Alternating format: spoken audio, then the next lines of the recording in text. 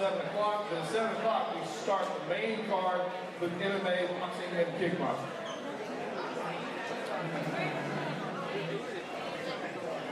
All right, you good. Go. First fight. First grappling match. We got Samuel Winner versus Abner Salyers.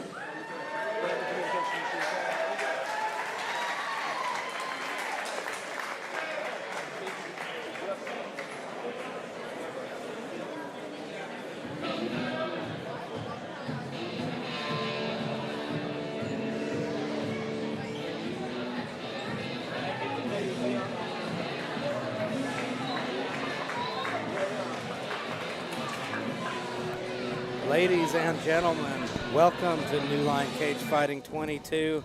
I am Elijah Thacker, and I'm here alongside Dave Frenette, the fight bro himself, and the legendary Colin Caprini will be joining us today. Glad to have you back, Colin. Glad to be back. Thanks for the offer, guys. You did a hell of a job last time we brought you in on short notice. It was like, that guy's special. He's got a talent. We need to cultivate it. I'm glad I'm here for the grappling part this time, too. Yeah, here we go. We've got our first competitor already in the ring, or in the cage, Avon Salyers. And he will be up against Samuel Winner out of Category 5. We've got 9 grappling bouts coming up. That's our pre-show here. You're going to see some high-level BJJ, some really good competitors around the state of Kentucky and West Virginia and up in Ohio. Then we move on to our main card where we have 28 bouts, kickboxing, boxing, and MMA. A smorgasbord. That's what I like to say about it.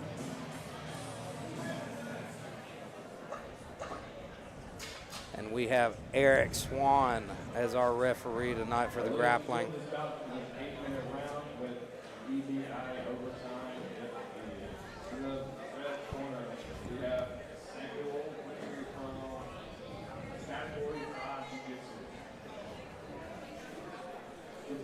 We are doing 10 minutes for the regulation time for the grappling matches. I think the paperwork here is a little bit off. All right, and here we go, ladies and gentlemen. We are off to a start here. And they end up with a single collar tie here. One's hunting for the guillotine, Mr. Winner here.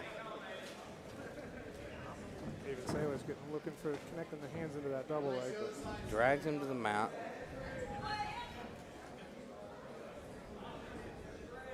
Now he settles here in the top guard. Sam Winner looking to scoop underneath that leg. Settles back in more of a closed guard position here, working with that leg collar tie. Now we see Avon Salyers posture up and looking to pass. Good retention there from Sam Winner. Got his guard broken open temporarily there, but he was able to retain. Now we see Salyers is in a pretty good spot to pass here. Let's see if he can finish it clean. Steps over in the top half, but Salyers is elevating it, or great job. Winner's elevating him. Getting back to half guard there. He did a good job killing that butterfly hook from half so that it was stopping him from settling. Now, it's interesting to see how the cage comes into play here. Generally, as the top man, you want to keep the guy's spine in a perpendicular angle to the cage, make it difficult for him to wall walk, kind of control their head against. You see. So if you're Salyers, you want to kind of drag him off the cage a little bit so he can't get back up. I would always try to prefer to put people, especially when you can't hit them, try to drag them back into open space. He's doing a good job keeping that right arm in kind of tight waist type position. He's not able to put a lot of pressure down here, though. On the other side of the coin, it's going to be tough for Winner to do much with his head pressed up against the cage. Yeah, he's completely smashed up against it there.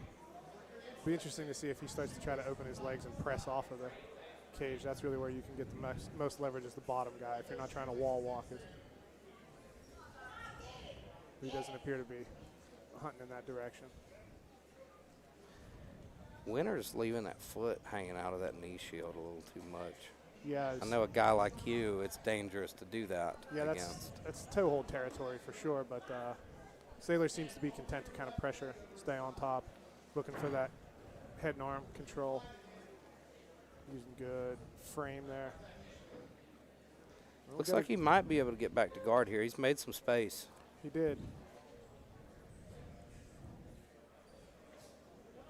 Winter's doing a good job of not letting him pass completely over in the mount. Avon has good pressure, though. He's got that cross face really heavy.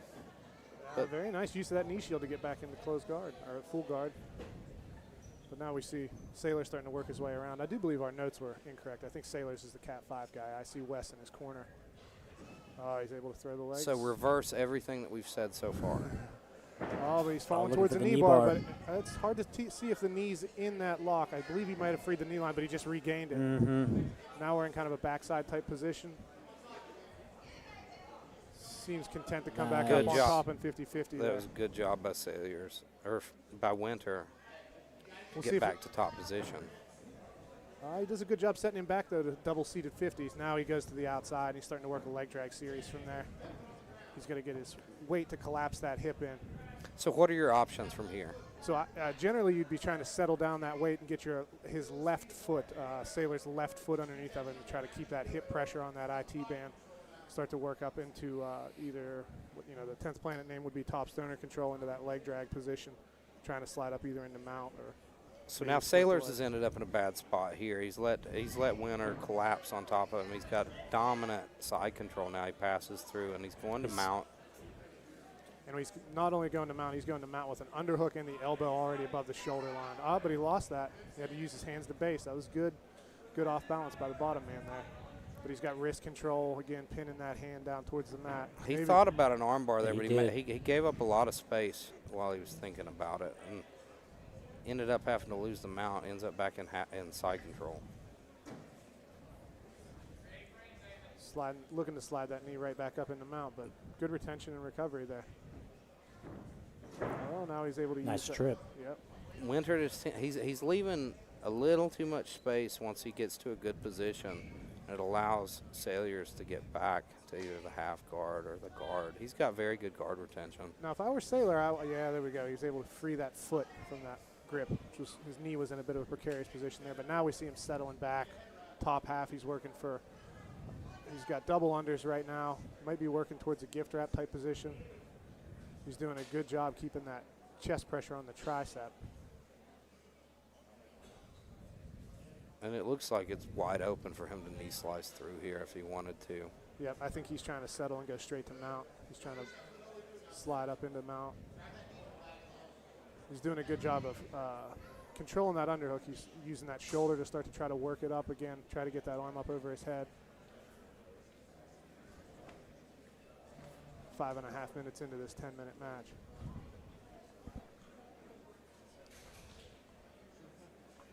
Now he's got good pressure driving that far shoulder to the mat. Oh, he's electing to let go of that underhook to try to pass. But he's almost back to the mount. He's in three-quarter mount now. He's got wrist control, though. Now we're in a pillow-style V-arm lock. Oh, wow. So he's an Americana with the head in.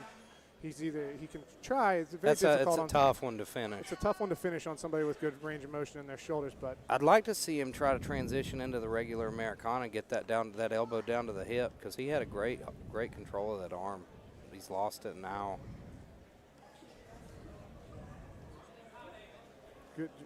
Good job, double unders again. Maybe setting up that arm bar again. It seems to me like when he's going double unders, he's setting up an arm bar on that right arm. He's got a heavy mount. His hips are nice and low and heavy. This is beautiful top pressure jiu-jitsu here. You can see as time drags on, the bottom man is getting more and more tired as he's carrying that weight. Now there he goes to spider walk and isolate that arm. Now he's going back to pinning that wrist to the mat to go back towards that same arm lock. There it is. Looking for it again, but it's just so hard to find the leverage there. You can use counter pressure with your hips. He's using it to turn it over though and start to try to set up an arm lock on that arm, I do believe. Yeah, he's going to start shifting higher, trying to turn for the arm bar, but he doesn't like it. He's bailed on it. Good defense on the bottom. Now we might be in a little bit Ezekiel of a choke he's attempt going for here. Ezekiel. But he's telegraphing things a little too much.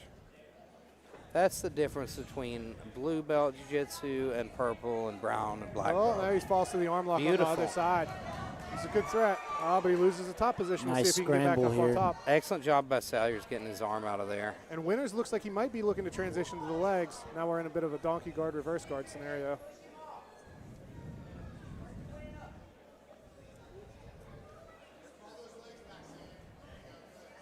job bringing the knees back in, but good job by Sailors to keep that top pressure. He's looking towards that knee bar again himself. Going on the other leg. Beautiful. That looks. That time it looks like he's got the knee line in. He's got a little bit of a funky angle. He doesn't have the toes he quite lost controlled. it. A little bit of a scramble. Scramble for the top position. But I believe you see in that scramble that he started to wear Sam Winter down a little bit.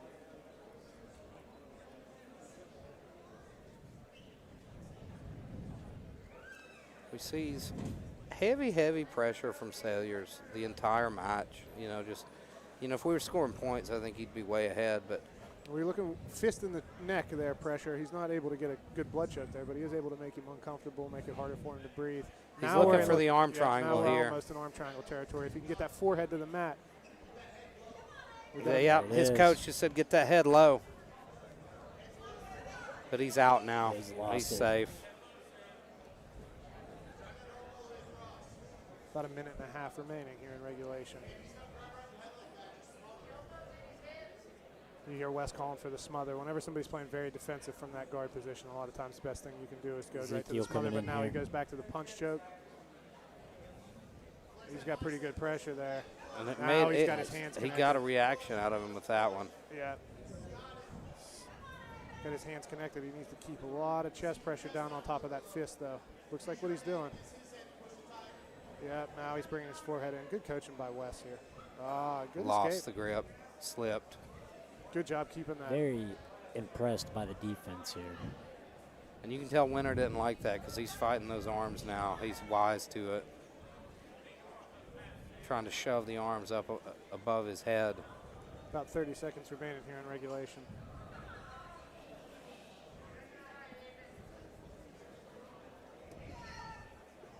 We're about to hit those EBI overtime rules. That's where things get interesting.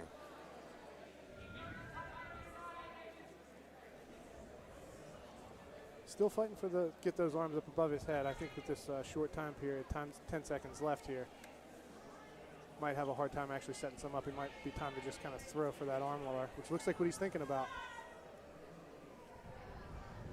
Time. And now we enter our first EBI overtime round. Now explain this to the viewers, Colin. So what's going to happen here is he's going to flip a coin, and we're going to see whoever wins the coin flip gets to start in the attacking position, I believe is the rule set we're going with here. He'll get to either choose an arm bar position like a spider web or pin juji, and or start on the back with both hooks and a harness in. Now you see him going. Yeah. And Colin's going to tell the crowd what he just told you guys. EBI overtime. Similar to extra innings, each guy is going to get a chance to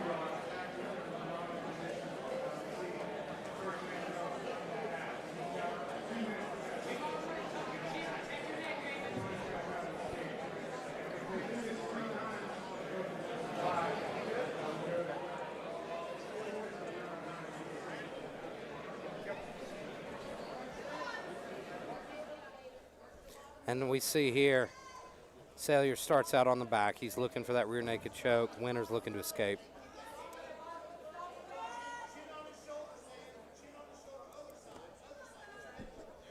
Good control here so far from Sailors. This is some good control time, even if he's not getting the submission. Winter's doing a great job fighting the hands, controlling that one arm.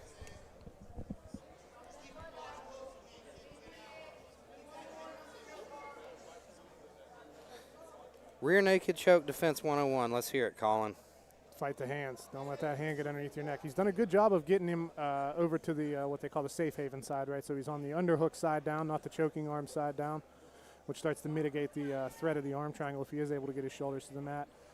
We see he was able to defeat the body triangle earlier, so he's forcing him to play just two hooks. We're a minute into the OT here. If you can get 2-on-1, two hands, and control that one arm, usually you're safe. Very, very difficult to rear naked choke somebody if they have good defense. They got their shoulders shrugged up nice and high, and they're defending with the hands. It's a different beast here with no gloves on. In MMA, very, very easy to defend rear naked chokes. But got a little bit more slippery action for the offensive guy here as he's trying to get that blade of that forearm underneath of the neck. Now we see he's got him over on the choking side. We've got 30 seconds left here in this first iteration. Looks like he's trying to peel that top hand off now. Fight that grip. Excellent job by Winter, though, hanging tough with it. He's got to get out of here, though. If we're timed on fastest escape, he's been hanging out here a long time. Yeah. Very impressed with his defense through the match. 10 seconds here.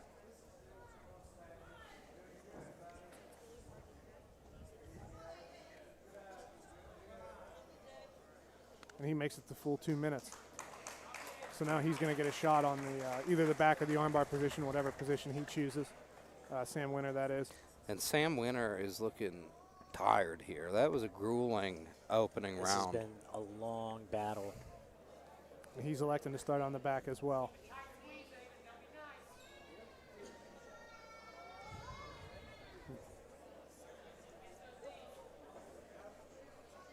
Now we see. You know, I think He's able to lock a body triangle here. Now it's a little bit on the foot. We'll see if Sailors can get him over to that side, but he's doing a good job fighting. It looks like I can't see the angle from here, but he might be pretty close. No, he doesn't. He's not under the chin yet, but he is doing a good job using the chin strap there. Start to get some smother action, starting to work for rear naked chokes, man. In competition, they're often a very dirty thing. We'd like to see that nice clean underneath of the neck, but these very quickly turn into face crank territory. You've got to be willing to be a little bit of a jerk. Yeah. That's something that one of the biggest things I noticed when I went and trained at the B team is those guys will just get their bicep over your face and try to break your teeth and your nose and your jaw. It's a nasty, hard position. Now he goes to a half. And he's starting to try to turn into the arm triangle. And there he's now, out. He's in the arm triangle, though, so as long as he's still in an active submission, time's still alive. Oh. He was able to catch him back in half guard. So 59 seconds escape there from Sam Winter. Now we'll enter the second round, correct? Yep, now we're going into the second round. So we saw Sailors was able to escape quite a bit faster in that first iteration, so he's built up a 1 minute lead already here in ride time.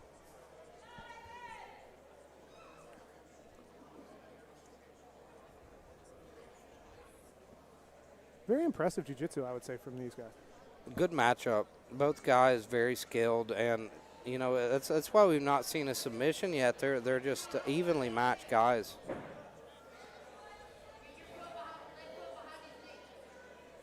And there's the body triangle again. Now he's got slightly longer legs, so he's getting a little more play with that body triangle.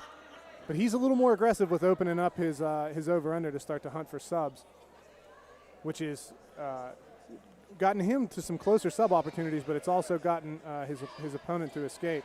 Which with a good body triangle, you can be a little more liberal with that seatbelt grip Exactly. for your control. Now he's out. Very nice.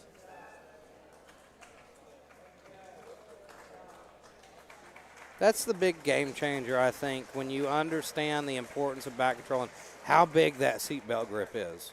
The seatbelt grip matters more than the hooks. And we see after that iteration, Sailor's still up on ride time, even though he's only gotten to go once here. So he's still got a 30-second approximately lead.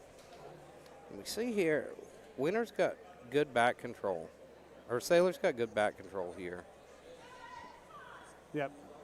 And we saw him try to hunt for that body triangle a little bit in the first time, but he's, like me, he's got the curse of being a shorter man. He's using that more traditional back control, and he's got that tight seatbelt grip, which is perfect. Yeah. It makes it very tough for the guy to turn and move to escape. Very, very difficult to lock up a body triangle when you got those kind of short, thicker legs. But he's doing a good job of using both of his hooks to control. I think he's comfortable with his defense. He might be looking more to get towards ride time right now, right? He's keeping his chest welded to that shoulder blade, keeping his harness nice and tight. He's not opening up too much. But this time he is on the choking arm side. We see Winter's doing a good job trying to defend the feet. He's able to take him over to that side. We've got one hip almost to the mat. Winter needs more of a sense of urgency about getting out of here right now. Yeah, he does. We see Sailors bringing that arm up, trying to trap the top arm, He's looking got for it that trapped. straight That's jacket. excellent. Now I believe we might have a submission position here. Oh, That's he got it. him. Very That's nice. it.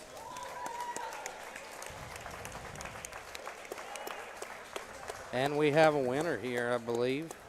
Very impressive work from the Category 5 grappler here. Very impressed with the defense from Sam Winter, though, throughout regulation and in OT, even though he was ultimately able to catch him with that arm trap, BJ Penn style.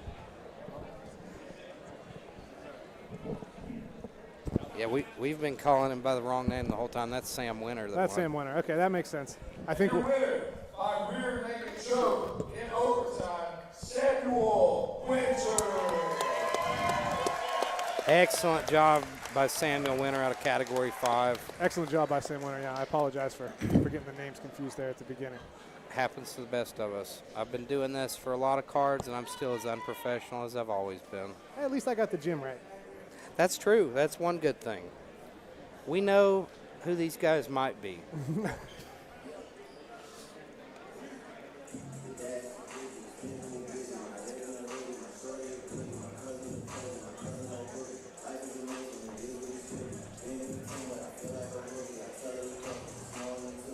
Next up, we have Zachary DeHart versus Charlie Gibson.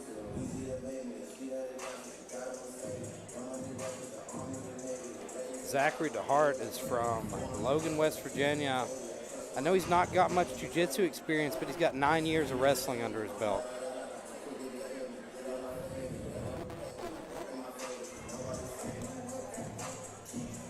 And interestingly enough, you know, Zachary was actually supposed to grapple Austin Runyon tonight. This matchup with Charlie Gibson must have just happened. It must have just been kind of fallen into place after Austin Runyon pulled out due to injury. And we've seen Austin grapple before, actually, and they look pretty good. Yeah, he landed a beautiful power guillotine in Lexington. Dyer, are you in the house? Well, we're trying to find Zachary DeHart here. I believe he's making his way down now.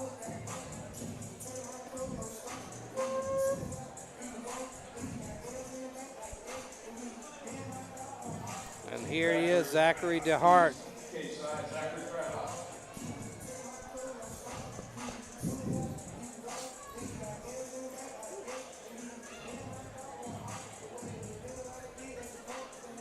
Going with the old shirtless grappling approach. Old school.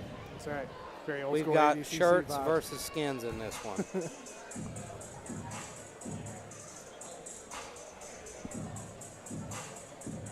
And here we wait for Charlie Gibson out of Lucky Duck BJJ. Lucky Duck's a gym I'm not familiar with. Me either. I like the name though.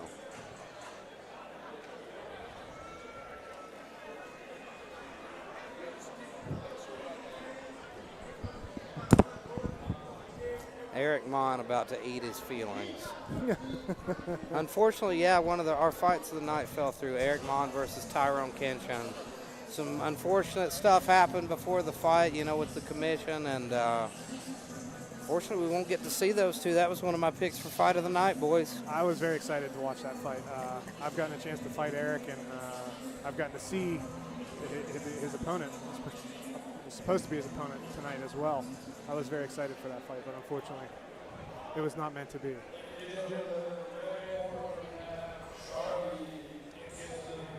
got Charlie Gibson here in the black rash guard.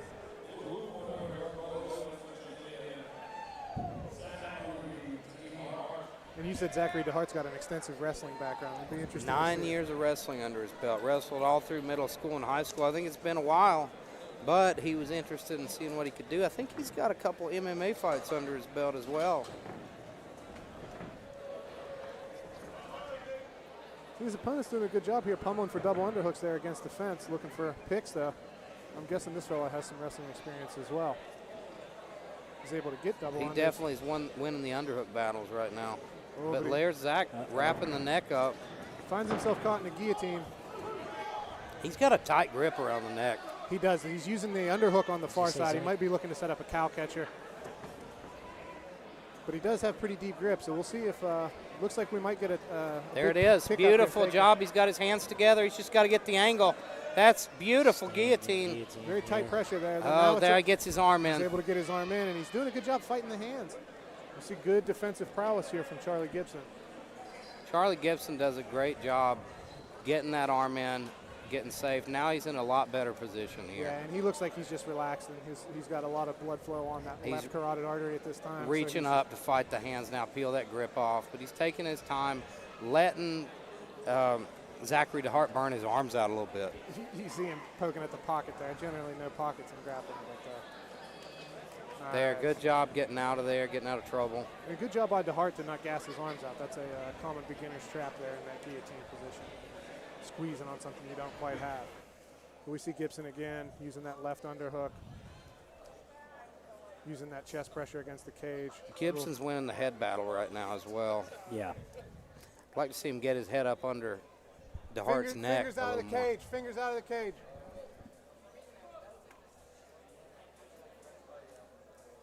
Oh, he does a good job. DeHart using the cage there to spring off. Using the push off of the cage. There he does it again. And there's that grip. Let's see what he can do with it. He's digging for that guillotine. He's got him up against the fence now, too, which is a game changer. If he could dig that grip under again, he has such a tight bite on the neck when he goes for it. He does, and he doesn't have his arm fully in this time on the defensive end, but he lets it go. Able to shrimp it again. Big deep breath from DeHart. Big deep breath from DeHart. See if that patience from Charlie Gibson pays off here in the long run. That's the thing about jiu-jitsu. It's more of a marathon than a sprint. Especially in these 10-minute matches, right? We're less than 3 minutes in here. We've already seen a few big isometric squeezes from Zachary DeHart, so it'll be interesting to see how his arms carry into the long run. Now we got a standing near lock attempt by Charlie Gibson. That was nice. Really crafty and clever. Almost tricked him there. Can't be lazy with those underhooks with Charlie Gibson. Beautiful takedown, though, from DeHart. That's that wrestling experience there. As soon as he got to the back, he was able to drag him to the mat. Gibson trying to use the cage to walk out of here. And he just steps over to mount. Looks like Gibson might be suffering a bit of fatigue himself here. And DeHart, I don't know what kind of submissions he has, but looks like he's trying to drop into the Von Flue there. Yeah, he's just dropping a lot of shoulder pressure here. And just trying to make him miserable. Yeah, he's bringing that. He's going for an Ezekiel choke valve, though, now. That's it. He got it. I think it was great job. Excellent work from Zachary DeHart. Looked like Zachary DeHart, Ezekiel choke. Josh Bowling is in the audience tonight, ladies and gentlemen. I haven't seen him in a long time. Beautiful work there by DeHart. As soon as they hit the canvas, you saw he might have been the one with the more illustrious wrestling pedigree, but he was able to kind of fly past the guard there, get right into dominant position. That was excellent. Your winner by Ezekiel choke in the first round from Logan, West Virginia, Zachary DeHart. And, I spoke to Zach quite a bit before this match. He just seems like one of the most humble, down-to-earth dudes. He talked about it. He's like, man, I don't have much jiu-jitsu, but he really wanted to compete again, hadn't done it in a long time, and got an excellent win there. That was great. Really happy for Mr. DeHart there. And he might not have a lot of jiu-jitsu, but you saw that pretty good guillotine attempts, and he was using it in conjunction with the underhook, right, so that if he was able to get that forward pressure and bent over posture, he was going to dump him. But well, I was telling him, I was like, man, you should start he's from Logan, so I was like, travel down to Butch Hiles. Start putting some work in with those guys. He could have a lot of potential.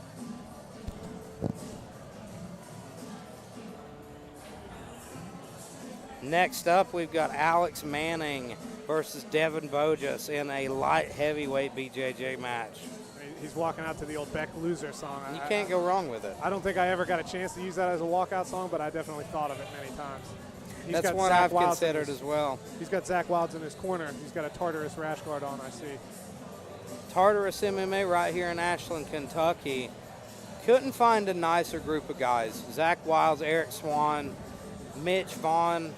Those dudes are the real deal as well. Yeah, very much so. I had the pleasure of grappling with Zach, very skilled grappler. Always nice to be around, too, everybody from their gym. Skilled grapplers and nice to be around. That entire gym is just very welcoming. You go in there looking for anything, and they will. They're the salt of the damn earth. That's what I have to say about Tartarus. And as soon as you say that, Eric Swan looks over at you, ready to give you some action.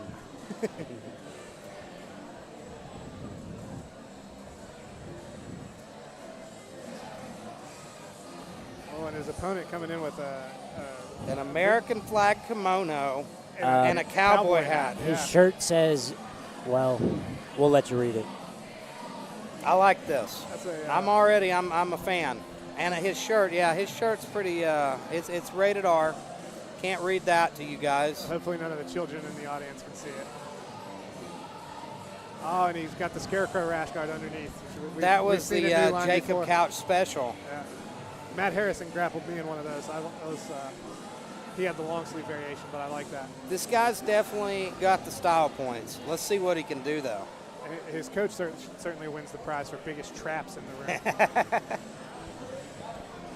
He's making me want to put more clothes on.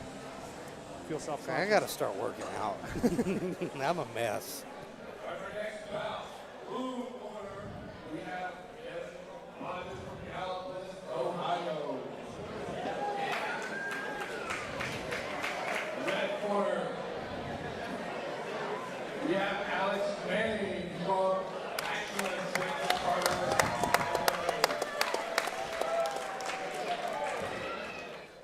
This should be an interesting one. Both these guys look like they're taking it very seriously. Good collar tie there from Devin. Good outside tie. Good jockeying for position there from Alex Manning. Devin appears to be bullying him a little bit here right now, but he's getting pushed back up against the cage. Oh, he circles back out with that underhook. Oh, good scramble there, but he ends up on top and closed guard.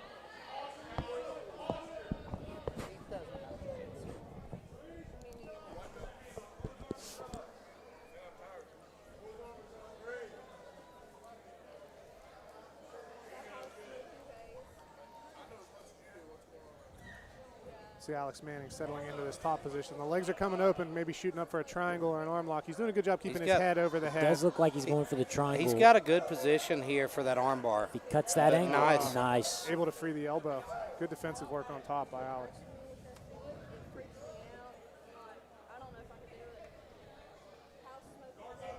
Now he's working for looks like he's working that collar tie, maybe trying to push that arm into an overhook position. Shrimping out to the side, getting a good hip angle. He's not carrying his weight. Now he's looking to go to the back with that arm drag. Look at that. That's a beautiful drag. Nice transition. Oh, right on the back, and he's got the choke. It's over. Oh, he's not under the chin yet. We'll see if Alex can. Deep. He got him. See, I told you, Colin. I told you it was over.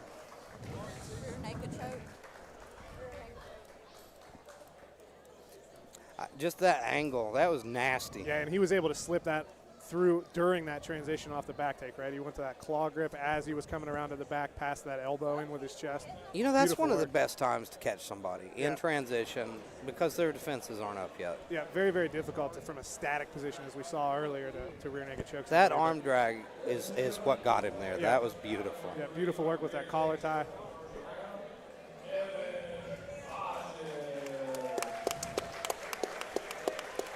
Do my little golf clap for that one. When I see a good submission, I got to give it up. Very smooth. 90 seconds, too. He's keeping the card on time. Next up, we have an interesting one. We've got Gavin Carner versus Ricky Labado. Now, Gavin Carner is the son of Jeremy Carner, who we're going to see in the main event tonight. Gavin, I've heard, is a very talented wrestler. He's been tearing it up. I think he just graduated high school, but had a hell of a couple seasons the last junior and senior year in wrestling. So definitely expect that. And he's up against Ricky Labado, who we've seen several times now. And Ricky's good. Ricky's got sharp jiu-jitsu. Used to be a world champion bodybuilder. So this one should be a fun matchup. You got wrestling versus BJJ, but I'm sure that Gavin Carter's been working on his BJJ as well. You know, we saw his dad grapple once against you, Colin. That's right, yeah. Which surprised me. The dude boxed and then same day grappled you. Yeah, he came out and grappled me. To be honest, I was hoping he hadn't competed in anything involving grappling in a long time. I was hoping maybe I'd just get a nice, cheap, easy leg lock, but he was a strong fellow. He's a bear. The decision, yeah. That's one thing we've not talked about the main event. Let's talk about it a little while these guys are walking out. Jeremy Carner versus Justin Richwine. Like we say, you've grappled the guy. You've got a little experience with him.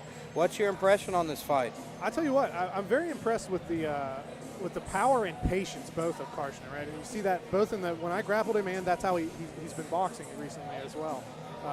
Good setups and really truly atomic power. I mean, I've never been hit by him, thank God, but I can tell you that whenever he started to squeeze my head in like a guillotine pass type position, normally I like to play there and set up sweeps. I was not comfortable playing there to try to set up sweeps with him. I was trying to get out and get my head. He had an excellent base for a guy who, you don't see grappling, you don't see competing in jiu-jitsu.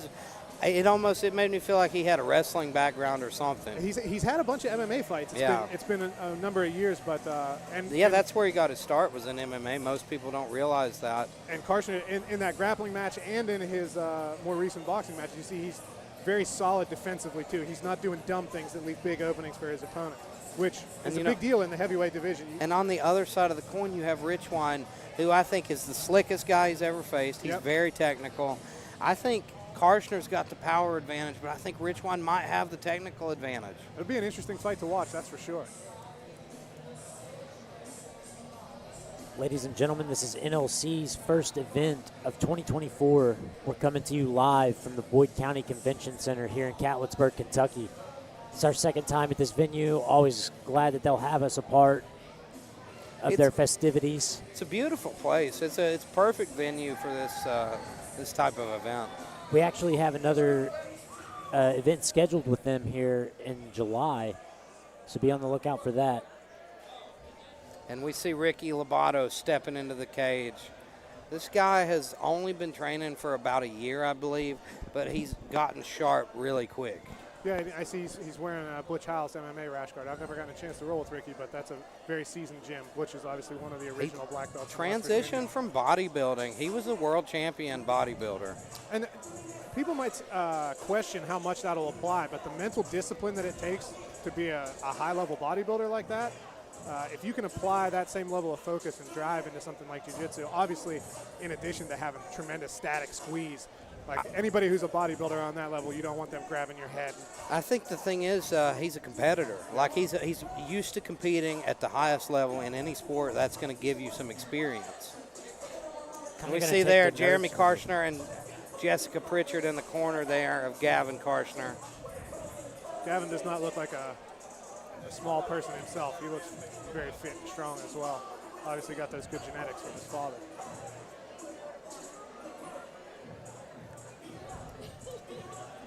Expecting this to be a pretty good one. Yeah, this is, I'm very excited about this. I didn't recognize these two names on the paper, but now that I see them in the cage, I'm very excited to see how this unfolds.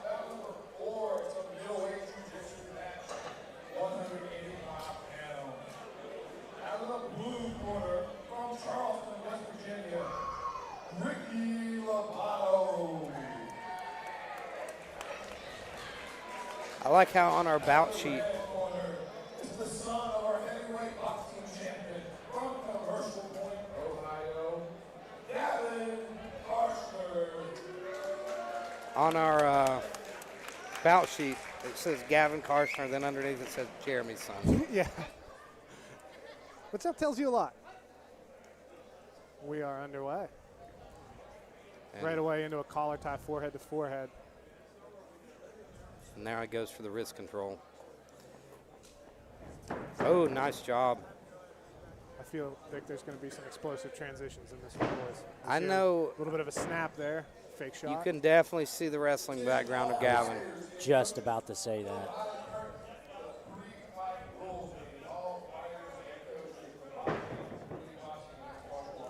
Gavin doing a good job off balancing him with those collar ties. You see him starting to set up snaps. And You can tell Gavin's a powerful kid, too. yeah. And Ricky, to his credit, is doing a good job of keeping his wits about him in those transitions.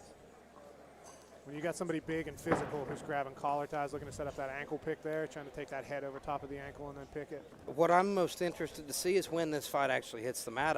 I'm curious to how much Gavin's been working on his jiu-jitsu, because he's clearly an excellent wrestler. We see Ricky setting up an overhook, and he's in that kind of mirror lock type position. I don't know if he's going to try to step in and finish that. No, he's stepping in to try to get it as a strong whizzer. Gavin looking for a trip there on the outside. Yeah, nice short underhook by Gavin. Pulls that arm out of there. That's a sneaky little move, that mirror lock. from standing when somebody's lazy with their underhook. It is, and sometimes it can be one you can catch newer wrestlers in. They're not used to that kind of transition. Now he's playing double overs, but we'll see. Ooh, Gavin gets out of there. He wasn't interested in that double overs connection.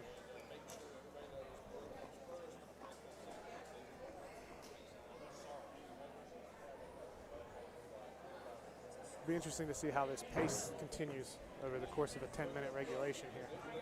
You have to think it's looking a lot like Czar versus Hunter. It's going to become a wrestling match. I think so. You see Ricky's just kind of hanging out and letting Gavin kind of do what he wants. Yep, I think he's kind of starting to sense that this is a big, strong, physical kid, and he doesn't want to get tired in these exchanges. So he's just kind of receiving energy here. He's still working his collar tie here of his own, but he's not. He's trying to keep his wits about him and not burn too much gas. Ooh, boy, he just gets Gavin heated with nice that underhook there. Throw there. Excellent job by Gavin Carner. Now he's settled into side control, but Ricky's already trying to get back to guard, and there he does. Beautiful, bringing that knee looks across. like he's Now he's setting up a going for a triangle triangle here. Triangle omoplata. He's in an omoplata type position, but back to the triangle. Dangerous position here. We'll see if he can control his posture, though. Gavin needs to get that hand back inside if he can. Or strong posture up. Yep. Interesting to see. There's space now. I think he could dig that hand inside. He's trying to switch it over to the omo. To an omoplata and a little bit of a bicep slicer. He's got that forearm in that omoplata, but now he might be able to use that to get to the back. Very difficult. Trying, Gavin with a good big job by slam Gavin. there. Good job into the shoulder him. crunch, though. Good transitions here by both men. Oh, now he's in that looking for the armbar, but the armbar. elbow's clear. This has turned into a frenetic pace. This is a dogfight. Now Gavin, Heavy looking top like pressure he's- from Gavin. He's just trying to crush. cranking that shoulder down into the jawline. Just making him miserable here. I don't think Labado's going to tap here. It's just one of those, you're going to be miserable. Yeah. Oh, Beautiful. Look at that. Too heavy.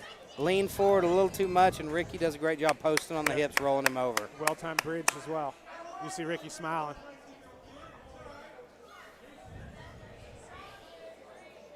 Man, this has turned into an interesting match. It's a clash of styles, wrestling versus jiu-jitsu. Absolutely. And you would think that the nice here comes into a that big- double leg. He's got to be careful here. He's caught. He's caught. He's in big trouble. And he might have a triangle choke attempt off of this too. He's got Now, that arm Ricky's stuck not in there. finishing this right, though. There it is. Oh, he got it. As soon as he crunched, Yep. it changed things. Yeah. And I was interested to see. I think he might have been kind of laying on his back a little bit to try to set up a triangle there, but that was a smooth transition. Good work by both men. Very impressive. It was a fun match. Yeah. I think that's my favorite match of the night so far. Yeah, that was a good one. And I could tell when he lifted him, I was like, uh-oh. Ladies and gentlemen, we have a winner by guillotine show. Ricky Labado. Excellent job by Ricky Labado. Beautiful guillotine choke. But heck of a performance by Gavin Carner as well. Great Very wrestling. Nice. Very nice.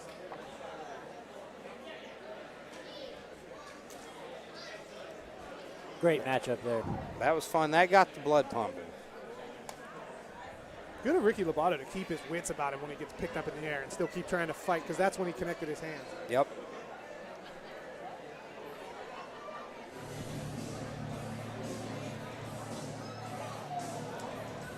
Next up, we have Dylan Taylor and Tristan Turner. Looks like Dylan Taylor's a white belt, and he's up against Tristan Turner, who's a wrestler. So we got another jiu-jitsu versus wrestling matchup.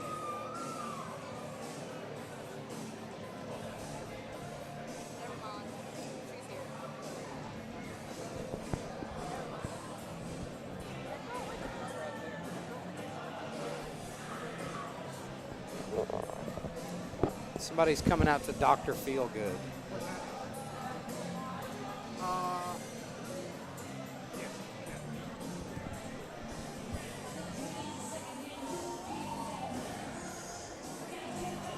Nobody is having more fun tonight than Dave Fournette's mother. I'll tell you that much. That's accurate, my friend. Every time I look back there, she's having a blast. She's excited to actually be a part and see what all goes down. We It's our have first fun live event. here at New Line Cagefighting. I don't know if you guys know that, but we have a lot of fun here. We're only on about, looks like what, 5 of the evening? Still got lots of good fights coming up. Got a big night ahead. Quite a few. This is a mega card. I really like the way that Keith is structuring these with the grappling before. That's a very good idea. Gets a lot of opportunity to compete, get used to being under the lights for some of the younger grapplers. And here we go. Dylan Taylor has been, I talked to him a little bit before this matchup. He's been training with my old friends Ken Beverly and Lee Spurgeon down in Hazard, Kentucky.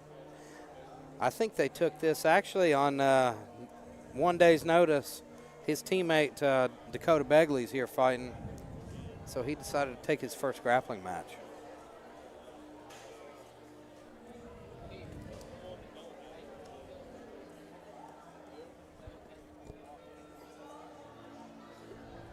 Got some good dramatic entrance music. This is like the quintessential fighter walkout song.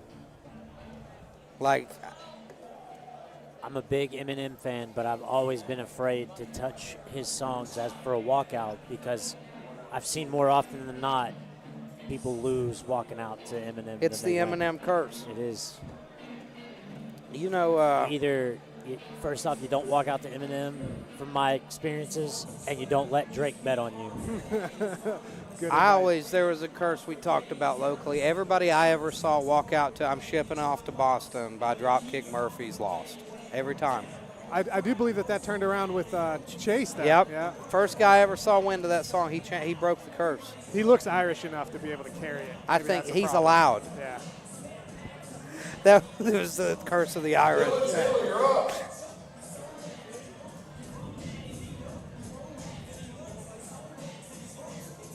Look how pretty Colin looks.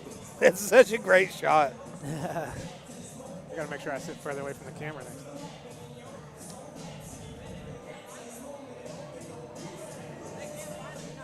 We are still awaiting Dylan Taylor to the cage. Everybody, you got to find a partner who looks at you like Colin looks at a grappling match. Yeah. I've done like 2 things with my life that are worthwhile. I'm very good at my job, and I love jiu-jitsu. Interestingly enough, they can't find this fighter. We are looking for Tristan Turner.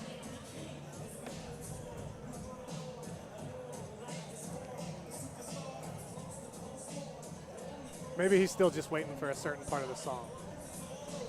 That perfect moment. And it looks like this one is scrapped, gentlemen. Well.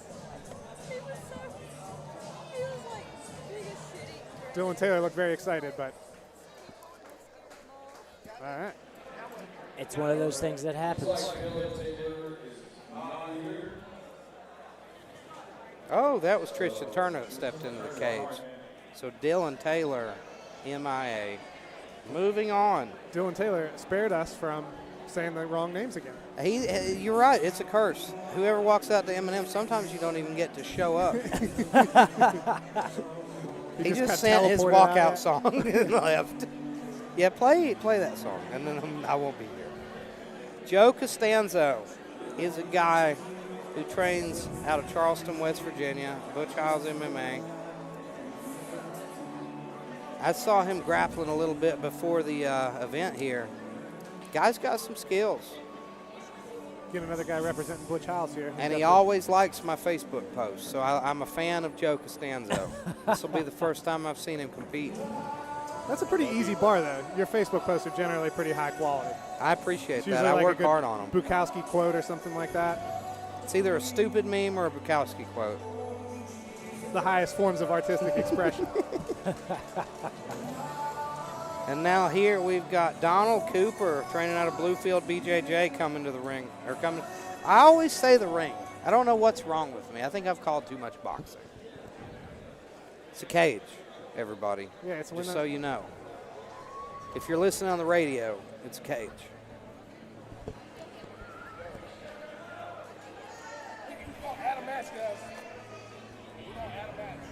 Keith No here. He's matchmaking as we speak. He can't stop. He's like, we've only got 30 matches. We need more. So it sounds like we're going to get Tristan Turner and Gavin Karshner. Interesting. That'll be fun. Get to see Gavin get a second chance. Ladies and gentlemen, Tristan's opponent didn't show up, but we have him a match, so we're at the back of the card. So interestingly enough here, Donald Cooper has also followed in Dylan Taylor's footsteps and walked out to MMA. I wish him better luck. Well, he's here, so he's already doing better. And the same song. It's bizarre.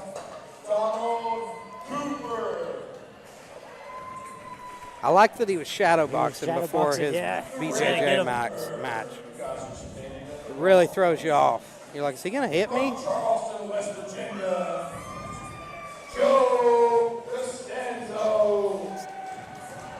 Joe looks very ready. He's got a good low stance here. This is an interesting match. Joe's legit. Just watching him practicing a little bit with John Cooper before the match, like I can tell he's the real deal.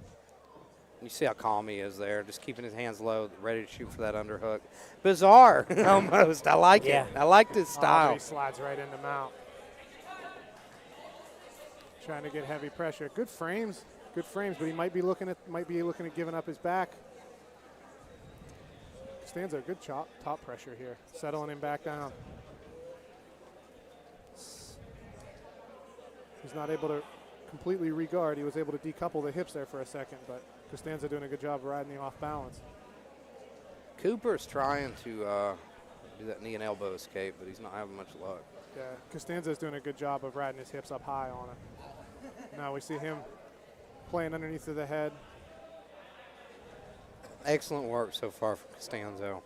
Yeah, we see he's very calm here on top. Now you've got to like this guy. He's another man with a beautiful Italian name, just like you. Yep, Italian name, top pressure, big legs. Those are thick thighs. Thick thighs. He's got the underhook on the far side. Now we got that chest pressure. He was able to regain half guard, but he won the underhook battle in the process. Costanza was able to win the underhook battle in the process. Great job finally getting back to half guard, though. He needed to make something happen. Now this crossface and underhook position from half guard can be very controlling, but we saw Costanza disconnecting his hands, and he was able to make some space, and now he might be looking at technical stand-up or maybe wrestle up, something like that. He's taking the center of the cage. He doesn't like getting his head mashed in there. He's willing to play the guard game here. Now he's getting wrist control, staying nice and calm himself. This is excellent work from both guys so far. We see Costanza steps over, trying to get right back to that mount. Now he's just going to climb up. Yeah, he's able to sit here, settle on both knees pinned together. He's got the legs shackled together. Excellent job just sitting, scooting back, getting back out of the way, back to guard. He elects to drop down to a knee, start trying to pass low and slow. Just trying to force those butterfly hooks past, controlling at the knee. It's challenging. That seated guard, like you've got to be confident to play that game no gi. Yeah, you have to be very comfortable with your feet, using your feet in the inside position. We see an Imanari roll attempt. He's almost able to get there. You hear the excitement in Colin's voice when a guy rolls for a leg lock. Particularly that right hand Imanari roll. We see some kind of a molecular structure tattooed on the inside of the shin there of Joe Costanza. I wonder what that is. I'll have to ask him afterwards. My chemistry is too rough to recognize it off the top of my head. Well, maybe settling back towards the shoulder crunch here. I like Costanzo's pace. He just flows. And you see that at a higher level. Guys aren't tense. Guys aren't burning themselves out. He's playing the game. This guy's been rolling quite a while. Yeah, both of these guys, honestly, doing a good job mitigating their pace. We see good high butterfly here, keeping that knee nice and high, but Costanza's able to mash it through, slide up in the mount here. And I think that's the thing. You definitely see these two are a lot higher level than we've seen so far tonight. These guys are a lot more methodical. Might be looking to set up a Darce, right? He's digging that overhook nice and deep. But Cooper's able to shrimp back. Cooper has a good active guard. Yep, he does. And good composure to not get too flustered. I think he was kind of surprised with the pace of that first pass attempt, but he did a good job recovering. He's got a tight overhook. And let's see what he can do with it here. We see Castanza doing a good job stopping him from getting that collar tie in addition to the overhook, which is a good triangle setup usually. See him opening the legs and starting to go towards omoplata, but beautiful job. Costanza. Costanza just flows right through it, ends up in a great spot. Very nice. Nice. Resists the urge to fall back on that leg lock that he might not have and uses it instead to control on top. Good smooth hip motion there by Joe Castanza.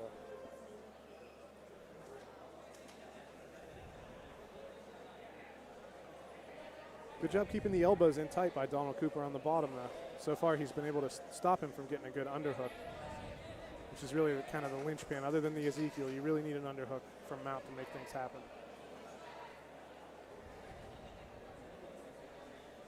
Costanza just content to ride that mount position. He's being a wet blanket right now on Cooper. Yeah, especially we're not even quite yet halfway through this He's round, thinking so. about the arm bar, though. You can tell he's thinking about that arm.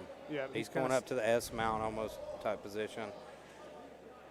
Now, whenever somebody's up on one side, they're very difficult to go to that S mount. Yeah, and we see him almost lose top position because of it. You want to have people flat on their back when you transition into S mount, so you can keep that weight on the sternum. But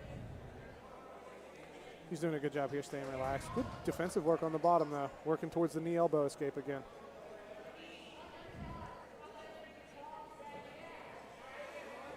He's stepping up again, but he's going for that S mount before he's quite ready for it. Yeah, that's another one. You really should have an underhook, or both, preferably for that S mount armbar transition. Cooper's done a good job just. And now he's blocking. in on the leg. Good backside. Wow. He's got backside outside exposure.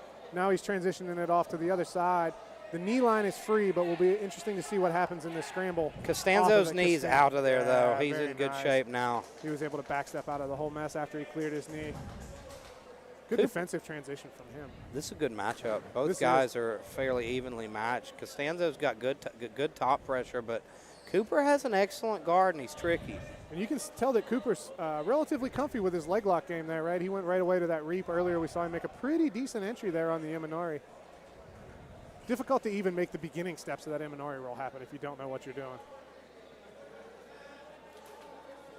Costanzo's in a really good spot right now. I'd like to see him go to that combat mount, put the other knee down, go to the side, get the seatbelt grip. Yeah, I'd like to see just a little bit more upper body control fighting. He's been pretty comfy with his hands on the mat. Now we see he's got an arm trapped, I do believe, maybe in close to gift wrap position. But good job not giving the back there by Cooper. But now we're in danger of... Cooper's wise to it. He realizes he's in danger. Good and escape, back to almost back to single leg X, but he's able to get half guard back out of it. But he's starting to turn his back again. You got to be careful turning your back from half guard because he's already got that top hook in. All he needs to do is make a chest to back connection. But Costanza doesn't seem interested in taking the back. Yeah, he's not interested in taking the arm either. He's Yeah. not going for that Kimura grip on the arm, not taking the arm when it's out there to be Interesting grabbed. to see now that we only have 3 minutes remaining if he'll start to be a little more aggressive with his upper body controls. But again, here you see he's just kind of content to use his hands to keep Cooper in place. It seems like he's thinking about the neck. Yeah. He's almost forgotten about the arms. They're just in the way, and he's looking for the neck. Now he's on the back, but he's very high, but he's able to settle back down. Now he doesn't have – he might have a hook in on the far side. You know, interestingly enough, actually, I heard Costanzo talking to John Cooper before this match. And I heard him say, I don't like going for joint locks. I'm always looking for the choke. Yeah, I mean, that's the Elio Gracie strategy, right? The tough guy doesn't tap when you break his arm, but everybody goes to sleep. So now we see he's able to get both hooks in that transition. Settle on the back. We're on the choking arm side. And he's trying to peel that top arm off, isolate it so that he can dig under the neck. Pretty good 2-on-1 control for a second there, but now we're moving back up. He's trying to either stay in the mount. Oh, he lost the underhook in the transition. Now we see Cooper doing a good job making him pay for not being able to stick that underhook. See, he floats with the opposite knee of what I would, the combat mount position. And it's worked very well for him as far as retaining top position, which is a good recursive strategy, right? You're making the guy tired on the bottom. Almost looks like he's trying to set up.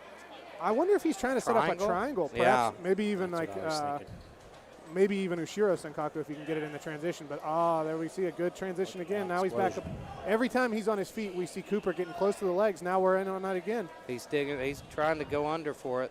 Now he's looking this time for a straight ankle. We'll see. Interestingly enough, he's able to put him on his hip. He's in a good spot for it now. Very difficult finishing mechanics. He's able to push both of the feet to double outside Ashi.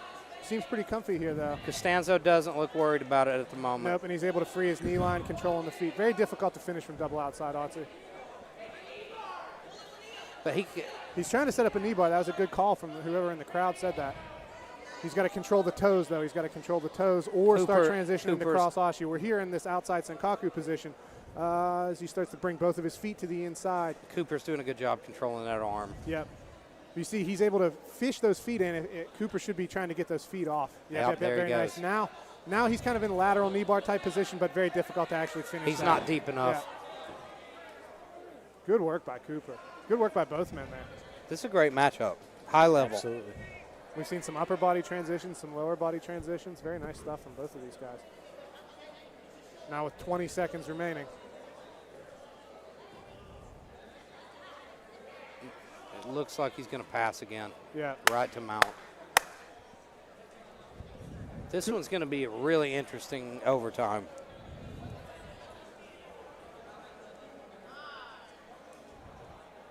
Good work by both of these guys. Now we will enter into EBI overtime.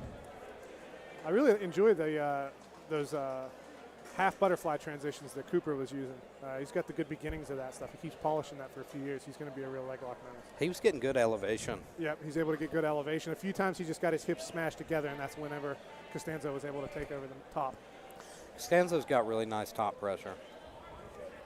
Now we see starting here in the seatbelt, Donald Cooper.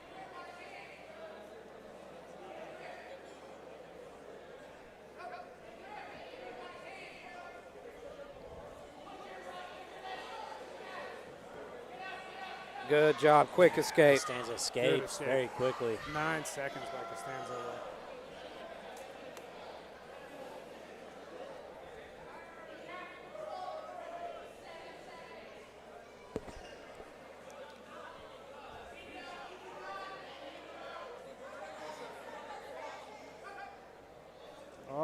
And Costanza had good back control earlier, so he's already got his hip on the mat, though. Be interesting to see if he can clear. Hook is still staying in there. It looks like he's able to hang on to it. We have passed Costanza's escape time.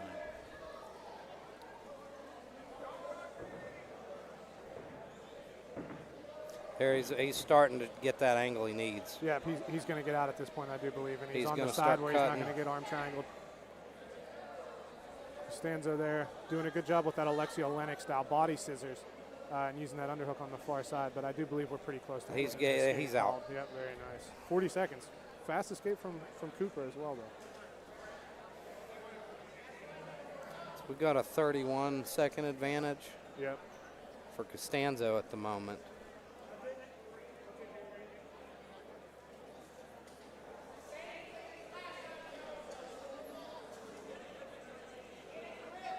Well, interesting to see if Joe's able to hit that same kind of speedy escape. I'm always interested to see whether guys choose the back or the armbar position.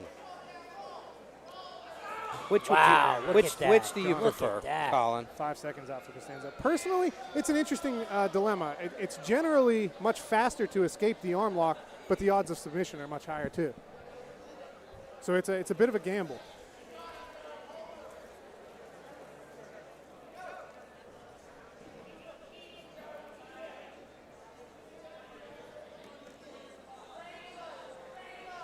Most of the time, you see most guys, if they're not from a 10th Planet gym, they're generally going to give all their whacks at the back control. Most people are much more comfortable from that position. I will say that I was able to compete against one of Eddie Bravo's guys one time, and I was shocked at the control that he was able to exert from that spiderweb position. It was almost a pin. It was difficult to break his back mount. The black belt that I'm under, Aaron Goebel, he was excellent from the spiderweb position. And Cooper's out. If you can control that leg, use perfect head pressure, it's hard to get out of the spider web. Very difficult. And that's something that unless you've rolled with somebody at that level, you don't really understand. You think it's just escaping a general armbar, but those people have that position well developed.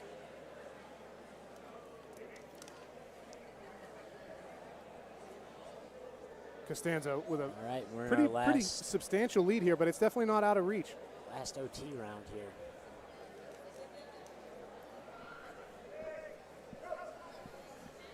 Costanza Wow, out immediately. very quick. I'm going to call that 1 second. And you know, at the moment, too, when you choose that spider web position, these guys are sweaty. They're slippery. It's going to be tough to hang on to that. Now, at this point, we really would need to see a submission from the bottom from Cooper. Costanza's up on rad time in a way that can't be caught up to. But Cooper is still fighting hard, trying to get out of that back control, though. and he's already done a good job. He's already got him off to the side. I think at this point he is going to get out without getting subbed, but.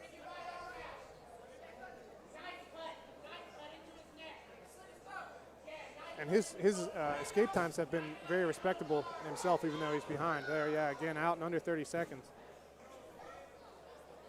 This was just a great matchup. Two high-level guys.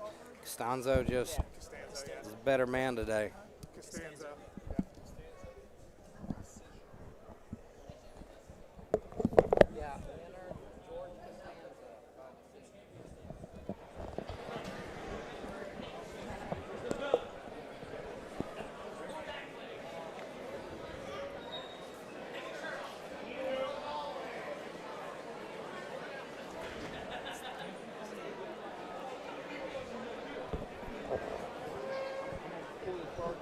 Your winner by decision, George Costanza.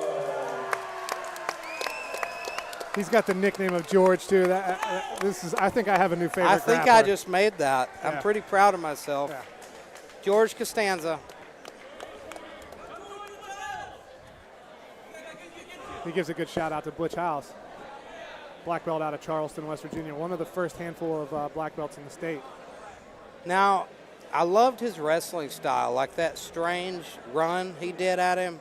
Now, if you see that coming at you down a dark alley, would you be terrified? I'd be Absolutely. terrified. That weird herky-jerky, like caveman walk he Turning did? around and running. He's doing a good job there, keeping his hands low, right? He's ready to down block any shots that Yep. come, and he's got the forehead-to-forehead connection, so he's not really that worried about anything happening instantaneously from a collar tie. So, Genius, Yeah. really. He's an innovator. and he was able to use those low hands, same way that like someone like Anderson Silva or Fedor uses low hands in their striking to set up punches Yep. you don't see coming. He was able to set up those underhook grips early that we didn't see coming. I know, like Honestly, I think being on top in that very first exchange kind of set the pace for the match, right? He never relinquished top position. he looked excellent. His top control was great. Never really lost position. That guy was able to recover guard a couple times. Yeah. Cooper had good guard and good leg lock attempts, but Yeah, you see the beginnings of a good leg lock game there. If Cooper keeps polishing that, he's hitting the right marks. He's just not quite there yet. But good stuff from both of them. And here we go. We've got Bailey Manley versus Harley Jennings. Bailey Manley out of Davis Karate and Harley Jennings out of Bluefield BJJ. Davis Karate, you can't let them fool you. We've seen several of their competitors before. For a traditional martial arts school, they have excellent grappling. Yeah, and you see, now that we have this era with so many good online instructionals and the dissemination of jiu-jitsu around the country with just somebody who happened to be a good black belt somewhere moving somewhere else, like you've got good grapplers coming from places you wouldn't necessarily expect.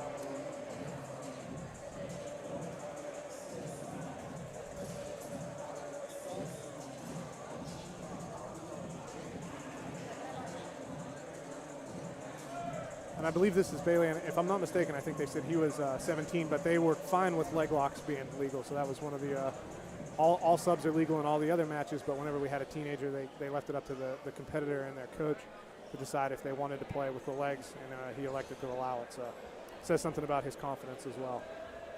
I think things have changed. The mentality of BJJ has changed. You know, back in the day, leg locks were frowned upon. Yeah. Everyone hated people like you. Yes, they did. Even luckily I was well liked enough by my black belt instructor that I was able to get away with being the leg lock guy, and then slowly matriculated into our curriculums. Well, you see now with the Donna or Death Squad, there's a bunch of leg lock killers, and it's part of the game now. Yeah, If you're not doing it, you're missing a massive piece of your game. And I think especially now that we're seeing the connection between using leg locks to set up as sweeps, right? They're not just attacks at the leg. That's something I was able to do a little bit in that abbreviated match with Hunter, is just use leg lock transitions to get on top. Whenever you're rolling with somebody who's got good defense, you're not going to hang out there forever and break them. I don't think you see I don't think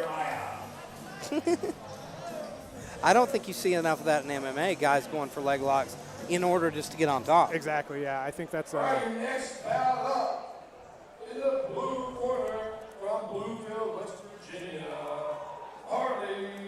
Jennings. and I believe we see George Euler in the corner there. Now this is the guy, he's 2 weight classes lower, and he didn't have a match, and he volunteered to go up 2 weight classes just so he could be from Moorhead, Kentucky, Bailey Manley. And that's something we love to see in jiu-jitsu, right? It's a little bit of a less dangerous sport. You get to test yourself, right? It takes some guts. You can see the size difference here. And we've got a size and an age difference. Like, we've got a grown man. Yeah, this is an interesting match. That says something about somebody's confidence. Good in job jiu-jitsu. taking the back, but he lands. He's in scarf hold, but he's just got to pop out the back door. Yeah, he's got to get that elbow to the mat. Beautiful. He's able to Sweet. use it to bridge. Yeah. Wow. Nice. Great job by Bailey Manley to get on top. Now he finds himself in the guard here. What's your opinion on that scarf hold, Colin? Scarf hold very difficult to control in nogi. We see a punch choke. Oh attempt man, here he's on the caught in bottom, an Ezekiel choke. and he was able to use it to reverse him. I think he might have stripped the grip. No, he's still in it. He's still in the thick of it. Now He's in big trouble. He's got that left carotid artery cut off with the bicep. He's in big It's trouble coming, right it's here. Pretty coming. close here. We see You can good tell pressure Manley here. is trying so hard. You not knew to it be was bad caught. because he gave up that top position for it. Yeah. And it looks like he bought himself some time. And we see he's made the transition to side control, which is a much more It's a difficult. tough spot to finish that. Yeah, it's a difficult position to finish Wow. from. We'll see if he's thinking about tapping, though. he's it thinking looks about like. tapping, but he's also doing a good job of staying up on his side, starting to scissor. But yeah, very good control on top pressure. Man. That was a great job. Ezekiel. Good reversal there by Bailey Manley, though. He's got nothing to hang his head about, especially short notice, weight class is smaller. Like, that was a very good effort. The fact that he was able to reverse that scarf hold position. But yeah, back to what you were saying. Scarf hold, very difficult to control nogi. I think in my gym personally, I have my guys focused mostly on the escapes. So Well, you feel, every time I go for the scarf hold, I feel like my back's wide open. it's very difficult. And- Winner out of the blue corner by Ezekiel choke in the first round, Jennings. But there are some people who love it. Look at Josh Barnett. That's Tap what- Dean Lister with it. And that was actually what I was just about to say. I was able to attend. Barnett had a seminar at Butch Hiles' gym maybe a month or 2 ago, and I was able to go there, and that was one of the things that we worked on. And I'll tell you what, just being the uke underneath of Josh while he was explaining some things to the guy I was working with, I was like, oh, this is different level of crush. I know Josh is obviously a few weight Well, classes I know bigger, when you but do it right, it's a choke as Yeah. well. You Yeah. know, that pressure. it's very difficult. It looks simple on the outside, but the positioning of where you have to be to not get reversed and also apply maximum pressure, there's a lot of very small details that. The only 2 guys I've seen that are really good at it are Josh Barnett and then Olenek. Yeah, In the Alexei modern Olenek. era, Yeah. anyway. And Olenek has 7 or 8 subs with it, and in fact sub Krokop with it, who I most remember, people say yeah. is one of the strongest guys they've ever grappled. So if you're able to tap Krokop with something like that, Olenek's got a serious squeeze.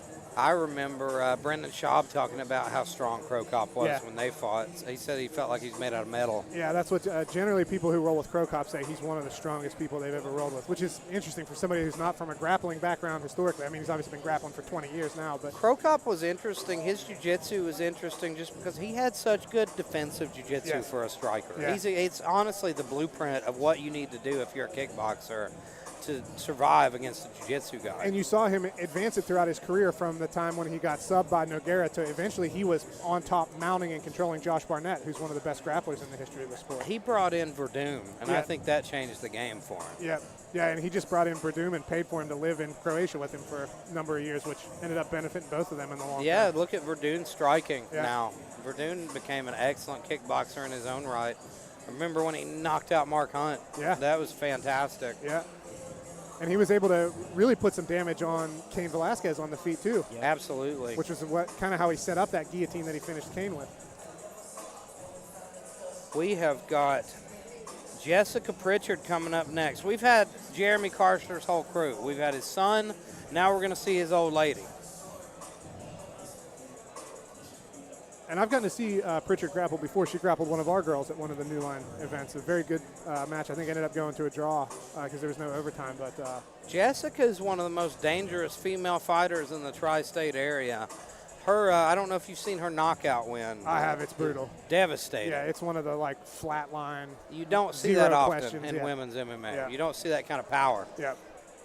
And very physically strong. I was very impressed with how she was able to deal with the physical strength. I'm afraid of her. Yeah. I'll tell you that much. I wouldn't want to make her mad. And her opponent's training out of Category 5, so I'm assuming this is going to be a pretty good match. I think Jessica's still a blue belt, maybe. I know she was a blue belt at that time. I don't know, but yeah, this will be an interesting match.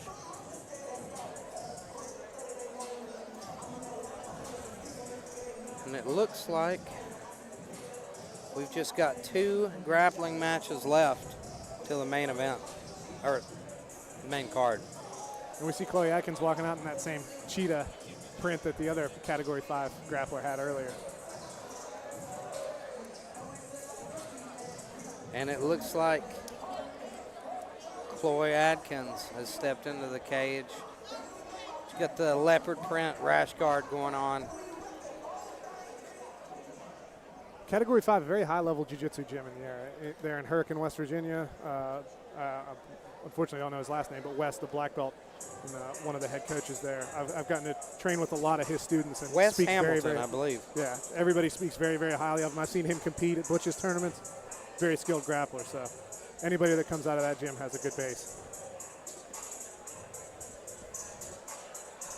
I think that Category 5 has 5 people competing tonight. Yeah, they've got Eric Coon fighting as well. Yep. And that's a grudge match, if I've ever seen one. It looks like, I don't know if you got to see the live weigh-in show, but those 2 about scrapped.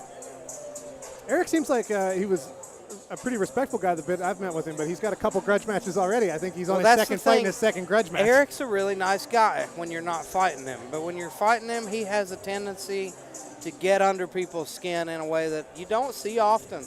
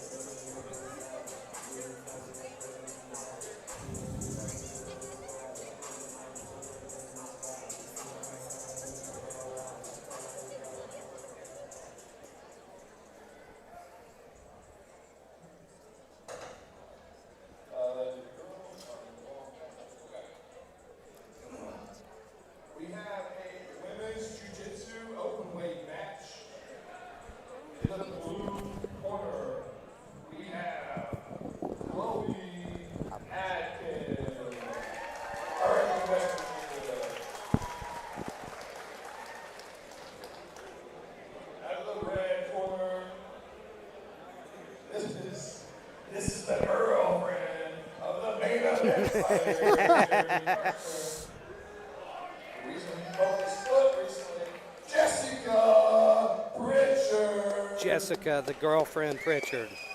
Yeah, I like that our notes say Karshner's woman and Karshner's son for 2 of the grappling matches.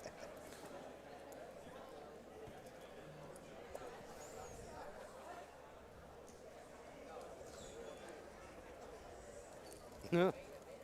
Now Jessica was very physical in the wrestling. Her on the head here. Yeah. She's being Chloe super annoying already. Chloe doesn't seem interested in engaging that, although she tries to shuck by. I was very impressed with Jessica's physicality in the collar tie transitions in the previous match. She's an aggressive, angry woman. And you see that in general with people transitioning from MMA and then taking jiu-jitsu matches, right? They bring that physicality that they're accustomed to from the striking arts.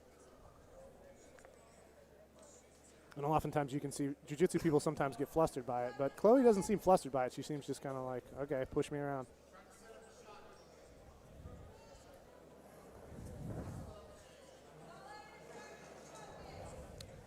It looks like Pritchard might be talking to her a little bit. Now Chloe's stepping in there with aggressive collar ties, but Jessica Emmerich's able to get her into double collar ties. Nice. Here's a scramble. Yep. She's going for the triangle now. She's already got that. The arm's inside, but we might get into this a is TP. a nice position here, though. TP dead orchard. She might be able to get the arm lock on the other arm here. Yep, now she's making that transition. Changing that angle now. got her in a dangerous spot, but she's got her hands together. She knows what's up. And we're getting into a position where this is a double head side Juji Gatame. If she gets to it, she might have to transition out around here to the backside towards the arm saddle. You know how much it embarrasses me when you pull out those Japanese names of things. You got to stop it. I watch too much. Juji Gatame. Good Lord. Blame Rob Daigle and the Danaher black belts. But yeah, she's doing a good job keeping that. Now she's opening it up towards an Americana style, but difficult to finish on somebody with flexible shoulders. Where I come Is from, this kind of we call like a this can an arm opener bar. style thing here, Colin? Yeah, but you can see Pritchard is trying to finish this as like an Americana by taking that wrist out, right? Since she wasn't able to get that arm straight. But again, she's here staying hooked under that far hip for the. Oh, she's able to And clear. now Chloe is in a great spot here in top side control. She stayed real patient. And you hear Wes She's again, that Cat 5 heavy top pressure jiu-jitsu. She's that kind they of play. rushing to the mount a little bit. Yeah, But and she I- doesn't need the mount right now. And that's what her coach was telling her, take your time, don't lose position in that transition. I think she kind of settled off here, and she might be looking to maybe set up a cradle to kind of make Jessica get tired for a second here. What do you do here? What's your go-to right here? When she's turning to her side, going belly down. Personally, I would probably try to slide into a leg drag type position, actually put my knee in between Jessica's legs, but very difficult to just slide over to mount somebody like that. They're probably just going to turtle and make a scramble. So I think she needs to definitely keep Jessica's right arm pinned to the mat so that she's not able to get all the way back to turtle. But again, very difficult. Now we're going up. She started to slide up in towards like a Kajura Kesagatame or the broken scarf hold, but Emmerich's able to get her, Pritchard's able to get her elbow back to the inside. I'm used to seeing her name on Facebook, and I say the wrong last name from what's on the paper. Chloe's leaning forward a lot and creating and giving up a little too much space. Yeah, I would agree. The thing that's saving her right now is she's got that good strong underhook on the far side, so she's able to keep the shoulders pinned to the mat.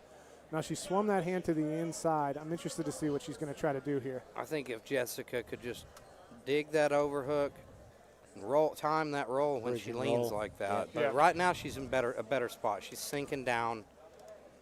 And I think Jessica might have a look at getting towards a ghost escape too if she's able to get that right arm. But she's using it as a good frame on that inside bicep top. Stopping that shoulder pressure. Yep. Frames are so important in jiu-jitsu. She needs to be careful, though, that she doesn't just stay framed here for too long and carry that weight, because that will tire you. She's trying to cut back to the half guard, but she's not making enough space to do it. Yeah, very, very difficult when somebody's got that. There we now go. She's back. Now she's got both of those underhooks freed. Doing a good job keeping her elbows in tight as Jessica. And you hear the corner there. Great job. So see that Kimura warning her about it. Really Wes Thompson. Wes Thompson, yeah, that sounds good. Excellent black belt. Back to close And guard some for great Jessica. coaching here. Yeah, on both sides. Now we see she's starting to try to pack that wrist down, right? She's looking for that Dagestani handcuff on Jessica's left arm. But very difficult to actually break open a closed guard that way. And when you can't hit somebody, it's kind of hard to use. But we'll see if she's able to use that. If she can break open the guard, then she'll be able to pass from there. So demoralizing when somebody starts passing that hand across when you're in guard. You just know nothing good's going to come from it. And we see Jessica using knees to chest aggressively there to break that grip. Now she's back over top of the head, maybe looking at an overhook with 5 minutes in. It's a strange position, you know. Chloe's got her head buried there. There's not much that Jessica can do. Maybe go for that right arm. Yeah, she's got to take an overhook on that right arm, in my opinion, shrimp out to that side and start attacking again towards that armbar triangle or maybe even some butterfly stuff. She can start to push it down, maybe go for 100% on that arm as well. She's content to frame it away, though. Yeah.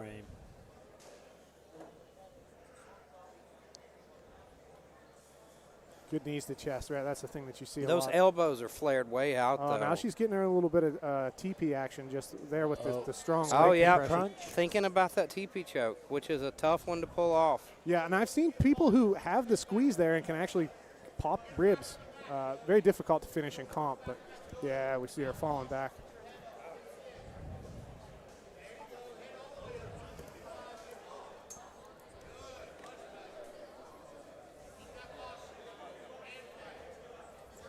Good wrist control from Jessica. She loses it, though. Now she's playing double overhooks on the tricep. And now, a good rule of thumb, what I was always told, you never want to post on the mat. Yeah, and you we don't. see Chloe doing that a lot. Yeah, and that's why she's in this overhook right now. Now, Jessica doing a good job trapping that. I'm not sure exactly what she's trying to set up there with that I think forearm she's frame. thinking about a mirror lock. Maybe. Now she's going towards a Kimura, which is kind of the classic thing you do when somebody posts their hands I'd on love the to mat. see her chain it with that sit-up sweep because I think she can land it. I agree. That was one of my favorite series, was the sit-up sweep to Kimura to guillotine. Yep. You get that good forwards and backwards momentum. It's old school, but it works. If you learn how to do it well and keep going back and forth from one to the other, eventually you're going to land one.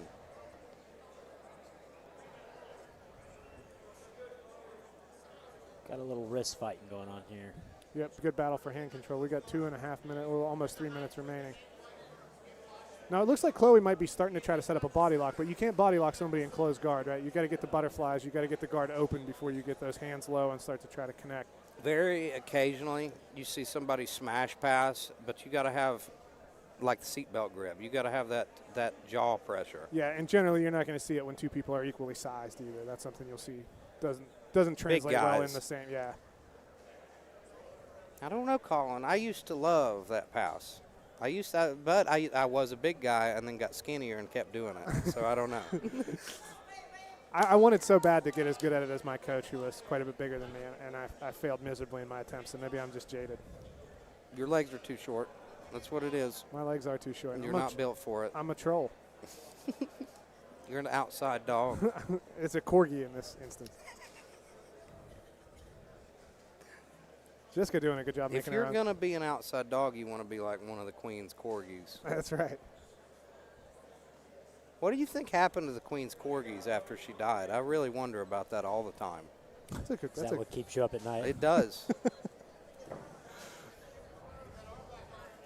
Jessica's doing a good job keeping guard retention here in closed guard, but having a hard time setting up upper body controls that you need to actually launch subs or sweeps. Very difficult. I mean, there's only a handful of closed guard sweeps, right? You got to try to scoop under the legs and go into pendulums or something like that. And we see Chloe's kind of content to just stay in here and they're being and not really get subbed. really patient, and you know they know that EBI overtime's coming. Yep.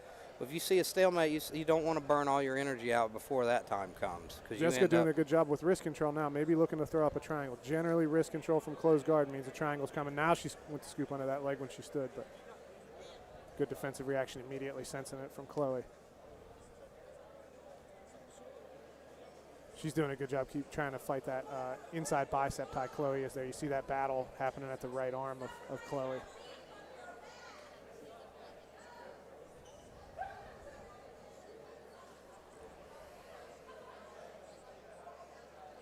Getting down to the wire here, 30 seconds remaining.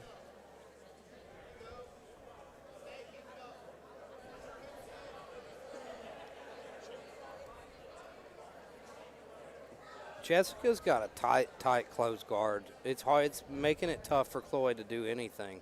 But it also is making it tough for Jessica to do anything. It's hard to make something happen with closed guard. Yeah, very difficult. You're going to have to open that guard in order to work. Yeah. But that opens you up to getting past as well.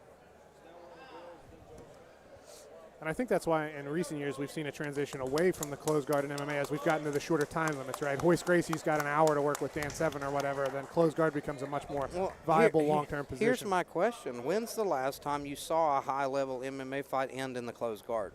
It's very rare nowadays. The last title fight I saw, and there was Pettis and Benson Henderson, and that's a long time ago. At least a decade ago. Yeah, that's a long time ago. And then you're starting to see, like, Yair Rodriguez and a lot of these young up-and-coming Mexican fighters have very fire offense from their closed guard, right? He has an excellent triangle. They're using wrist control and throwing up a hailstorm of offense, but guys are so wise to it, and it's so hard to submit a guy who's just focused on not being submitted from closed guard.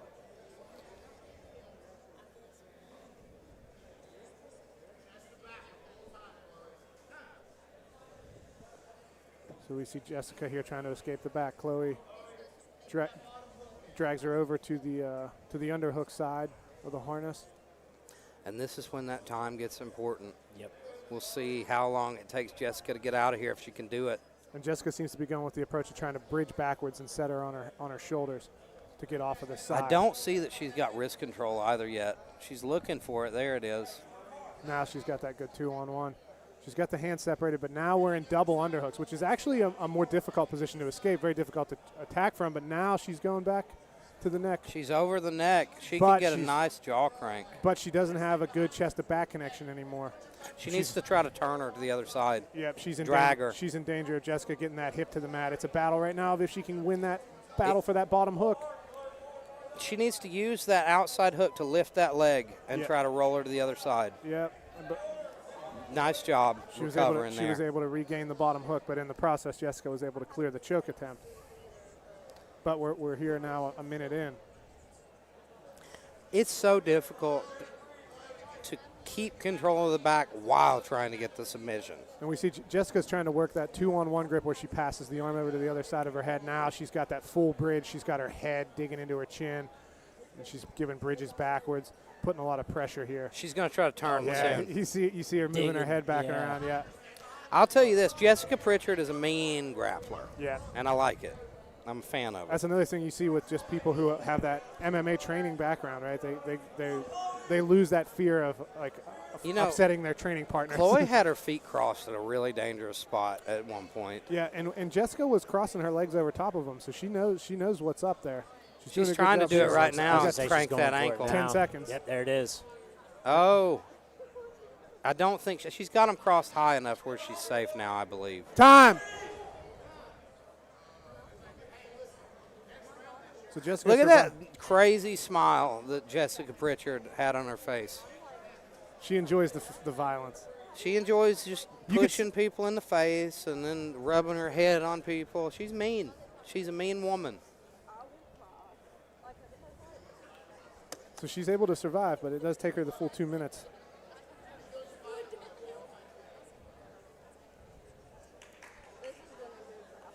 She's going to spiderweb. So this will be interesting. Spiderweb, like I said, historically, it's a higher percentage of the submission, but it's also a much faster escape for your opponent if they're able to escape usually. You have to be very confident in your arm bars to go here. She's got a good deep hook, though, and the way she connected her spiderweb makes me think that she's comfortable in this position, so I'm interested to see this. She lets go of the leg immediately and uses it to post. Yep. Which is a bold strategy, because with that leg hooked, you can stop them bridging, and you get a little bit of control over the legs. She goes back to it here now. I think she's definitely working on this as a pin right now. Now, it'd be interesting to see what kind of grip break she goes through. From spiderweb, you generally see people using their legs to break the grip as opposed to using upper body. I'd like to see her strip that leg off of her head and then start working on the arms.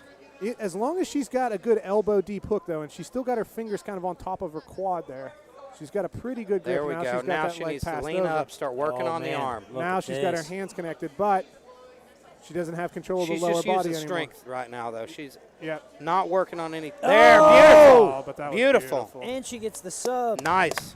Beautiful control and grip right there. Nice job by Jessica Pritchard. Beautiful armbar in the overtime round. Now, that's the end. Yep, Am that's I right? the end. Yep, she submitted her in the bottom of the round, so it was very good work from both of these ladies. Good match.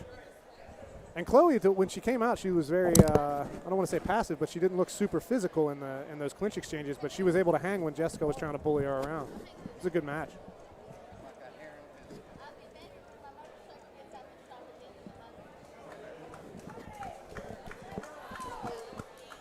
Excellent work, Jessica Pritchard. She had to be really patient there.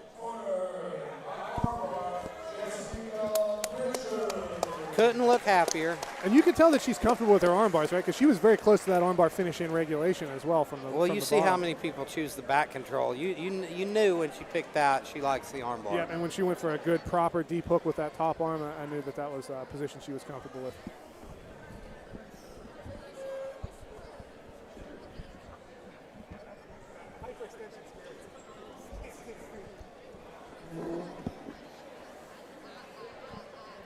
And next up, we got our main event. This is one you were excited about, Josh Hunt versus Zach Wild. Yeah, I've heard a lot of good things about Josh Hunt's grappling. I've never personally gotten to train with him, but one of my good training partners, Lee Keaton, he lives down in southern West Virginia, so he'll train with Butch whenever he's home for the holidays and stuff, and he speaks very highly of Josh. And anybody who knows Lee knows that he doesn't speak very highly of many people. He's like me. So he has to be good. Yeah, he's pretty critical of people's jiu-jitsu. So when he says Josh Hunt's a skilled grappler, even having never grappled with him myself, I'm like, that guy must be really good. And Zach Wild's obviously black belt from Tartarus, the head jiu-jitsu coach there. I had the pleasure of grappling with him. So I got a chance to watch, whenever I grappled him, watch a lot of his matches, his film study. Very skilled grappler. Zach's been around a long time. He's one of the nicest people in the sport, too. Yeah, even like I popped his ankle and he was nice to me before we even left the gym. You know what I mean? A lot of times whenever you roll with somebody, there's even nice guys, there's a little bit of like, you got to wait till the next time to be friends. You know what I mean? We saw his last match. He got a terrible shoulder injury, got slammed. Yeah, I'm curious to see how well his shoulder's holding up. I mean, I'd be surprised if it's 100% by now, because that wasn't that long ago. It looked brutal. It was brutal. He was up against an absolute monster in that matchup, though. Anybody who can pick Zach Wilds up off the ground and send him ass over tea kettle like that it's has not got some good. horsepower. Yeah. Not good. You don't want to mess with that guy. He went into Hulk mode. And here we go. We see Josh Hunt making his way to the cage. You also got to respect Zach Wilds. He's got the basketball shorts and the T-shirt on, which a lot of times you're like, oh, that's somebody who's not very experienced. But when you know that guy's a black belt, you know he's just comfortable. He's like, yeah, I'll grapple somebody. I don't think Zach was planning on grappling today. I think it's one of those things that just happened. Yeah, I remember seeing Josh Hunt had a match with somebody whose name I didn't recognize originally. And I wasn't sure Zach was on the card. So I think he did take it on short notice. And yeah. It's going to be a fun one. And, Zach's right here in his hometown. So I'm sure there's a lot of people here rooting for him, excited to see him compete. And then the other thing I'll say is that Josh Hunt had the unfortunate pleasure of being the uke for the Josh Barnett seminar, which is not a thing that anybody raised their hands for. I would do it. I thought about it, and I was like, I'll let one of these bigger boys do that. Just for the privilege of getting strangled by that man.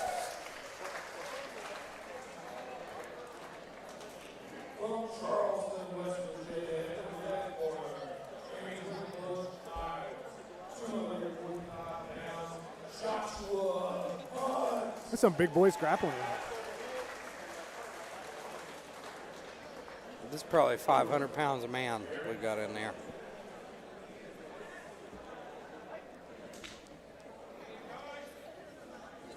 And I'm not certain. I believe Josh is a purple belt under Butch. Josh started to go for that Uchimata. Not the Uchi. See, you're embarrassing me. Trying to one-up you. It's not even an Uchimata. It's a foot sweep. That's what he was thinking about. I don't know Japanese. Was it Dayashi Barai? That's the one. Thank you, Colin. We see Josh doing a good job. Both of them staying calm here, fighting for underhooks. The Ashi Barai. I always dreamed of getting really good at foot sweeps because they just seem so effortless.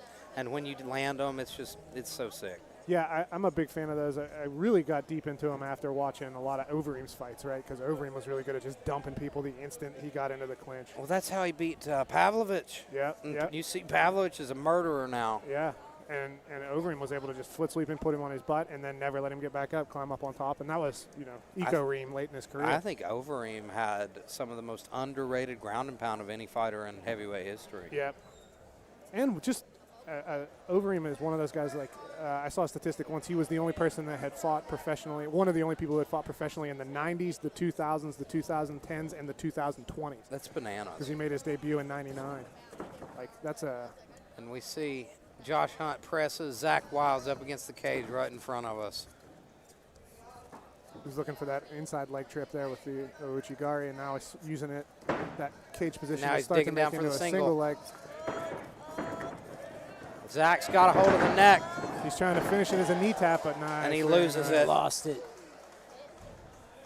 But he's shrimping back to the wall. He's going to wall walk, get right back up. When you're a big heavyweight, you don't want to be on your back. I don't care how confident you are in your guard. And Zach's got very good top pressure control. We saw that in his combat jiu-jitsu match with Humbertson there in Bridgeport last year.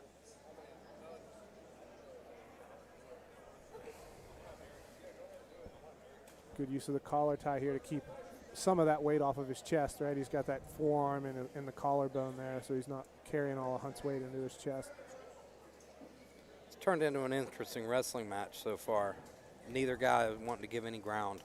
And we see Hunt finally getting that chest-to-chest connection. Now he's looking for that Uchigari, but in the transition, Zach threatens to turn him. The overhook becomes a much more useful tool whenever you've got the forced upright posture that the cage affords. Overhooks in open space, generally not as strong as underhooks, but up against the cage when you can start to use it to off balance as a whizzer and set up Uchimatas, becomes a much more powerful tool. Zach's got a strong overhook. Yep, and you see right now he's got his hands connected too. He's got the double overs there. And he's using that for counter pressure here. Anytime that you see Hunt try to get an angle there, Zach's just using that counter pressure.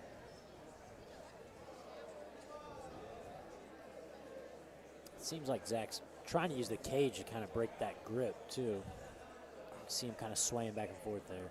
This is going to be a tough man to take down. His defense looks really solid.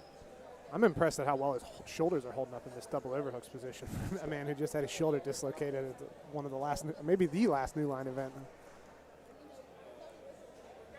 Had almost a grimace on his face, though. It makes you wonder. Yeah.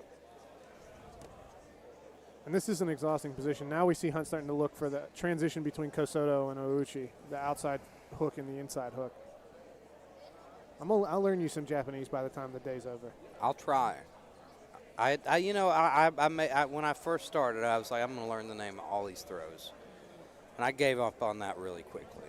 I remember whenever you were doing that breakdown of Czar's fight, you called Tani Otoshi by its right name, and I was like, that is a man that I respect. Valley drop. Valley drop's one of my favorite takedowns still to this day. It's simple, and it works. It's beautiful. It's one of my favorite, especially from rear body lock. I like it from that T position a lot, from the side. Yeah, when you got the head in front is when I think you have the most control with it. Yeah, because you use the head yeah. for the takedown. I think that was my most high percentage takedown was the Valley drop. You know, interestingly enough, Danaher banned that in his gym because he said it's too dangerous. The other guy can turn into you. If the uke turns into you, when you have the head in front, they can dislocate their knee. I've only seen that ever happen once in training, but the biggest risk with it is if you don't land right, if you don't have the right control, you'll end up on bottom. Now we see them separate, and it's interesting. You know, they both appear to have, these are big boys, and we're 5 minutes into a clinch wrestling, which is the most exhausting part of fighting, anybody will tell you. But I think we might see Hunt might be wearing it a little bit more at this point than Wilds is. Because Zach's been able to keep his back up against the cage, right? He's not been carrying his weight. He's letting the cage carry his weight.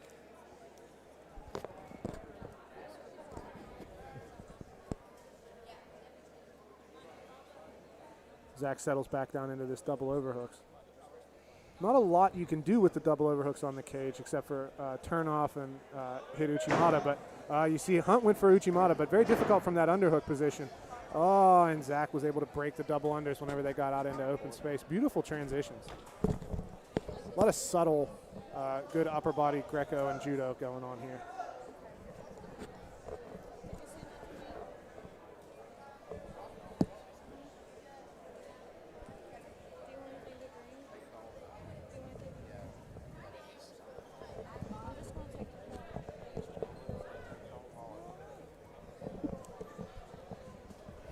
Now we see Zach working for an underhook, but Hunt's able to use wrist control to push that hand back in and get back to his double unders. And like we thought, this is turning into a wrestling match. Neither guy has really gotten too close to the takedown. It's a really even matchup on the feet, which makes you sad because I kind of wanted to see these guys grapple. Thank God for EBI overtime.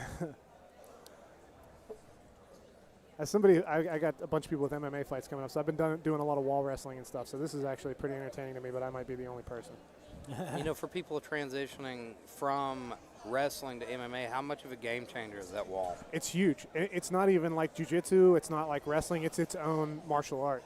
Wall wrestling is its own martial art. I don't think I could dream of taking anybody down in the open. All my takedowns are off the wall. It changes everything for you. You have to have those GSP level shots. Yeah. Those are the only kind of ones that you usually see finished in the open. You see like guys like Habib most of the time, they're grinding people into these positions and then using upper body clinches and then lower body trips, right? So they're getting that good chest-to-chest connection.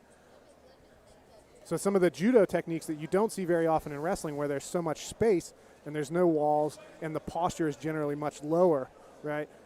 You start to see some of those judo techniques apply more when you're up against the cage because everybody's posture is forced upright by the wall. Zach's starting to wear that fatigue. Yeah, they both are. I'm interested to see if we'll even get into some ground grappling here in this 216. And it's not like for lack of trying. I don't see it happening. Both of them have had some good attempts. We've seen a couple good trip attempts there by Josh Hunt, but we've also seen a couple nice Uchimata attempts by Zach Wilds using that overhook. They're just too evenly matched here as wrestlers. Both of them doing a great job defending the other's takedown attempts. Josh Hunt's been leading the dance, though. Yeah.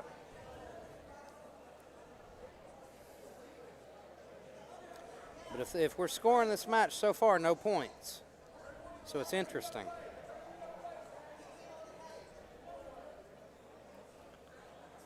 Zach keeps looking for that guillotine, and it might end up getting it. Well, actually, I think he might get that proper sprawl there. Oh, so close. His Josh head Hunt's slips able out. he's able to run the pipe and set him down on his butt. And, I was wrong. I said no points, but Josh Hunt did have a takedown earlier in the round. Yeah, that's right. He did. And it was the same position. He yeah. ended up hunting for that guillotine, losing it, ended up taking down. Zach's just taking a little rest here. He's not quite as anxious to work back to the wall and to turtle and stand again this time. I think he realizes we got 1 minute left and he's getting ready for OT. But it'll be interesting to see if Hunt tries to pass his guard and see if he can finish him here.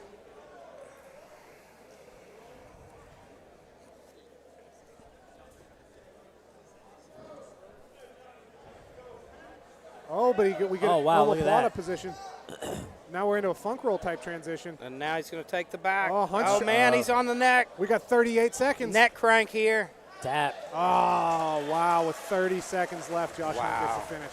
What a beautiful Excellent match job by both of these by guys. Josh Hunt. He wasn't under the chin there. It was just a nasty neck crank. Yeah, that and guy's when you got get- a squeeze on him. He's got a squeeze on him in when you get to this level of fatigue, when you got somebody who's trying to break your jaw and jamming your chin into your trachea. Is it really worth it? Yeah. That's the question you ask yourself. Wilds flip Swan the bird as he exits the cage. I'm impressed with whatever the words were from his I believe that's his student. His teammate.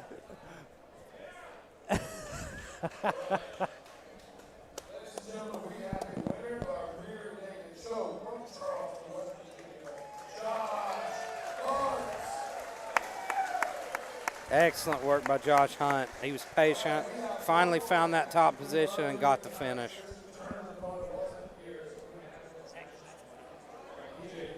Good work, Zach. Oh yeah, we have one more that's been added. That's right. We've got Gavin Karshner and Tristan Turner. Then we'll be moving on to the main card, ladies and gentlemen. We'll start seeing some punches, some kicks. Fisticuffs, you That's might what we say. like. We like the violence.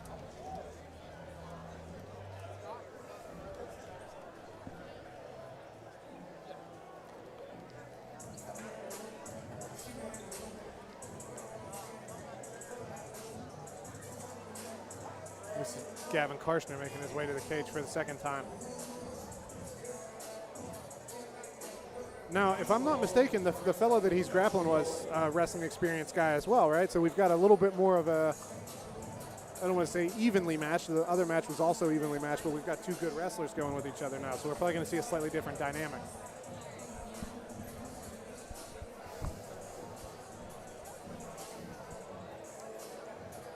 I don't know if you ever got to watch or not, Colin, but Chael used to have the wrestling underground, like they do the submission underground type deal, and that was pretty interesting because it was, like you said earlier, cage wrestling. Yeah, the cage makes a big difference, and we saw that actually. I don't know if you guys got to watch.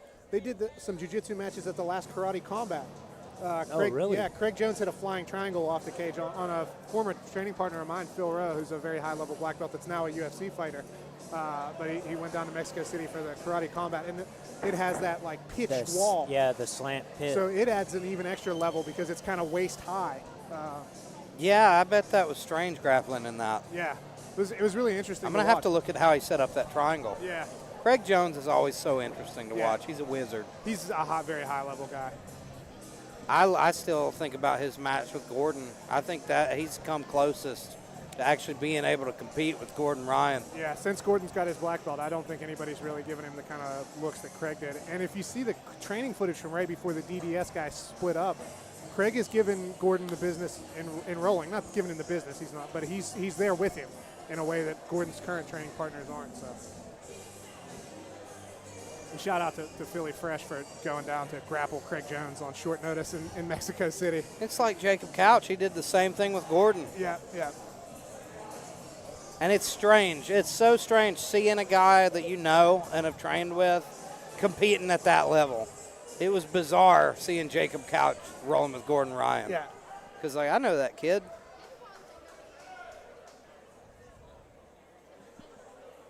Now, Tristan Turner trains out of Hazard, Kentucky.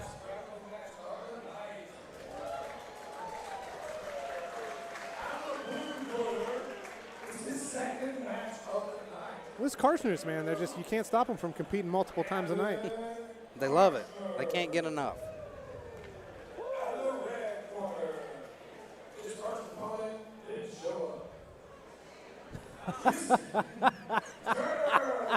Keith couldn't even get through that one himself without laughing. So, Tristan Turner here.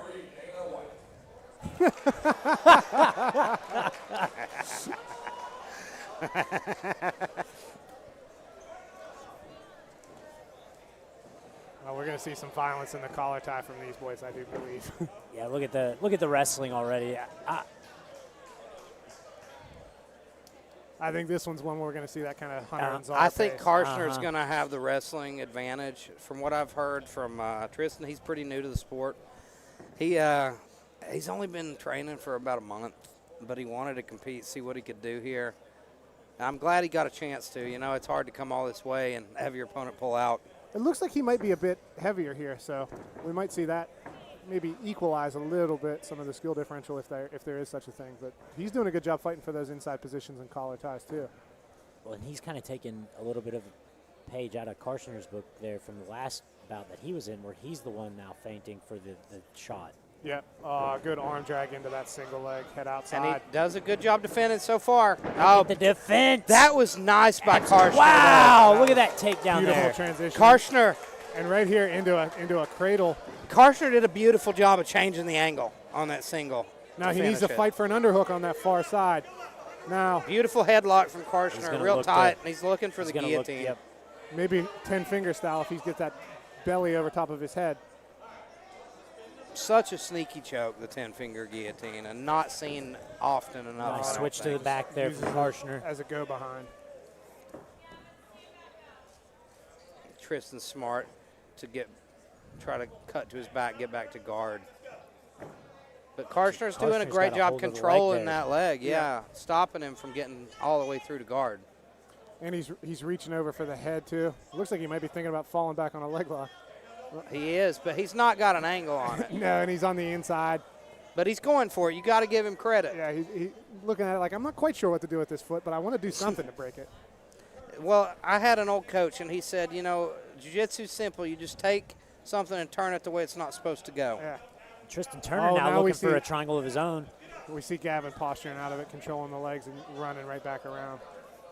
Looking for that good head control. I love that chin strap as a means to control that far shoulder. It's excellent. You can do so much with the chin strap from any position, really. Now he's in here, almost like a seated katagatame, but with the arm in. He needs, Look at that. He needs to let go now. He'll get caught in a Von Flue choke. Well, he does have the arm in, so he can't really get the same shoulder pressure as a classic Von Flue. Where he's up against a cage, he also is going to have trouble dropping that shoulder. Exactly. Yeah, Karshner can't wrap the head. He's got the high elbow on that choke. Yeah. If he can get back to guard, he might have something here. Or even back to this side. On this side, he's got good squeeze. I can't tell where his hands are relative to the chin. If he could get some butterfly hooks in, he could even elevate. Yeah. Now he's in a lot better spot. But he's doing the right thing. Tristan's got that overhook over the shoulder. That's perfect counter pressure for the guillotine. Great job from Tristan there to survive that squeeze. Now Tristan needs to settle in. He's in the better position. And we've still got 6.5 and plus minutes left in this match, so. Take your time. You're in a good spot.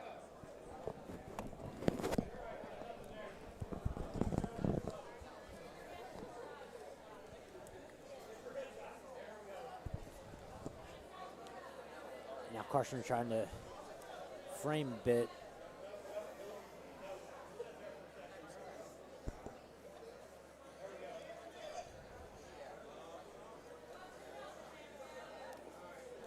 Gavin, stand up and drive his head into the corner. Me and Colin are just going to start coaching against each we'll just other coach. here. We'll just take opposite sides coaching. He's got a nice can opener here, putting pressure, trying to open up that guard. Look at the neck on that boy. You're not going to can opener him. Very nice. Now. Digs that arm across. Now There. Oh, Now nice- he's got the nice back. take. Let's see if he can get his hooks Well, in. but he doesn't have hooks, and now we're He in a needs to wrestling roll to the right. position. Yep. Ooh. Very nice. Good Now job that- by Karshner getting out of there. Yeah, But he's Carson. got the neck. Even if it's He turtle does. bottom, And it, He's deep on that, too. he is. I think we're dealing with. Yeah. It almost looked like a darce at first. But His arm is in Now he's across got- pretty deep. Stand up with it. he's going to drag him back down, it appears. Oh, he loses it. Now ankle pick him, Gavin. Colin and I love to coach too much to be commentators. We need to be corners. Well, they're right in front of us. It's hard not to. They can hear everything we say. We might as well make it something useful.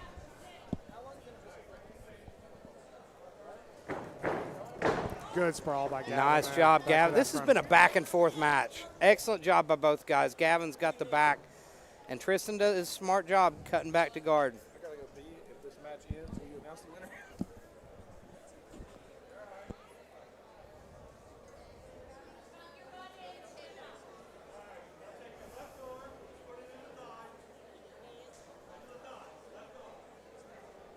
He's trying to dig into those thighs and make him open the guard. There it is. But you see Tristan's thinking about that triangle choke.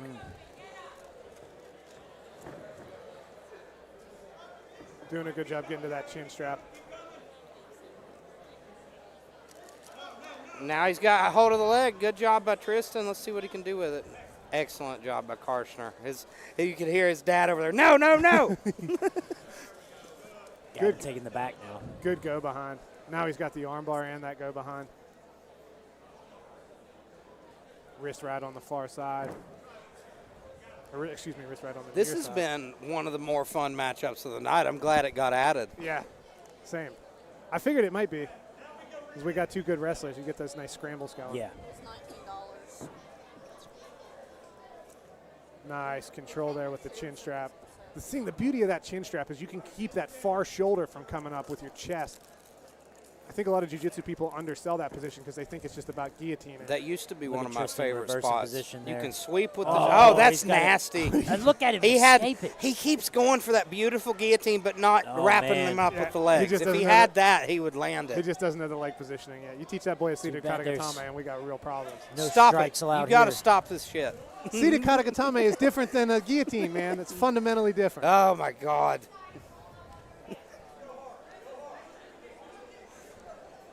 Konnichiwa, Elijah.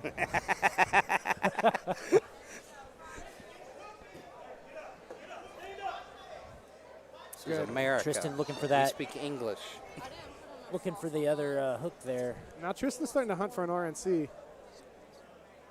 He's got the hand on the He's shoulder. got- He Gavin might. flattened out. It looks like he might have it. Oh, this is nasty. This is nasty. He's under it. He got him. Beautiful job by Tristan Turner, winning his first jiu-jitsu competition. And it was a wild ride. It really was. His opponent didn't show up. He takes a match on very short notice with a very tough wrestler in Gavin Karshner.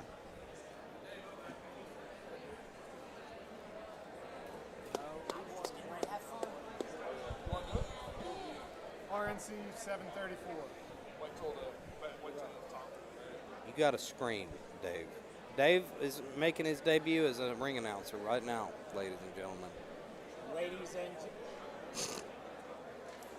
Ladies and gentlemen, your winner by rear naked choke, Tristan Turner. Excellent work by Dave Fournette, who is both a scholar and a gentleman. Keith poking fun as I announce I'm going to shove a Rick's barbecue sandwich in his mouth. We got to give it up for Smokin' Jay's Barbecue. They're handling the catering on this event, and my God. All right, that brings us to the main card. It's time, ladies and gentlemen. The main card. Let's do it. I'm fired up. If you couldn't tell. It's going to be a good card, Elijah. This is going to be a great card. We've got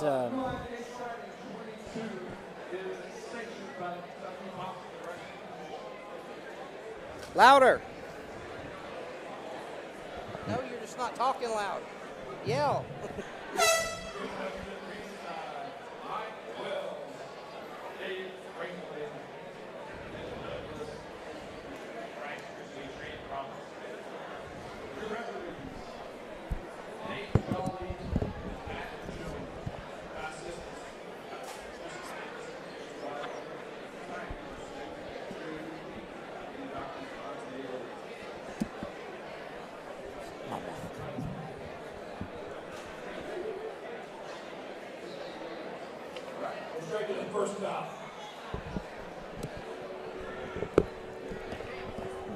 Ladies and gentlemen, we've got an excellent night of fights in store for you. We're underway. Thank you for tuning in.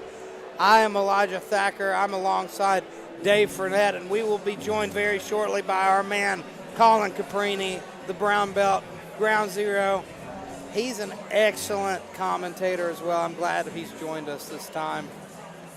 Coming to the cage. In our first match, we have Brody Fulks versus Cole Givens.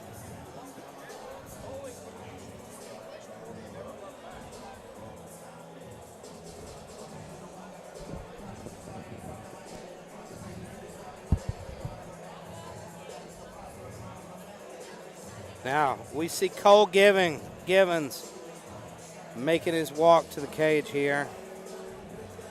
Cole's a guy who I've heard he's 2-0 in MMA, and he looks like he's in incredible shape. He's been working really hard for this one. Looks to be in great shape coming into this bout.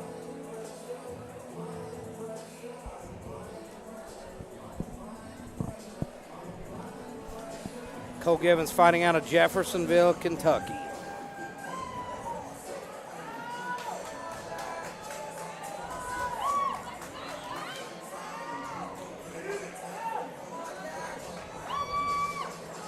And talking to him before this fight, he was very, very confident. Said he's got a lot of knockout power, and he's looking to throw some leather tonight. Now, his opponent, Brody Fulks, training out of Category 5 in Hurricane, West Virginia, under Wes Thompson. Trains with Eric Coon, the Starcher brothers. They've come out in force tonight. Coming out to the Black Keys. Can't go wrong. And he's also an active. You can hear the crowd already. Listen to that crowd. For Brody. Category 5 has come out in force tonight. They're here in force. We're not too far from their hometown, right? Probably 20 minutes, something like that. So we've got a crowd here. Active U.S. Army National Guardsmen as well. Brody also looks to be in great shape for this. Should be a good They bout. almost mirror each other. Yeah. It's very strange. On paper, two guys that very similar, but we're going to see how it plays out stylistically. Out of the blue corner, weighing 148 pounds from Jefferson, Kentucky, Cole Givens.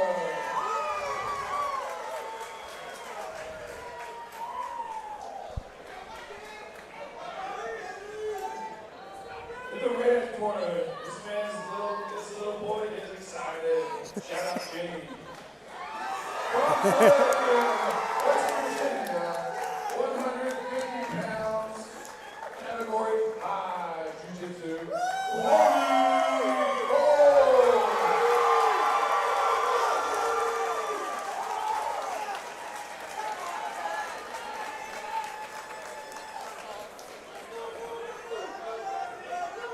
Here we go, ladies and gentlemen. The cage door is closed.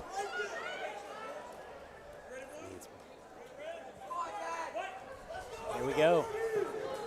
All right, they touch gloves, and we are underway.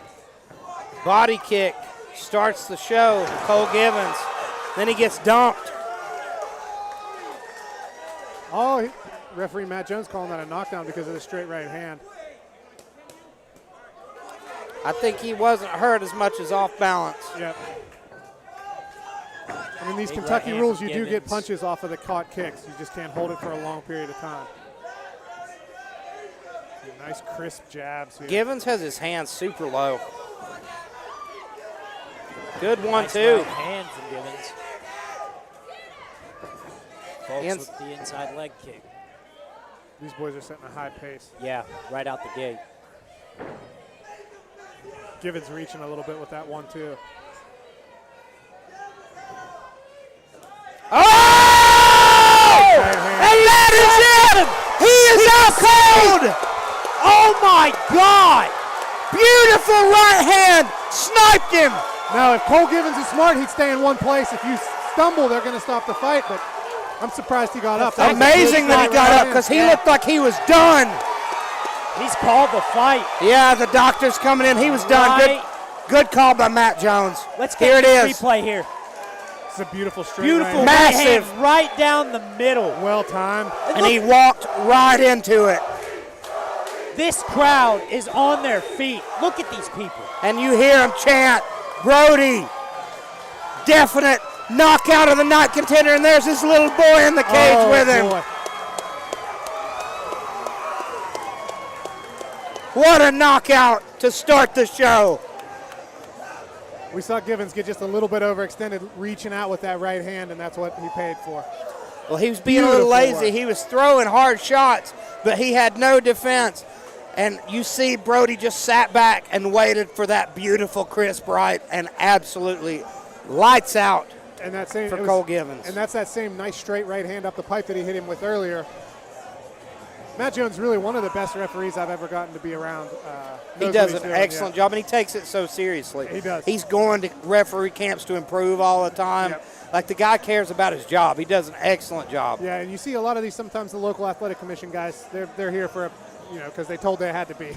Well, Matt he on the other knew hand is here. that Cole Givens was too hurt to continue. Yeah. He was able to check him out, make sure the fighter's safe. That's the biggest thing. That's what his job is, protect these fighters. Here comes this KO one more time. Yeah, and we're going to see him. We're going to see Givens And reaching with bang! that right hand, and man, he just gets over. I mean, look at that. Blasted I mean, just him. completely. I'm surprised that he was Flat. even able to make an effort Yeah, to get back up. I couldn't believe he got on his feet. It took a lot of heart. He tried to beat that count. Man, look at My that beautiful gosh. straight right hand. But like Colin said, he got up and moved around. He should have stayed, maybe even seated or on a knee Yes. until it's 8 and then got up. I'm happy with that stoppage. Absolutely. I am happy Great with that stoppage. stoppage. That's just Because, that's- like, you don't want to see a guy get put down like that and then keep fighting and get put down again. Absolutely. And I mean, to be hit like that with headgear on and hit the mat the way he did, I mean, Big that was a glo- brutal, brutal shot. big gloves and headgear. That's a hard shot. There's no shot more powerful than the one you walk into, and that's Absolutely. what happened. And if you notice, there's no load up from Brody Folks on that, right? He's got that right hand just coming right from his shoulder. Nice straight extension. There's nothing. It was no perfect. telegraph.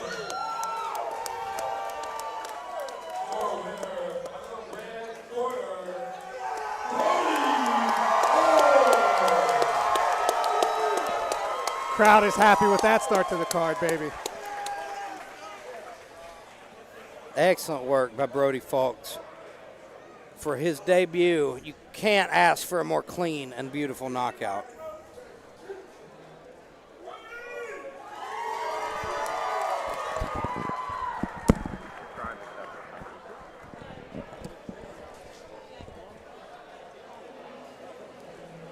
What a way to start this card.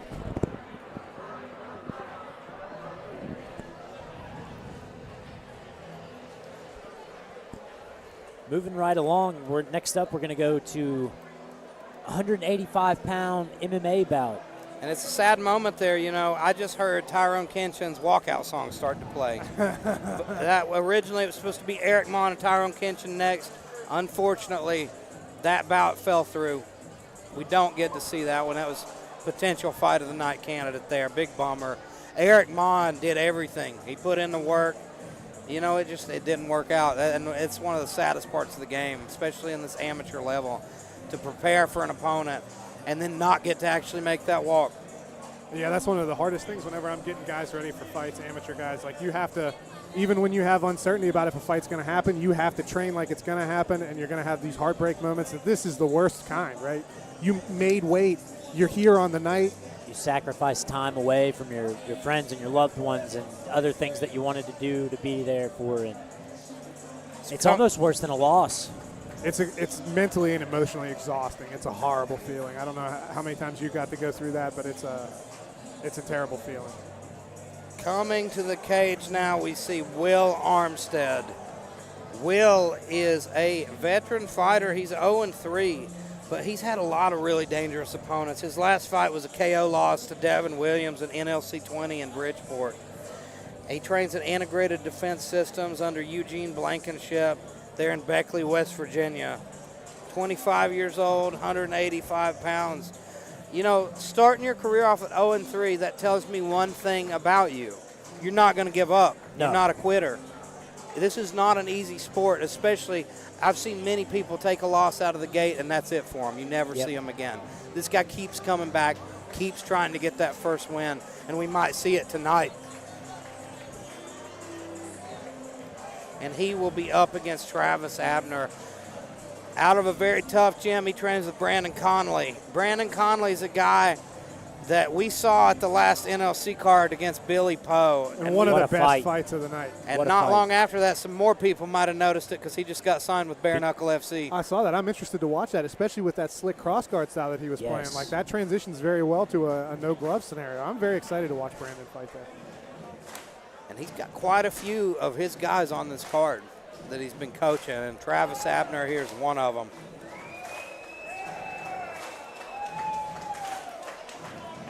And we see there he is in the corner. Travis Abner fighting out of Chillicothe, Ohio at Conley's Power Shack, 28 years old, and he will be making his debut tonight. You know, it takes a lot of confidence as well, going into your debut fighting a guy who's had 3 fights. Right. Yeah, I mean, that's a load of experience to be up against. Or you might be experiencing those first fight jitters. Your opponent's already been through it 3 times. He's taken the L's. He's not worried. You're almost in a dangerous position where your opponent has nothing to lose. He doesn't. He has nothing to lose. He's looking for that first win. And, you know, he has to have, he's got that mentality. I've already lost. You know, it kind of puts his back against the wall, too. He's got to win. And when you're 0-3 and you're here for the right reasons, right? Right. If you're here to look cool in front of your friends, you lose that first one and you'd never come back. You go back under a rock. He's clearly not a guy who's looking for an easy fight. Yeah. He's here to compete, and we're going to see him hunting that first win tonight against a very tough Travis Abner, who a lot of people are high on.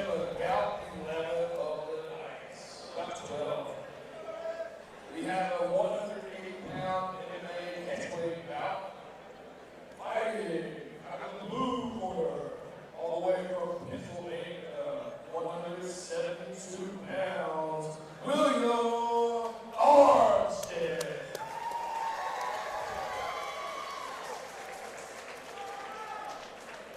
And out of the red corner, from Chillicothe, Ohio, 172.6 pounds, Travis Abner. And Travis Abner is a stout dude. Will's going to have a definite height and reach advantage, though. And it's interesting he weighed in at 172 for a fight at 180. I wonder if that means he maybe cut just a bit too much weight or if he took that catch weight because he's more of a natural. Well, or it could have meant that the commission scale was 5 pounds off. That's true. Which is what I heard. Oh, I heard that almost all these fighters weighed in 5 pounds underweight. Yep. Where were those scales when I was fighting? Yeah, when you were cutting weight.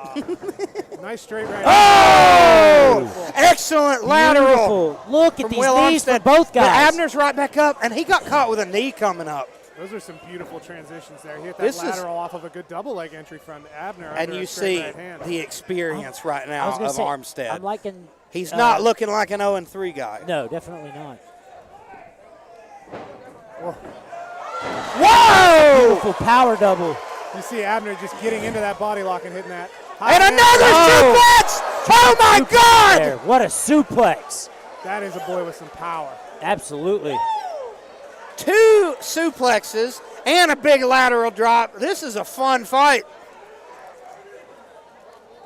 And then let's see another one! Love the cage there. Hey, he's going for it. He grabbed the cage there. That should have been a point.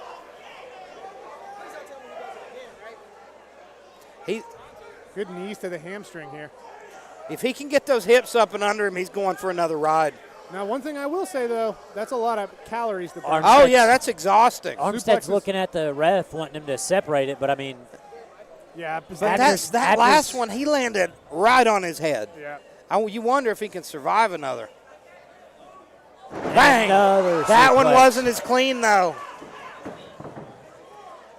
This is exhausting work, though, from Abner. Abner's obviously a high-level wrestler. I think you can see that he's maybe a little bit greener in the striking department by that clinch entry that he used. He just kind of lowered his level and ran in to get double unders, but he launched him as soon as he got double unders. Good job. Just using that back control and the wrist control to just land some shots right here in the clinch. And he's got that leg grapevine here, and he's got a half in as well. standing Nice half. knee. This is good work from Abner. Just a grueling type of fight so And far. he's grinding his head in with that half on that side, near side half Nelson. He needs to be throwing some more knees right now. He might be able to. He might be fixing. To Oh, beautiful. Again. Yep, very You nice. called it, Colin. He was waiting for that posture to come up right. Very good time. Now, let's see if he tries to secure the back or is happy to just hang on this body lock. Armstead looks like he wants to roll if he. Yeah, I think Armstead wants to roll if he can clear that half, which I can't. He's really already see. in a position almost to roll for that knee bar. Yeah, yeah, that half Nelson is the only thing stopping him from getting there. There it is. Now that half Nelson's Now clear, Abner's but going to look for some He's ground got to and get pound. up. Excellent work by Armstead, but he got Now cracked. And let's see if he can work his way off the cage. Abner's doing a great job keeping that heavy overhook. Beautiful Armstead, job look by at that. Armstead, but he And gets then rolled. Abner rolls over with him. What a round there. That was an insane pace. Very fun grappling exchanges. we see it. Let's see a highlight of those takedowns. Let's start off with Armstead's takedown and then take a look at those suplexes from Abner. Yeah, Armstead did a good job of using that lat drop as a counter to that good double leg. It was beautiful. Because Beautiful Abner job. got in that he slipped a straight right hand to get into that first. There's double leg. that suplex. Boom! And both of those he was able to get his hands to. He the mat. posted. Yep. If he hadn't, that might have been lights out. And I believe here on this next one, same kind of thing. Boy, he's got to be careful not getting that arm broken. When Yeah, he posts to land that's there, scary. But he did do a good job of not getting tossed. It right on makes his you head. think of Shogun Hua versus Mark Coleman. Yes. This is why you're one of my favorite people, Elijah. I don't think my knowledge of MMA is quite as encyclopedic as yours, but it's close. That means you probably had a more productive personal life.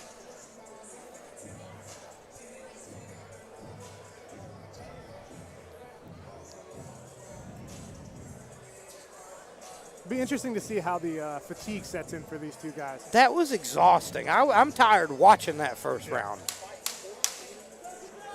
But you know that these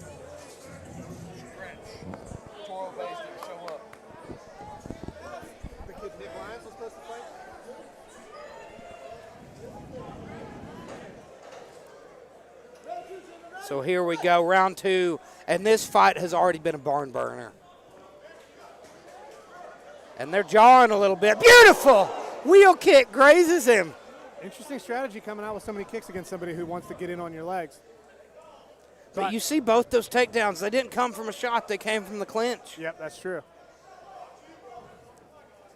Oh, big right hand from Abner. Fakes He it. sent it.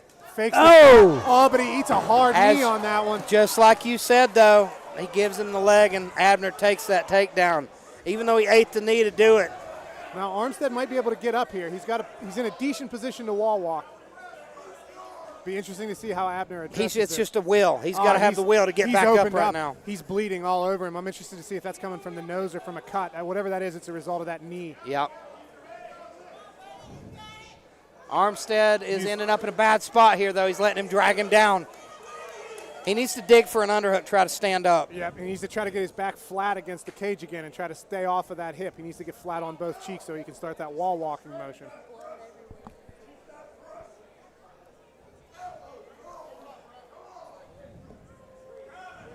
Man, I'm interested to see what his face looks like when they separate enough. Bad spot here for Armstead, though. Head pressed against the cage. Mount with grapevines. And that's a big man on top of him. Oh, good reversal. But is he going to catch the arm? No, top now. Excellent. He's trying to cinch up a front headlock.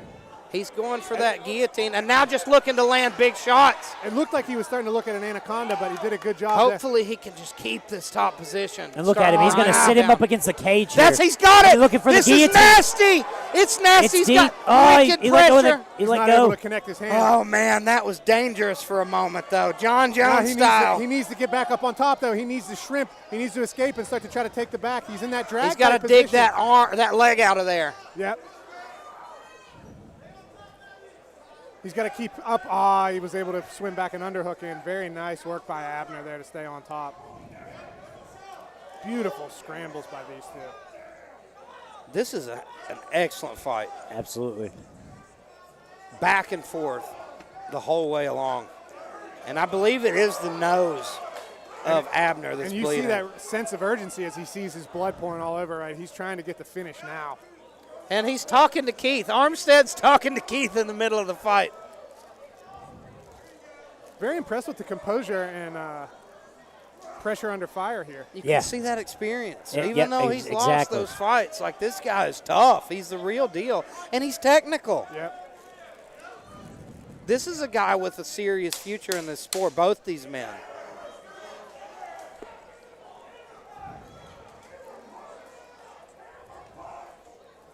And now, going into this third round, I think you've got to say that Abner's up 2 rounds. I think we're up 2 rounds to none for Abner. So Armstead needs to finish. Oh, man, and his corner threw in the towel. I think they're just throwing it in for the blood clean. Oh. Yeah, I think that was the commission threw that in. And the commission throws in the towel. Yeah, what? That's. I thought I was confused for a moment. I was too. Whew. I didn't want this fight to end. I was sad. We see that outside leg kick there by Armstead. We'll see Abner starting to try to set up, and this is where we're going to see that knee right here. This really is one of those fights that you wish it could go 5 rounds. We're circling back here, and there he hits that hard overhand right. Let's see that knee on the shot, because it's going to come up right after that overhand right, because he kind of fakes low and then throws the overhand right like Brad Kohler. Right here. Oh, no. He missed it, but this is when he escaped from the mount. He almost got armbarred. This was so back and forth. That round was incredibly back and forth, but I think I've still got to give it to Abner. I agree. So now we got 3 minutes left here.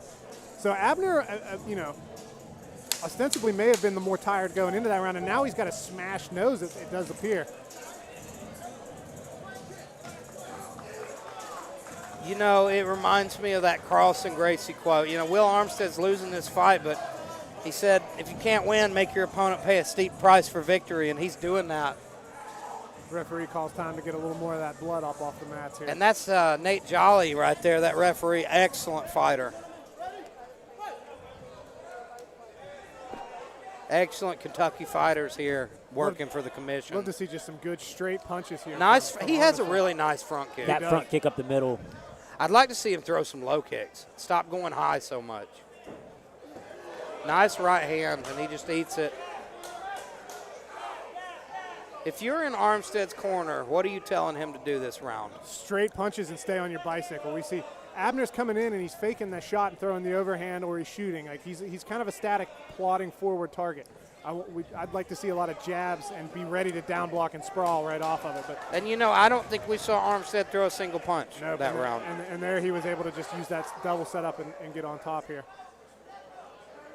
This is going to be a hard road to hoe for Armstead being in bottom side control. You got 2 minutes to go, and you're down 2 rounds. Especially with the amount of blood that we have right now, I don't think that throwing up a sub is going to be very high percentage. Although he's starting to look at that Americana from side mount bottom.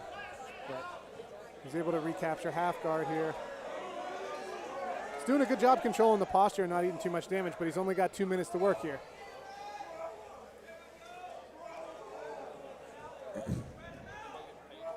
Good defensive jiu-jitsu here. I really like that top half. He's just locking the leg down and settling in. Yeah. He's smart. He's up 2 rounds.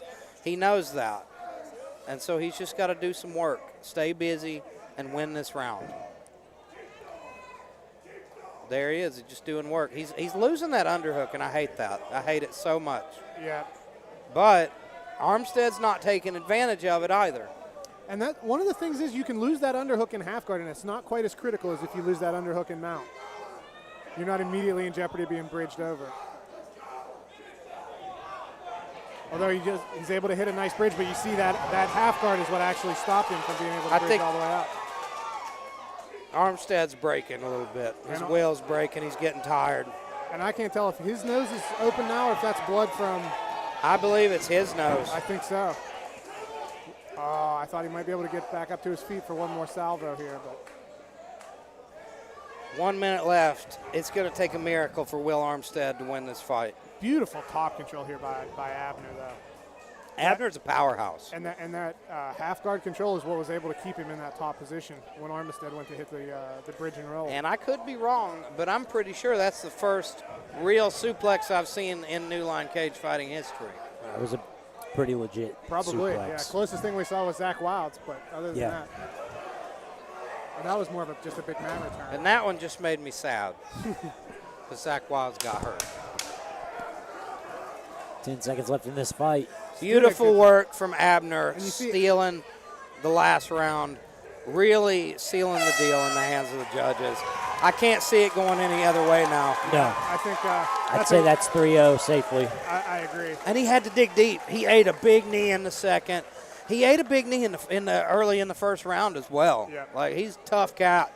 He just stayed on the gas and just took out Will Armstead, and broke his will. And launching him with two suplexes early, I was worried. I wondered how his gas tank was going to fare. But that dude's been putting in the work. Yes. You can tell. You can tell. Especially with his nose smashed like that. I mean, the way that impacts your cardio whenever you can't breathe through your nose and you're wearing a mouthpiece. Like, it's a great show But of that's the thing. sportsmanship He's not too muscle bound. Yeah. He's stout. He's almost built like Cain Velasquez, though. Yeah, I would say, yeah. He's got that comfy amount of body fat where he's not going to get hurt all the time. Those are he's not too the muscle toughest bound, guys in history are built like that. Yeah. Fedor, Yeah. Cain Velasquez. If you're a bigger guy, that's how you want to be built. That's the ideal male body type. It is.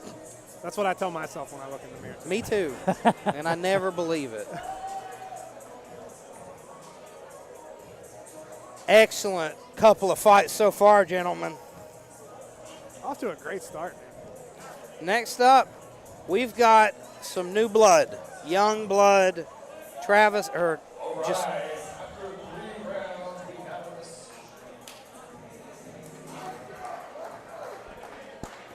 30-27 Abner. That's my prediction. Your winner by unanimous decision out of the red corner, Travis Abner. Good work from Mr. Abner, passing the test of his MMA debut with flying colors. And in an excellent fight, he fought a top caliber opponent, a guy who's really tough, gave him a lot of stuff to work on. And you know what? For Will Armstead, who steps to 0-4 now, I pray that he keeps going. Yeah. Because that guy's got talent. Yeah, he really does. I agree. It's got to be demoralizing. You know, you lose your first 4 fights, but you take a look at the guy in our main event, Jeremy Karshner. He started his boxing career at 0-6. Yeah. And now he's 6-6. You can turn a corner, and this guy, you can tell he's gained a lot of experience. He's very tough, and he's doing some really interesting stuff. And even when he was hurt in bad positions, he was keeping his composure, talking to Keith. Like, those are the kind of intangibles that you can't teach somebody later on. And here we have Edward, the Cali King Petway coming to the octagon. This guy, I talked to him a little bit before the show. He has such just a fun personality. He seems like such a nice person. And, you know, even though he's new to the sport, he's been training at Butch Hiles. They were shocked that he'd taken a fight. They didn't know about it. It was actually in the works for a while. Then he started training. Before, you know, he took the fight first, then started training. And then his coaches found out, and they're like, what? I'm sure Butch was happy about that. We all love that as coaches whenever. But he's up against another newcomer, you know, a guy, Josiah Pride. I don't know much about either of these dudes. But it's very interesting. I know that Petway was an athlete. He was a football player in high school, also went to West Virginia State University. Originally from Lancaster, California.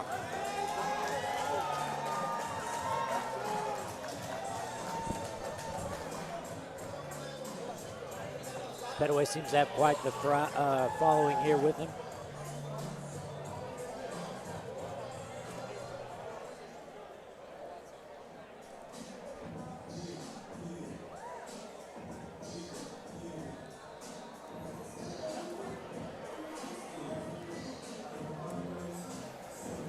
And here we see Josiah Pride coming to the cage. I'm really struggling with that. I say ring, I say octagon. Why can't I just say cage? It is an octagon. That's true. But I'm pretty sure the UFC's got that trademark. Yeah, I don't know if you remember, but there was a time period where they were getting MMA legalized in other countries where they had patents and copyrights on the octagon shape, and they got the athletic commissions in like Germany and England to say that the cage had to be an octagon. There's a diagram and no one knows how to hook it up. What's going on now?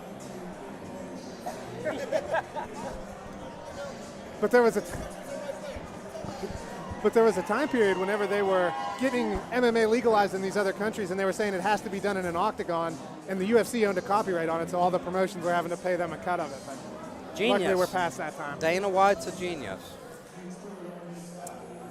For all the evils of capitalism that we've seen from Dana White, he's definitely escalated MMA to a higher level. Evils of capitalism.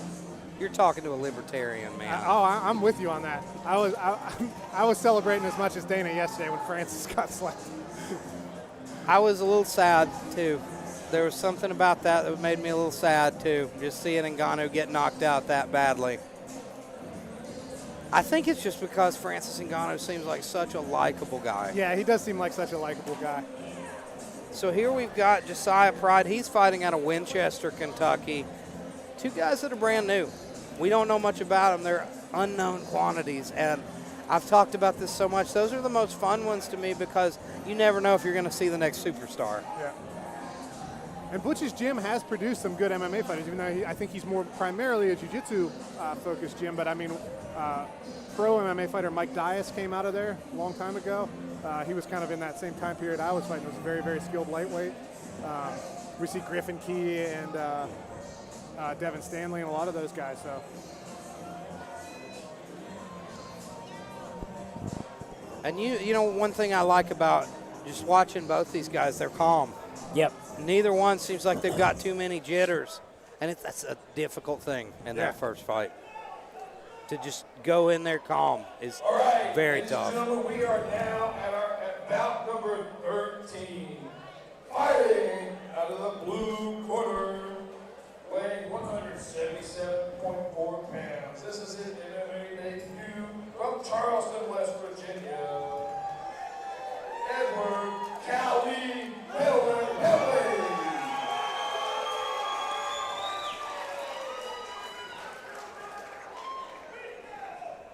And fighting out of the red corner from Winchester, Kentucky, weighing 177 pounds, Josiah Pride. Your referee, Dave Jones. Josiah Pride is fired up.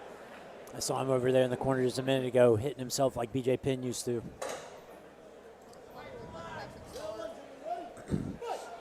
Here we go. And this will tell the tale, ladies and gentlemen. Nice jabs Nice from jab. Petway. Yeah, southpaw Petway. He's doing a good job controlling that inside And he's space fast. with that lead foot. He's got some hand speed. But nice kicks from Josiah Pride. Nice body kick, nice inside low kick. And he's going for a leg. He tried to go for a leg lock He's trying there. to pull into single leg X, and he's kind of still there. Now he's going towards He's front in a roll terrible territory. position now, and he's getting eaten up. Yeah. This is going to That's be gonna it. be it. He's still moving though. He He's up stands to his feet. Tough Impressive. kid. Impressive. And he gets dumped. And let's see if he can get up, He's damn sure going to try. because he's scrappy. Pride's a scrappy kid, you see here. I tell you what, to not just give up in that bad Some position people is would have pretty just impressive. shelled up and waited for the ref to step in, but he didn't. He was looking for a way out of there, and he still is. Excellent slam by Petway, though. Look at the composure by Petway too, going. And he's knee trying on to belly, controlling the far wrist. He's not getting. Nice. That was a good job by It Petway. looks like He's trying to set up an Americana. He's not quite sure. These guys are brand new to the sport. That's the thing. Like, but they've got good instincts. They're both very tough. You can already see it. Nice. Oh, this is a bad spot Petway's gonna for start Pride. raining He's going down to strikes have to again. get a hold of him instead of just covering up. Steps Yep. over into This is mount. going to be it. he's got a And Petway looks like he's glad that one's over. Excellent job by both men, though. I was impressed with Pride. I was really as well. was. He was scrappy. That He kid just- gets to a good gym, he Yep, could be that's something. what I was just going to say, especially a few years of training. I think this sport takes a lot of guts. That's a big thing. And if you've got guts, the rest can come. You can teach somebody how to defend an armbar. You can't teach somebody how to not give up when they're in that bad Yeah. position Yeah. and keep trying to stand up while they're getting crushed. Excellent work by both men there. You know, Pride just ended up in a bad spot. Through the strikes in the first round, your winner at the blue corner, Edward Cali Petway. Excellent work from Edward, the California King Petway. Next up, we have an interesting one. 185 middleweight MMA. Preston Dyer, the Appalachian Grizzly versus Hunter Dennis. Preston's a guy who I was actually scheduled to fight at one point.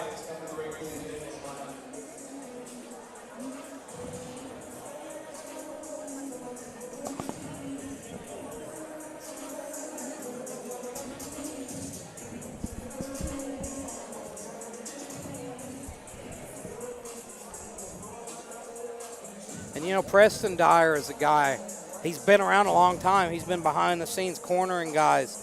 He's been in the corner of Tyrone Kinchin. He's been in the corner of William Honaker. Been in the corner of a lot of the Ronin guys. Ryan Carroll, he was in his corner. So he's been training for about 4 to 5 years.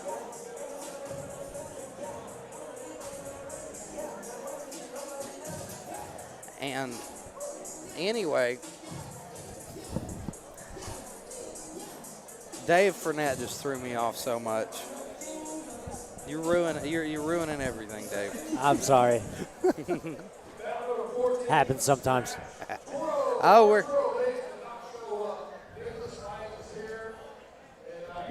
Speech! Speech!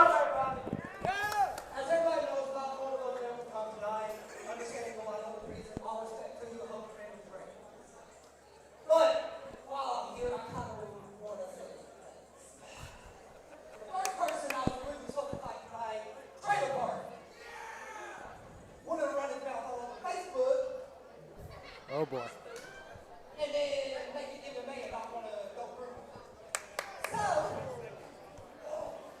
the day you want to stop that from rough around boys and step up the cage and get your face beat, you know where to find me. Other than that, sing. shout out to David Pride, where I train at. Lovely gym. Great fighters. As you'll see later, how you can be like this. But also, talk to my wife. Woo! Get started for our baby boy. Shout out to his wife. Lastly, on a sad note, I was really prepared for this fight. My dad, he passed away 2 years and 2 months ago today.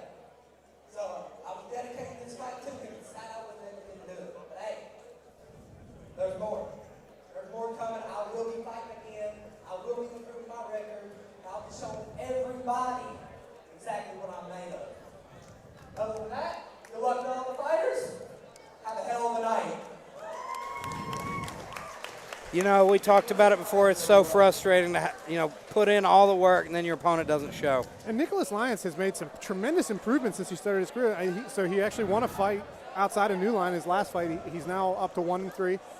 His first fight was a very tough draw against one of our guys, Luke Lago, there in Bridgeport. But he hung in tough there. And, Luke is such a tough competitor. I hope he keeps going. I know he's like in probably Indonesia or something now. He moved to Indonesia. I think he's in the Carolinas, but he is still training. I talk to him occasionally. Luke's one of my favorite training partners. He actually came to us from Cat 5. He was one of Wes's guys, and then he came to WVU for college and was one of my most valuable training partners during my whole MMA career and in jiu-jitsu. And here's a very interesting cat right here, Hunter Dennis. Hunter Dennis we saw last in Lexington against Keaton Jones, and it was a fight of the night performance. He came up short in that one, but the guy's transitioning from boxing into MMA. You could tell like he was fighting a traditional martial artist, dealing with those kicks, something he hadn't done before. Still managed to make it a dogfight and a war, had him hurt a couple times. This guy, he has a ton of potential. In his debut fight in boxing, he beat James Blankenship. Oh, wow. Who was 5-0. That was on Tucker Lambert's card. And I've had my eye on this guy ever since because, you beat a guy like James in your debut, you got something. And he told me, he said, really, MMA is my passion. He said, I've always wanted to do MMA rather than boxing. And I think that last fight probably taught him a whole lot about how to make that transition. Yeah, a lot of those things, if you don't have training partners that throw those kind of tools. Here we go. Preston Dyer. Guy, like I say, I was waiting for scheduled to fight. Some things happened himself. But he's a guy I've had my eye on ever since, I've not gotten to see him compete, so I don't know what he has to offer. But I know he takes this sport so seriously. Since the first time I saw the guy, I bet he's lost 100 pounds. He got in this to just support his friends, and they, I guess, have convinced him it's your time. You've been training long enough. You need to make that walk. He's got 5 kids. I wondered how you get a nickname like the Appalachian Grizzly as a 185-pounder. I was waiting for, exceptional amounts of body hair. Or He was a big man at one point, but you see he's made a complete transformation. And he's such a nice guy. Like I say, we were supposed to fight. So I didn't like him at first because he didn't like me either. He got pissed off at my cornering. I'm a pretty loud corner, and he was cornering one of his teammates. And after that's when I got the call out. So I believe I ruffled his feathers a little bit. But now, I became friends with the guy. Getting to know him, he's serious about this sport, and he's got a good mind for it. Well, he certainly looks like he's in serious shape, both of these guys. And he looks really, really relaxed Yeah. for this to be a debut.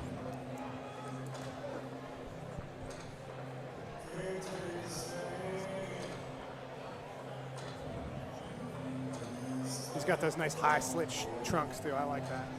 He's a member of who I've dubbed the Four Amigos. Preston Dyer, Tyrone Kenshin, Tyler Aarons, their manager, and William Honaker. Those are the Four Amigos. They all live together, all training together. It's almost like a fighter house. Ronan has a very high level of competition. I mean, for the local gyms. Ronan has closed down, unfortunately. Oh, They've really? been training with Doghouse a lot lately. Okay.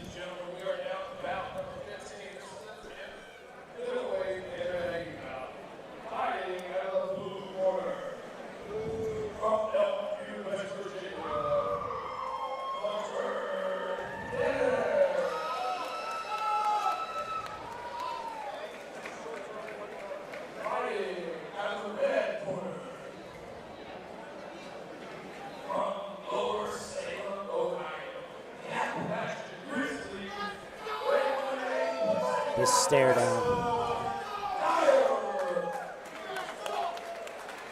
Definitely an intensity That with this stare down was intense. This is one of my picks for fight of the night. I just have a feeling it's going to be fireworks for as long as it lasts. Here we go. They touch. No, they choose not to touch gloves. And beautiful low kick by Preston right out of the gate. Now he's got him biting on the fakes to it.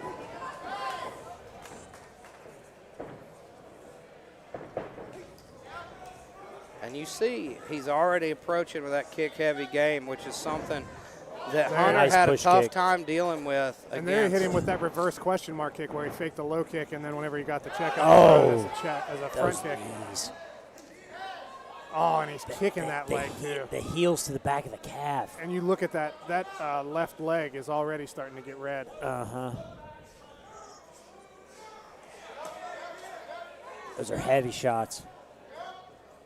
Hammer Oh, fist now behind he the turns him ear. around. Man. Good knees to And the body. Hunter He is- Dennis has got to let his hands go a little bit. Start landing some shots. Yeah, Dyer is working that body. Yeah, I think Dennis took this clinch to try to slow down. Some. Oh, that's left a hook. good left hook. Nice job by Hunter Dennis. Sneaks Beautiful in off the clinch break. Oh, but he eats a Oh, high big. knee and a left hook. a big shot by Preston. These kicks are beautiful. You see Preston seems content to keep a high volume of forward pressure. Hunter's got to fight his way inside. He's going to have to. Preston seems very comfortable switching stances, too. A few times he's hit that front kick right into the opposite stance, using it to close distance.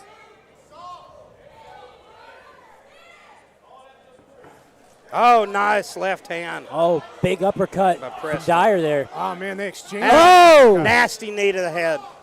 This clinch work, they're just trading in there. Look at this. Knees for uppercuts. Big shots from Hunter Dennis, though, from the clinch as well. Short right hooks.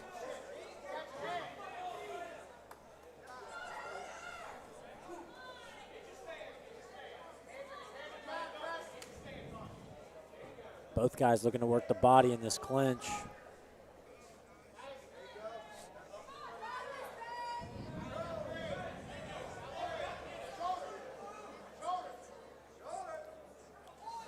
Nice Nice. shoulder strike, and his corner called for that one. Those Man, heels to the heel back to of the the calf. That's man. old school. That is nasty. You don't see that much anymore, and it's really effective. Man, and he's generating a lot of whipping momentum Yeah. with that, too. Yeah. Oh, and you see he's getting Dennis to bring that foot up. Are foot stomps illegal in amateur MMA? No. No, they're clean.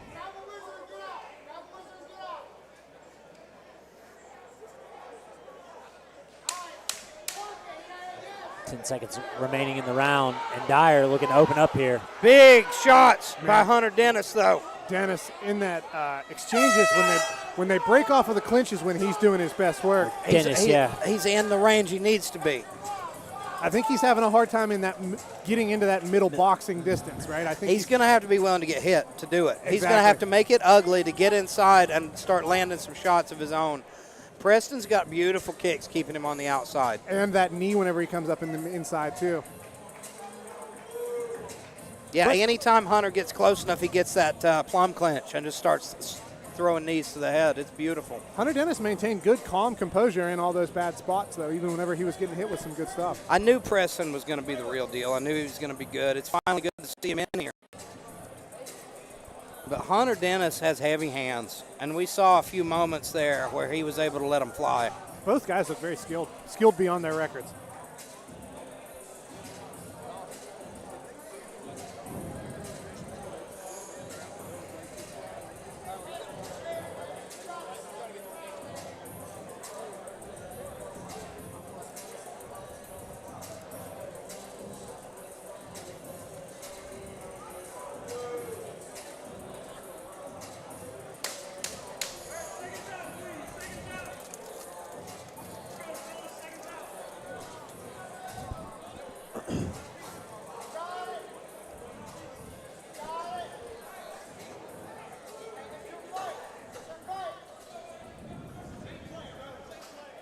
You hear Tyrone Kenshin in the corner there. He's been doing an excellent job giving Preston advice.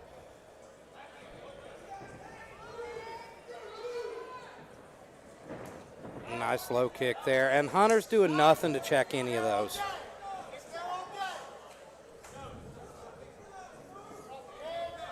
You see, though, he slowed down a little bit. And Hunter's using forward pressure a little bit more this time. We see the volume slowing just a bit from Dyer. And that's got, you know, that comes along. Oh, Man, big left hook. Left hook. And it put him on his back foot there. Preston Dyer. shook his Preston head landed no, a but nice right hand in the middle of that exchange, though. He did, and he had pretty good defense in the middle of it as well. You can see the redness on Dennis's left leg. He really throws those low kicks with bad intentions. Yeah, I don't know if we're going to have enough time to see it develop, but boy, that leg is going to be hurting tomorrow. Yeah. Oh! Massive overhand right lands by Hunter Dennis. And Hunter Dennis is all over him. Floors Preston. Preston's trying to mount some defense here, get to a decent spot. Getting his legs in between. He's doing good now, but he's still getting hit. The ref is looking intently at stopping, and it's over. Wow. Man, Hunter Dennis with the second round TKO victory. That right hand and then a follow-up left hook. Just caught him with a massive overhand right. He was able to, this round, he was able to get settled into that kind of mid-range a little bit more. There we see he's setting it up. Right, yeah, it's almost like a 4-ish. It's not really a proper overhand. It's kind of in between a hook and a straight right hand, but just beautiful right straight. Bing. Boom! Yep, and the left hook after it too. And then just good swarming pressure here. I mean, it was perfect placement too. Right on the button. Nice. Absolutely clean right hand, and just from such a skilled boxer. And Matt Jones did a good job. He gave him every chance to recover, but what an excellent fight. Down the line.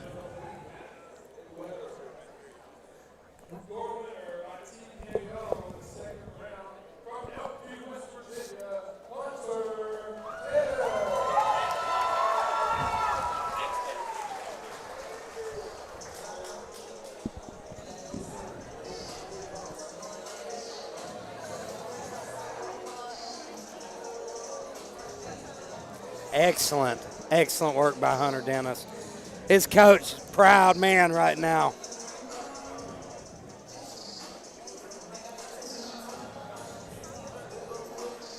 Next up, we have Sheldon Starcher versus Luke Martin. This is a great fight. This will be a good one. Yeah, and Luke Martin, I believe, was either a national champ or an All-American at Fairmont D2. Three-time state NCAA champion in high school, then moved on to collegiate wrestling. It's going to be a tough one, and Starcher knew it. I talked to him before the fight. I was sitting here, and I didn't know much about Luke. I was like, so what do you know about your opponent? And he was the one that filled me in on it. So he's done his homework. He knows he's up against a dangerous wrestler. He knows he might spend some time on his back.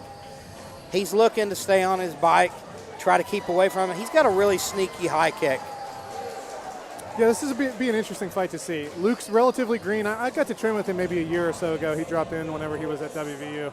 But I know now he's up there at Stout. So I'm interested to see how his both his grappling and his striking have evolved.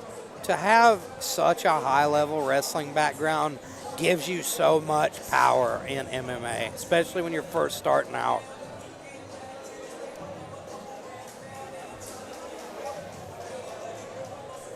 Even with all the accolades that Luke has, though, he is going up against a guy in Sheldon Starcher who last year fought 3 times. He went 2-1. Also had a title shot against the Fireball Kid. Yeah. So and had a good performance in that fight, better than I expected. And you bite off a little more than you can chew, and you get stronger, and that's what happened. Thomas was just a little too much for him at that time. And he's bringing in a lot more experience than Luke. Luke's 1-0 now. I know he had another fight scheduled last year that fell through for some reason. I was actually going to be cornering against him, but this is an interesting fight. And the classic Sheldon Starcher walkout song, Sweet Caroline. He cut his hair. He did.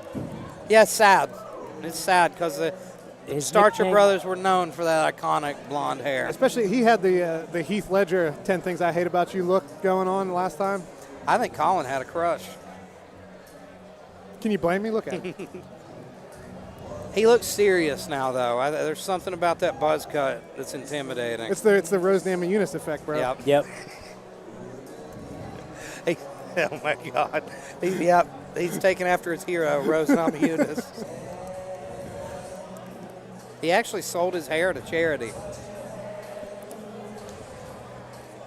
Or donated. I should say donated. Sold his hair to charity? He sold it.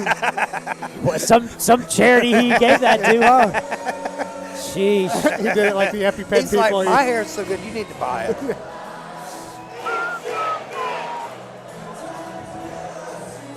He's fighting a guy who trains in Pittsburgh now, so the chance of getting him a little bit of extra pop here tonight. Oh. Yeah, they're giving him hell.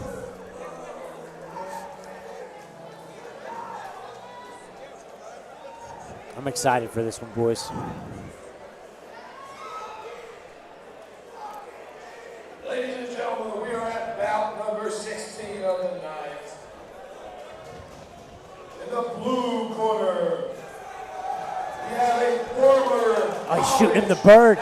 Yeah, I believe that was in response to asking if there was going to be a glove touch, and instead he responded with the bird. So. Yep. Some bad blood in this one. Lou Barton. Fighting out of the red corner from Spencer, West Virginia. Weighing 100. Luke looks to be maybe just a shade flustered by the.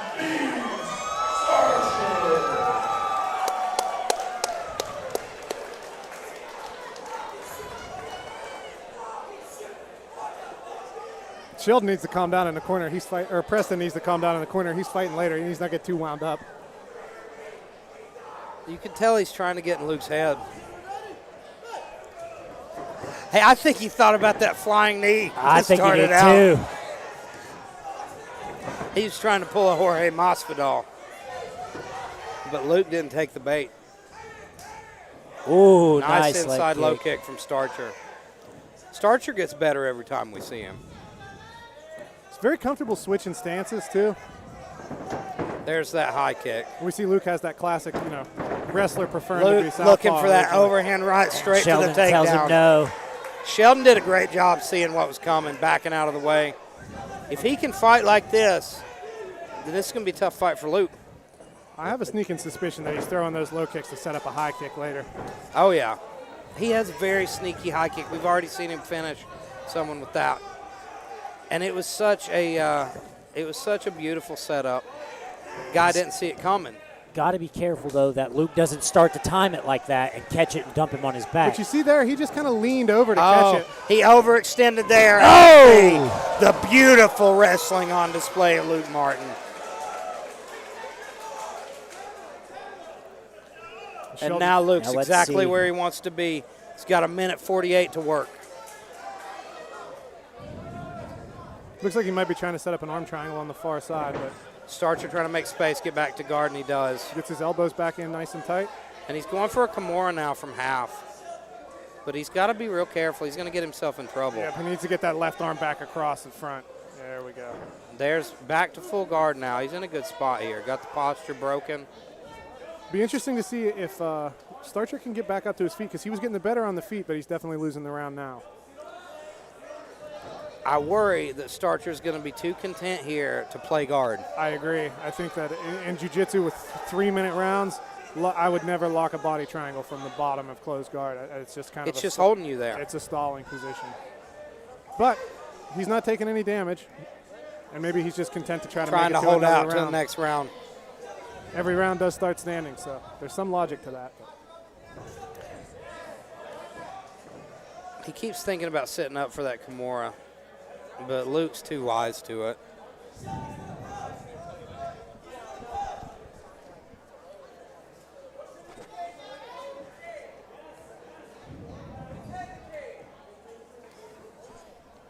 Luke is trying Luke's to cause corner is calling for him to put his head in the cage.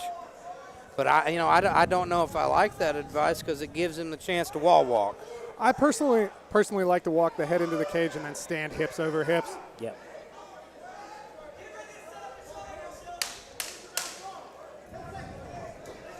Now's his shot, and he's up. Oh, my And God. right back down. That's incredible wrestling. Right back into that underhook. Ragdolling him.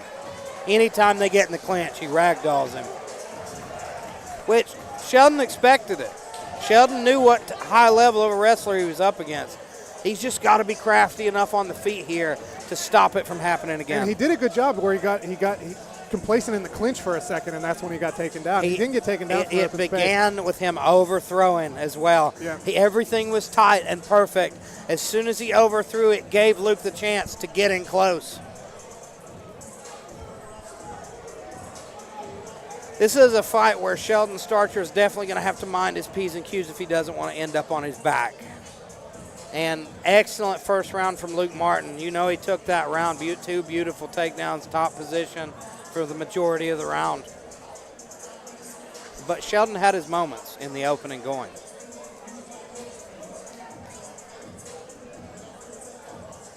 And we see Preston,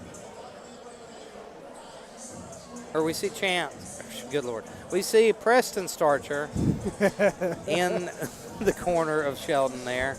I mixed them up earlier. It's okay. So what kind of X factor is that, having a brother that you've got to train with all Especially the time? one that's basically the same size. Yeah. I wish I had one of those. Well, it's like the Diaz brothers. I think that's how they got so tough. I agree. You've got someone to constantly train with, someone you're closer to than probably anybody you're ever going to run across training. Or the Schultz brothers. Yeah.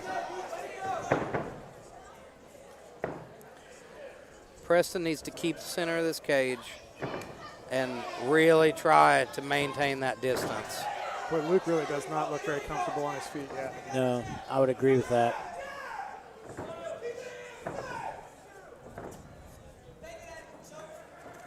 Oh, man. It looks like, And even with the crossface, it wasn't enough. What a beautiful shot. Luke Martin is the real deal.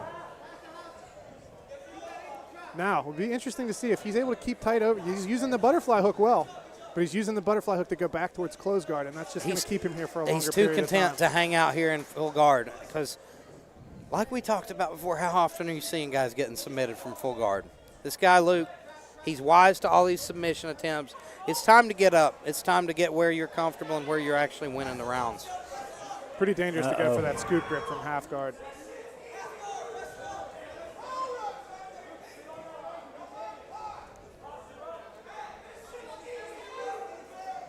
He's going for that Kimura, and it's tight now. He's got his hands connected, or at least he did for a second. He's in a weird spot where you can get re-Kimura really easily.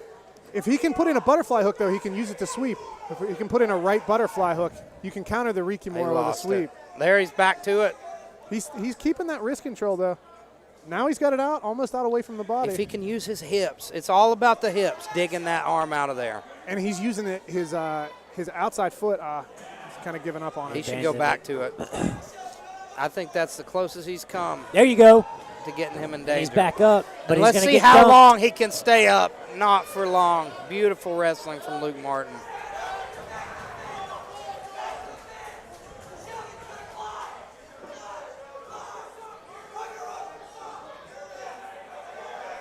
Preston telling him to turn in, dig for that underhook, but Martin's controlling that arm so well. And now he's got him mounted. This might be the beginning of the end. Yeah. And now it's over. Matt Jones. No. Sorry. No, I think he was close. He thought about stepping in there for a moment.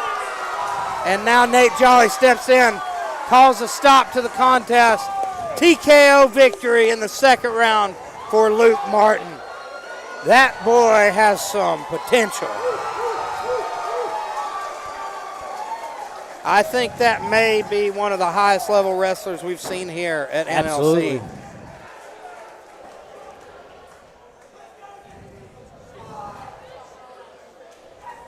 Absolutely ragdolls Sheldon Starcher. Yeah, he's very excited for a 2-0 amateur MMA fighter. Colin with his passive-aggressive comment. Colin's just old and salty. I am. If it makes you feel better, that's how I talk to my fighters, too. And we see here Nate Jolly here, but raise the hand of Luke Martin.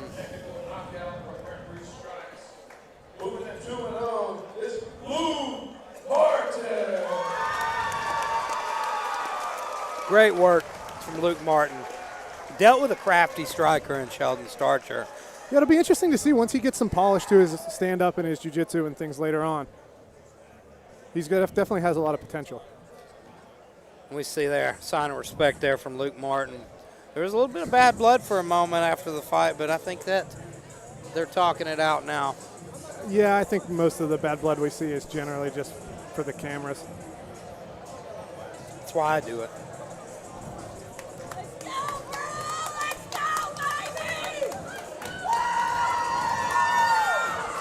Next up, we have Charles Hendricks walk into the cage. This will be a heavyweight kickboxing bout at 195.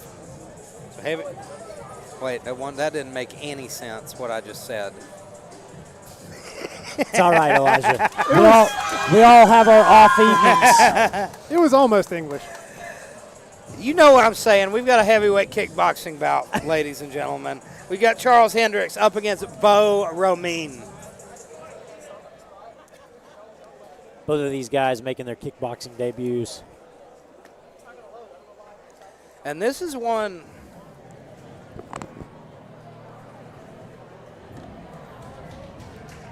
that's really interesting. Romain is a two-time Tough Man champion. Since this fight got scheduled, he's won 2 Tough Man tournaments. They were both making their debuts when this was originally scheduled. Now, Romain, he couldn't wait to compete, so he went and entered 2 different Tough Mans, won both. He's training out of Chillicothe, Ohio, with Brandon Conley. You see Conley in his corner there, yeah. He's also a deputy sheriff in Pike County, Ohio. Knockout artist as well. He's been taking people out. And in the corner here we see already in the cage is Charles one-hitter Hendricks. He trains out of Hazard, Kentucky, 28 years old.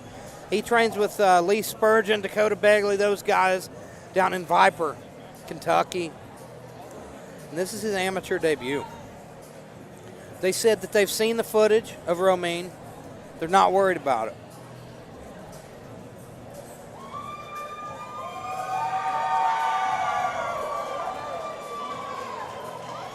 Well, I mean, tough man fights or not,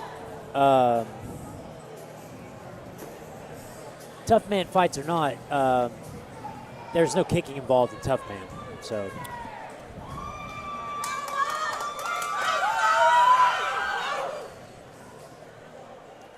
Ladies and gentlemen, we are now at bout number 17 on the night. Fighting out of the blue corner from Hazard, Kentucky, Charles one-hitter Hendrick.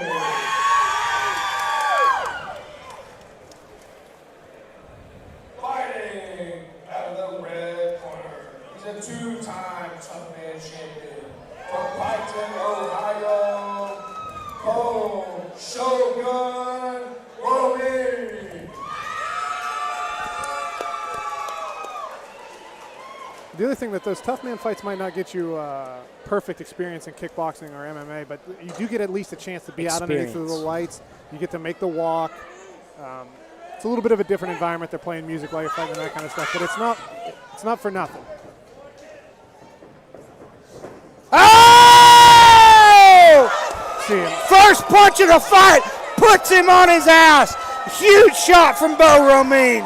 Beautiful overhand left from that southpaw stance. Got him to drawing him in with that pull two from a southpaw stance. Beautiful work. And you see, that's it.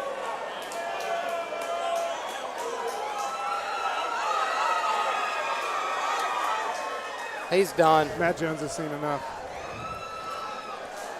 And here we got forward pressure here. This has got to be the fastest NLC KO. Look at that, beautiful. 6 seconds. 6 seconds. And interestingly enough, it was one hitter who was defeated by the one-hitter quitter. Yeah. And I made it through that entire fight without making a joke about the Monster Energy tattoo that he has on his arm. Which I don't know if it would have been longer than 6 seconds if that would have happened. Oh, my God, Colin. You kicking the man when he's down. He did a good job taking the center of the octagon. He did a great job for the 6 seconds that he was on his feet. Well, and you don't get to see how good or not a person is in 6 seconds. You can't redeem yourself from this, Colin. You just shit on his tattoo after he gets knocked out cold. All right.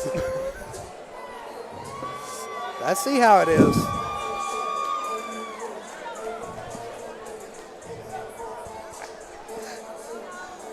And, he wanted to keep going. He really did. He did. He was trying to argue with Matt Jones about it. But, Matt Jones has seen enough. And it must have been something he heard. An overhand left, 5 seconds into the first round. Boom, Shogun You got to respect a man with the nickname Shogun. That's right.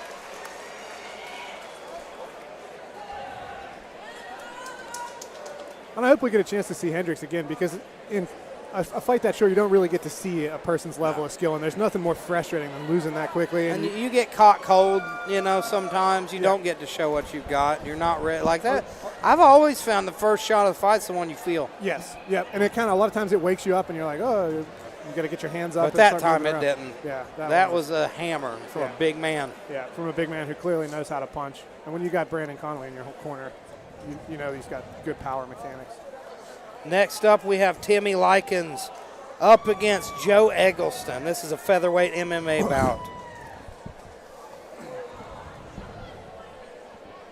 So far, we've had a very exciting night of fights.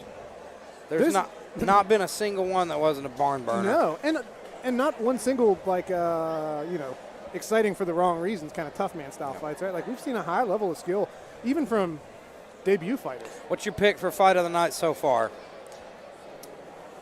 I think I was impressed with Travis Abner versus Will Armstead. Those guys went to war. That was a great fight. I was very impressed, although it ended up not being the longest fight. Preston Dyer and Hunter Dennis was a good fight, too. High skill level fight. Good back and forth and a little bit of a comeback. I mean, it wasn't like he was ever in real trouble, but he was definitely losing that fight. And he was able to make the adjustments and come back and get a knockout or TKO. That was pretty impressive to me. And I thought it maybe was a little bit premature of a stoppage. I feel like, you didn't see Preston arguing too much about it, but he was okay. He had his feet in there, but there does come a time when you can't just keep eating shots on the forearms anymore, especially when you're a debuting fighter. It would have been very interesting to see that go to a third round, though. I agree. And that's a hard call for a referee, right? When a guy's a debuting guy, you can't give him too much. You're going to get more leeway as you have more and more experience. You've got to protect the fighter. And the pros are always going to get the most leeway.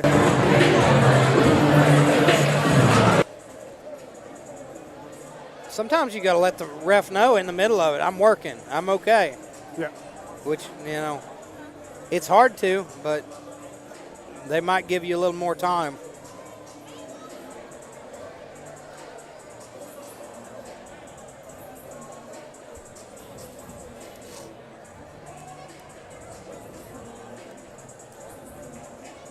Stepping into the cage now is Joe Egleston. And Joe's 0-1 so far. He's fighting out of Mount Olive, Kentucky. He's 6'1". His debut fight was in December at NLC 21 against Sheldon Starcher. That's right, I remember that fight. He lost by first round submission, but that's a tall order for your debut fight. Yeah. Ladies and gentlemen, if you are getting hungry just outside, we have spoken JJ Carner. He says that a little louder. I might wander out near barbecue. I've got mine right here. I've got my brisket sandwich. See, just waiting for an opportune moment to eat it.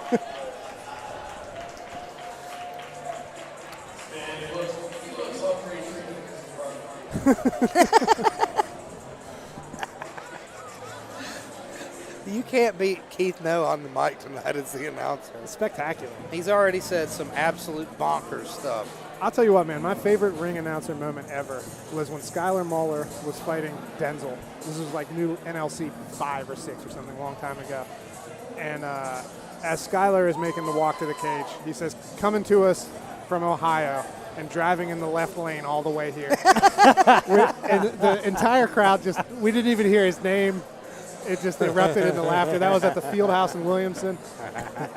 It just sticks in my head as driving in the left lane all the way here. I think that was before my time when Denzel fought Skylar. Believe it or not, that was.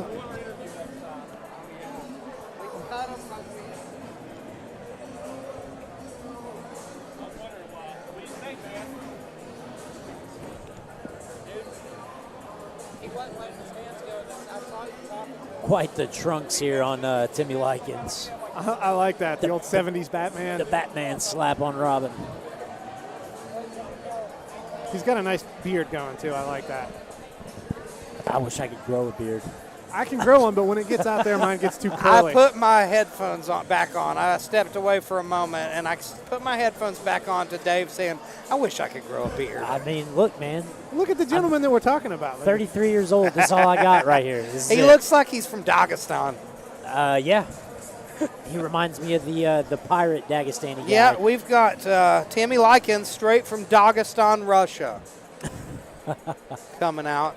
He's Khabib's cousin. I don't think Dagestan is in Russia. It used to be, didn't it? Probably used to be a part of the Soviet Union, at least. That's what. So did the Ukraine. I don't know how that would take that.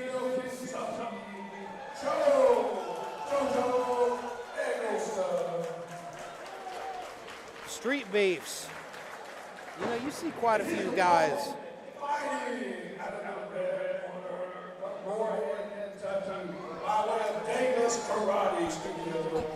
Timmy Lykans.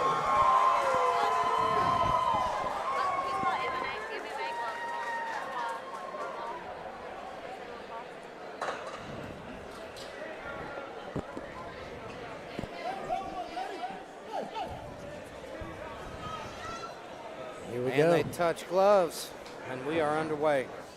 And I believe Timmy Lykans trains out of the gym of Nicholas Lyons. I heard him give him a shout out during his speech here earlier. In Nice the straight right by Egleston to start the show. And there's another one, and another another one. Lykans went for the knee up the middle, no avail. He thought about the high kick, and then he thought better of it.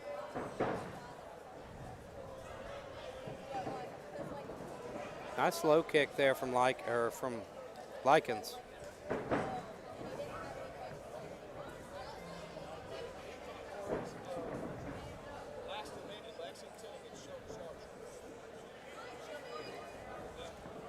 Oh, he went for a Superman Superman there. punch, but he's into a tight body lock and that nice outside trip. Excellent job from Lykans to get that takedown. He's trying to step over to mount, but he's a little lazy with it, ends up getting caught in guard. Oh, and Eggleston's got that. Rubber guard almost. Yeah, almost. He's got that shin in position where he's got the foot in between the Or ear and the as shoulder. Joe Rogan loves to say, he's looking to set up mission control. Yeah.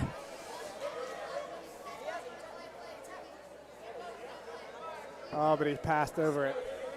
Once he's there and he's lost the battle of the knee, he needs to give that up. Very nice. Now he's just holding on to the head. Now it'll be interesting to see if Timmy tries to flatten him back out or starts to look to take his back. Looks like he's going to flatten him out. Yeah. And that's so annoying, but you can't, there's not much you can do there grabbing the head. He's just kind of holding on for dear it's life just control and posture. But he is using it to get back. He's probably not going to roll him, although he may. Lykans needs to do a better job actually peeling that arm He's going off to take his the back head. now. Oh! Nice scramble from Egleston. Yeah, Eggleston almost got on top in the scarf hold using that. That's It was just perfect timing. He timed his explosion excellent. Timmy Lykans does a good job building up to the feet. Ooh. Oh! Eggleston almost jumps onto the back, but He slides ends off up to the in side. guard. I tell you what I like about Egleston is he's willing to take risks, though. Yeah. And it got him out of a bad position there. I think you and I, as jiu-jitsu coaches, both would have told him to let go of that head, but it ended up almost getting him Yeah, on he top. almost rolled him. We both were like, that's useless. There's nothing he's doing there. Now he goes to the shopping cart escape. And, yeah. And he's out the back. Excellent job there from Egleston. All the way to full reverse donkey guard, landing the body shots. And he's got a reverse triangle he here. does. Oh, He man. can't do anything with it. He keeps going back to that like pseudo meat hook position with the foot in the collarbone. Very Entertaining round, to say the least. I don't think the pseudo meat hook position is a real thing. It is. I think you just invented that term. No, when you got the proper meat hook would be over the top. So while you have got that. proper meat hook and pseudo meat hook. That's right. You think I only know the Japanese words? I spent way too much time learning Eddie Bravo's words too, bro. Oh, so you got the Jew claw and all that? Yeah. All those terms down? There's some that I have Didn't they call the omoplata the Jew claw? Jew claw's a transition to get to an omoplata, but yeah. I like Eddie Bravo's names. They're always interesting. I know my old coach, Mike O'Donnell, at Four Seasons in Lexington, he had a move he called the Dancing Pineapple. I don't know what that is. Well, Look, now you got his attention. Jiu-jitsu practitioner. He had a game unlike anybody's I've ever seen. They used to call it moon jitsu. Okay. Like it's like he pulled it straight out of the moon. Like I couldn't even tell you what the Dancing Pineapple was, but I know it was something that he did all the time. It was a sweep, I believe. Interesting. You piqued my interest. Now there's a move a name that I know that I don't know the move to, and I won't be able to sleep tonight. Handle Thanks. it. What is the Dancing Pineapple? Colin's whole drive What home. could it be? Colin's whole drive home. Dancing pineapples. I might just detour and take my dog to wherever he trains at now. Four Seasons in Lexington, Kentucky. It's only like 3 hours out of my way. Home of Junie Browning. Oh, really? Yeah, that's it. Junie was under Mike at the time. Oh, geez. I'm sure that's not on the sign outside of the I building. guarantee it, son. Yeah, home of Junie Browning. I don't think even Junie's mother has that sign up.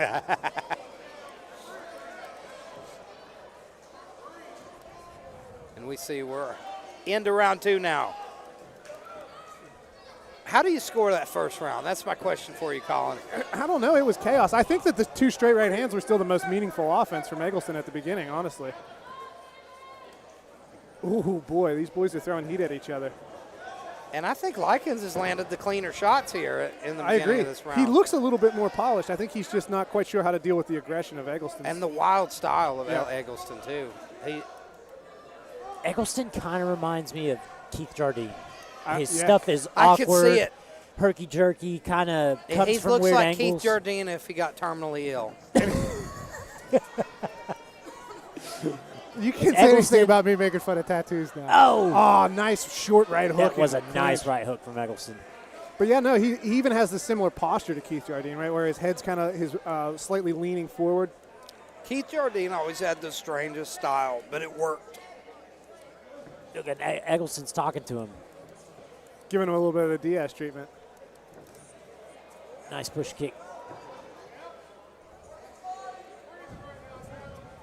Oh, Nice right hand. You could hear that one. Oh, Is man. it over? What happened there at the finish? look Joe, at me.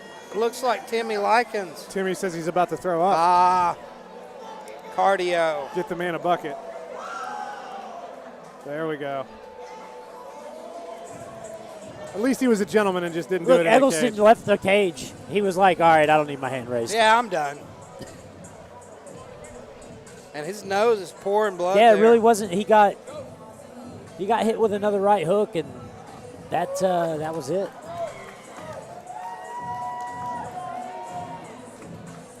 And we are into the meat of this card. We've had nothing but excellent fights so It's been far. There's not great been top one that's to been bottom. boring. No, not one boring. And we got pretty packed house here at the Boyd, what is this, the community center. Boyd County Convention Boyd Center. County Convention Center. Ladies and gentlemen, I apologize. Colin doesn't even know the name of this place. I know the county So on unprofessional. We're in Kentucky, aren't we?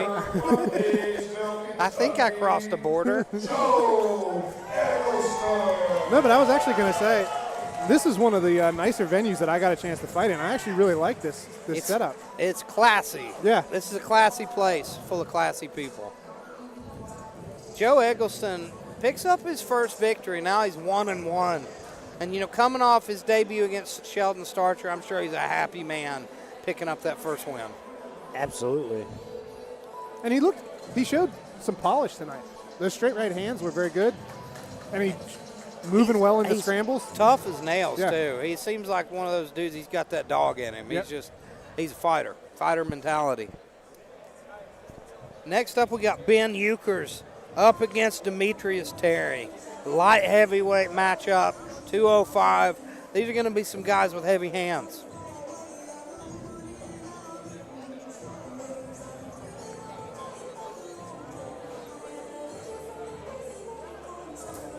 Now, Demetrius Terry, he's 0-1. in MMA, but his debut was up against Ryan Bryant. Ryan Bryant's a very dangerous fighter.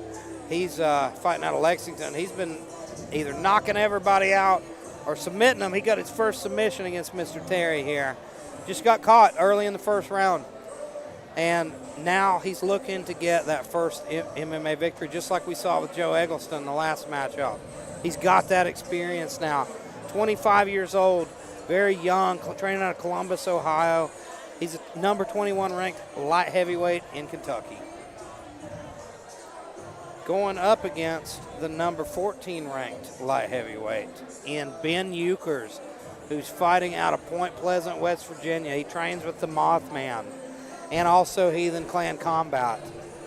1-0 in MMA. His last victory, or his last fight, he beat Nick Lyons all the way back at NLC 18 in September.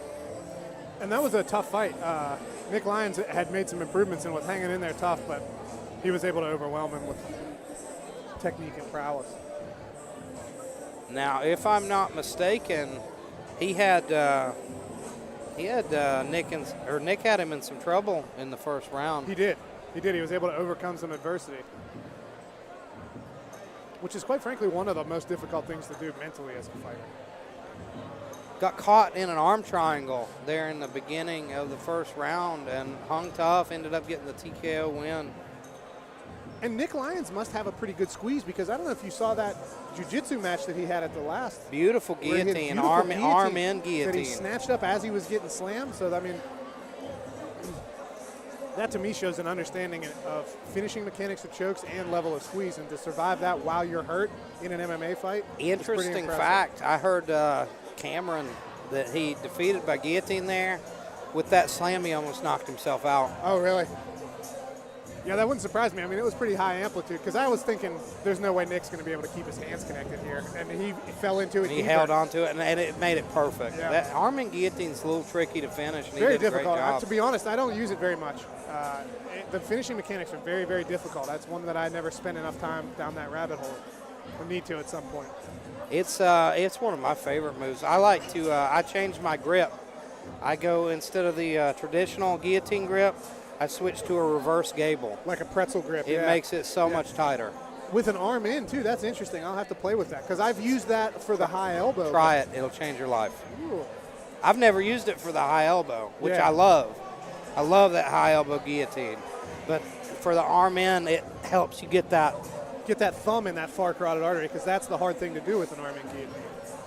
I used to have a beautiful arm in. I don't like to toot my own horn, but that was one of my favorite chokes. I believe I saw you finish an arm in guillotine. That was a regular high elbow guillotine, Marcellitine style. Right. Yeah.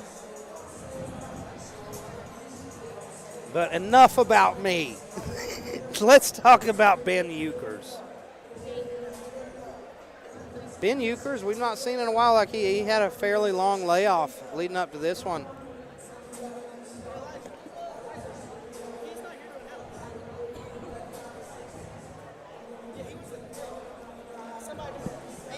Yeah, I believe it was here in this building where he fought Nick Lyons.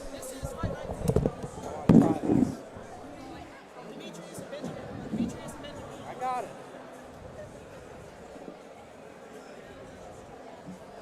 Ladies and gentlemen, in your 19th bout of the evening, we have a light heavyweight MMA match.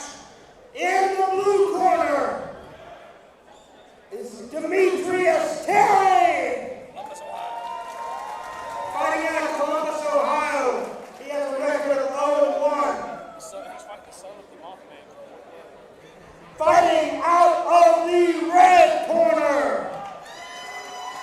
Fighting out of Point Pleasant, West Virginia, with a record of 1-0. We have Benjamin Ukers. The son of the bomb.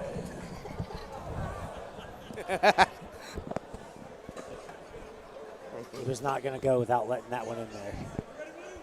That's how you ring announce, folks. You got to project. Oh, and nice right hand from Terry. Beautiful job. Oh, and he hits. Almost hits the throw. Yep, beautiful. Ukers gets his feet under him at the last second. Oh, but good knees to the body by Terry. Short little right hand from Ukers from the clinch. Not much on it. Oh, nice big knee. Another knee big from knee. Terry. Straight up the middle. He's hit him with 3 or 4 of those at this point. And there's another. I believe Ben is starting to feel those. And he's got to be careful. Uker does it. There's another. He's not Another getting too one. folded over so that one of those comes up to the head. He's trying to take his body away, but He is eating the body up. he goes head outside single. He might get the lift. Nice job Hey. from, man. Ben Ben Ukers almost got the takedown, ends up on bottom though. But he's still scrambling and moving here. See if he tries to sit out here. Oh, Terry lands a nice punch.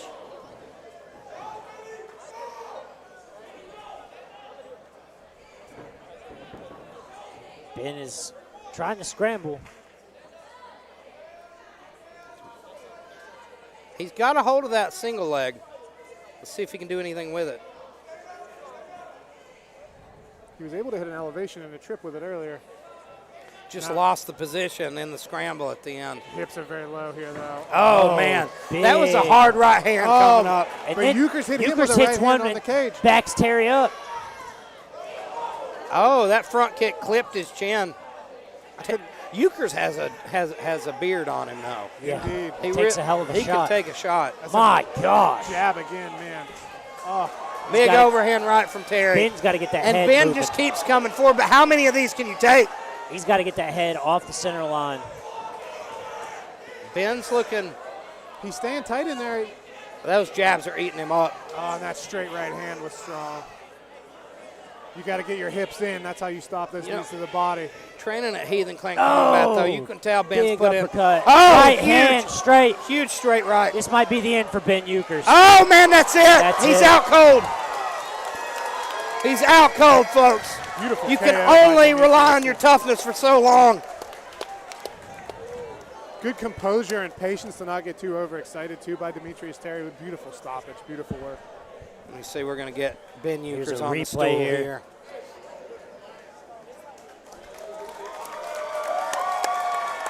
And it was that constant pressure and good straight punches. Did That all the was good work for Demetrius beautiful Terry. sportsmanship there by Demetrius Terry.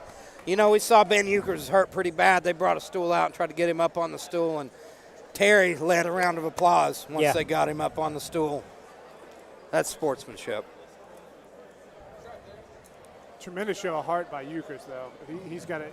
He tried. Like, he really, really hung tough. He ate some massive shots. And you just can't keep eating shots like that. I don't care how tough you are. He's another one, though. He's got the intangibles already. If he can stay in the gym and keep progressing, keep polishing those skills. Yep. But Demetrius Terry finds that first victory. We've seen two guys who started out their careers 0-1 getting victories back-to-back here. And we see Thorin, Ben Ukers' coach, giving it up to Terry there. Terry seems to have super good attitude. Very good sportsmanship from Terry here.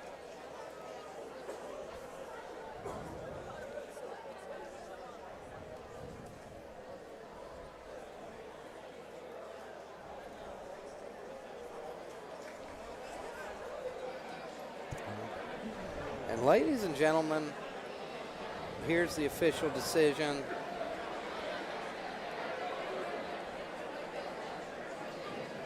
Ladies and gentlemen, we have a winner for Abner MMA season. So your winner by way of knockout out of the blue corner, Demetrius Terry.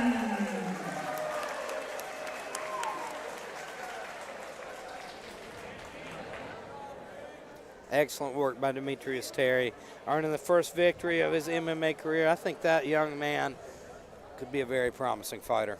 I agree. Next up, it's the bad blood. It's the grudge match.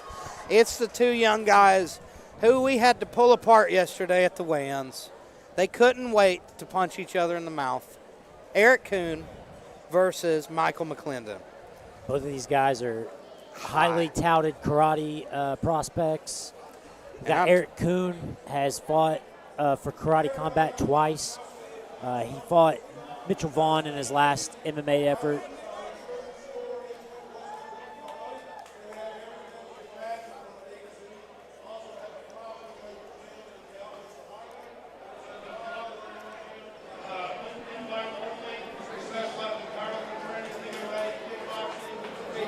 No.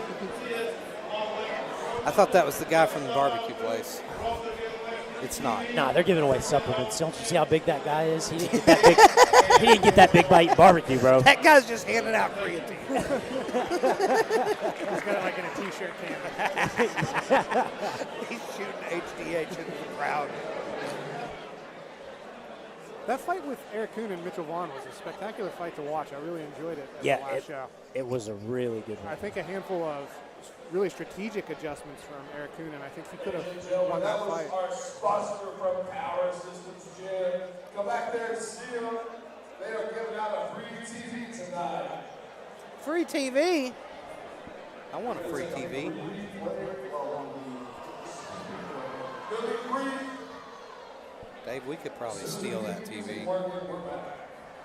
While the fights were going on, like during the main event. Look, it's intermission. Everybody's up. There's a ruckus. We'll go steal the TV. Perfect timing.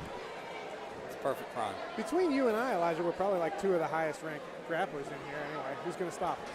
Thank God Butch Howes isn't here. That's right. I don't know if Euler's still in the building. Yeah, I did see George Euler running around, and Zach Wilds is here.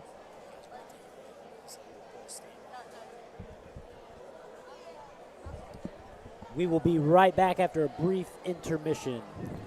See you, folks.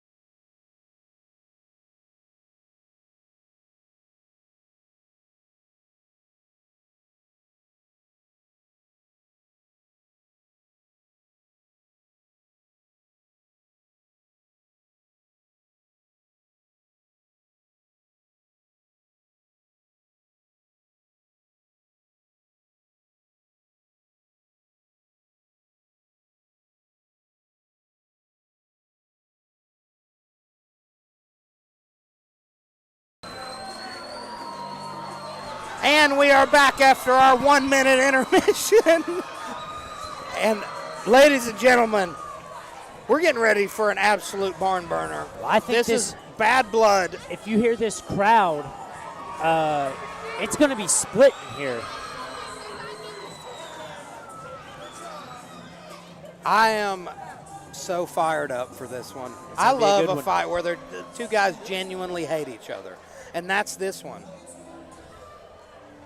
Michael McLendon cannot stand Eric Coon. Absolutely can't stand him. He blocked him on all social media. He got so tired of him. Eric Coon has a genuine gift at getting under his opponent's skin. He did it in the last fight against Mitchell Vaughn. That didn't go too well for him, though. Yeah.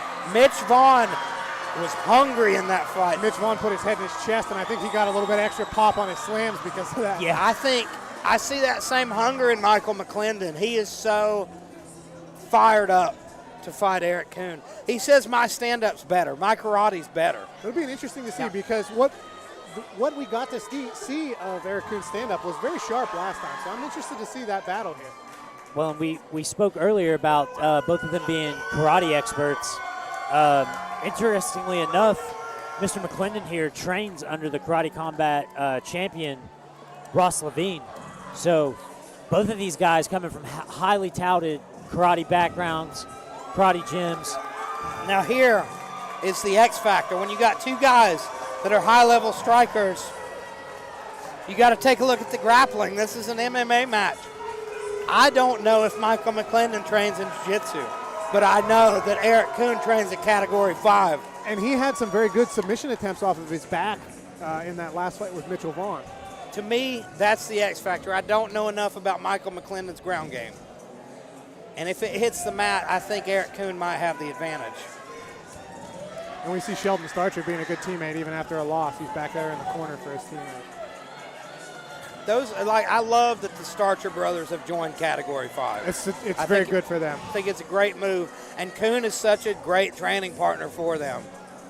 Yeah, I mean, it's so hard to find sparring partners for anybody who's under 155, and when you've got 3, 4 of them got in a the stable same gym, yeah. Yeah.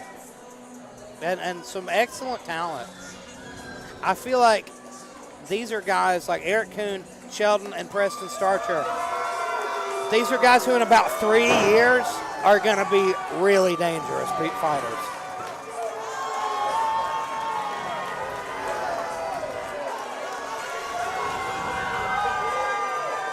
Look at this crowd. And the crowd seems pretty evenly split. I feel like we might end up having some scraps in the crowd depending on how this one goes down. Place is about to be I want to have a battle royale. I want everybody to fight everybody. Can I sit here and commentate it? Yes. I think I'll join here. you. We'll call the whole fights.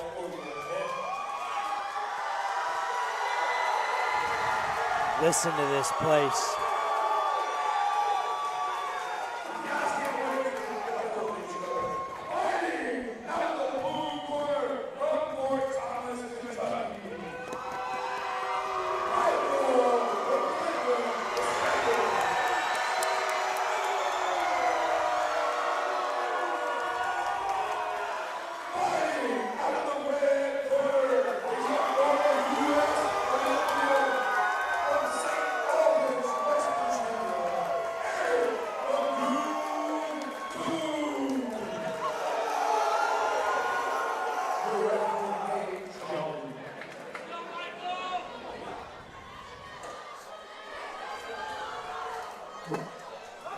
Oh, man.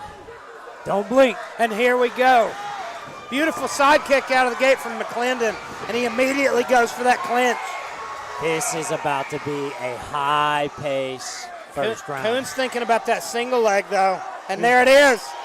Beautiful Oh, he slam. held the cage and still got slammed. And here's what I talked about. I feel like Coon probably has the advantage here on the ground. Right out of the gate, we see him start to grapple. Although we're seeing his opponent here using a decent guard, although he's passed now. He's recovered, and he's got to full guard again. He's definitely training some jiu-jitsu. Yep. We see that. So that makes this even more interesting. He's got his head pressed up against the cage. This is a bad spot. But now he's at that spot where he's gotten perpendicular to the cage where he can start to kick off of it and maybe look to isolate that arm. Which is in a terrible spot. That arm's in a bad you need to get spot. that elbow out of that position. Oh, and McLendon's going for a triangle choke here. And it looks like he's fairly He's close. over the shoulder. But let's see if he can get his angle. Eric needs the posture. He doesn't need to hit him. Oh! Eric needs There's the the posture. armbar. Oh, man, he's out. Some big But shots there, he's too. Going for the leg. He's very close to a backside position. I don't know how skilled he is in those positions, but Eric Coon's trying to make him pay for that submission attempt. Oh, man, Coon did a great job passing, but he's back in guard. McLendon has great guard recovery. This crowd, there are people standing everywhere.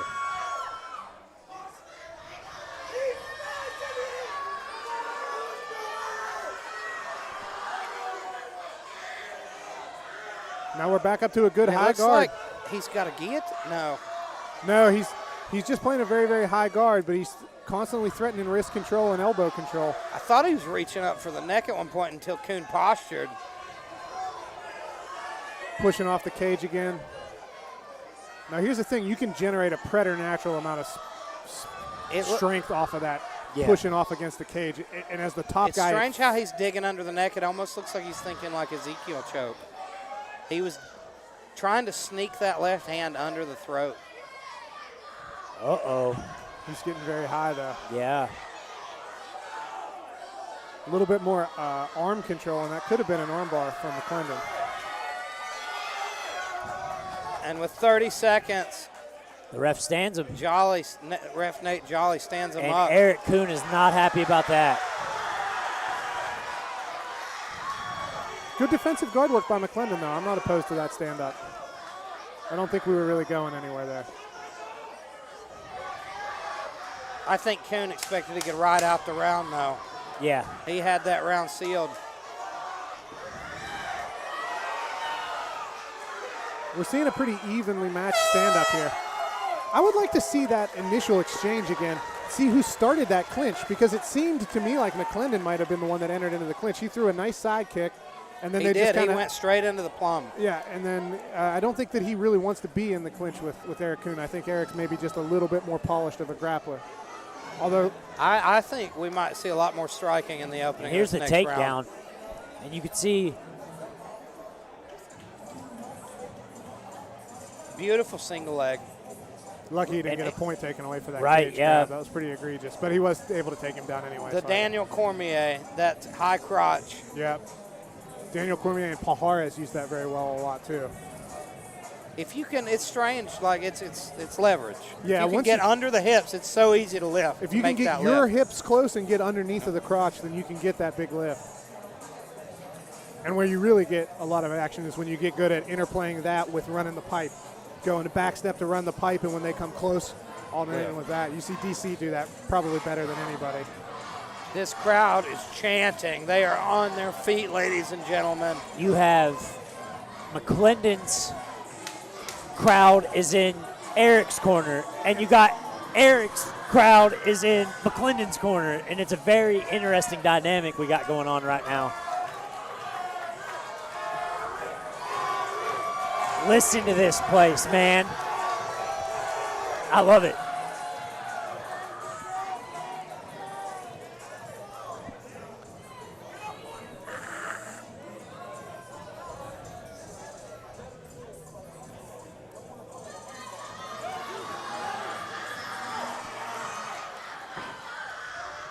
Here we go, start of round 2. Nice left hook from Boys are McLendon. trading now. There was a good right hook in that exchange from Eric Coon too. Oh, nice straight right hand. And Eric shakes his head and says he blocked it, but he didn't. That's for the judges maybe.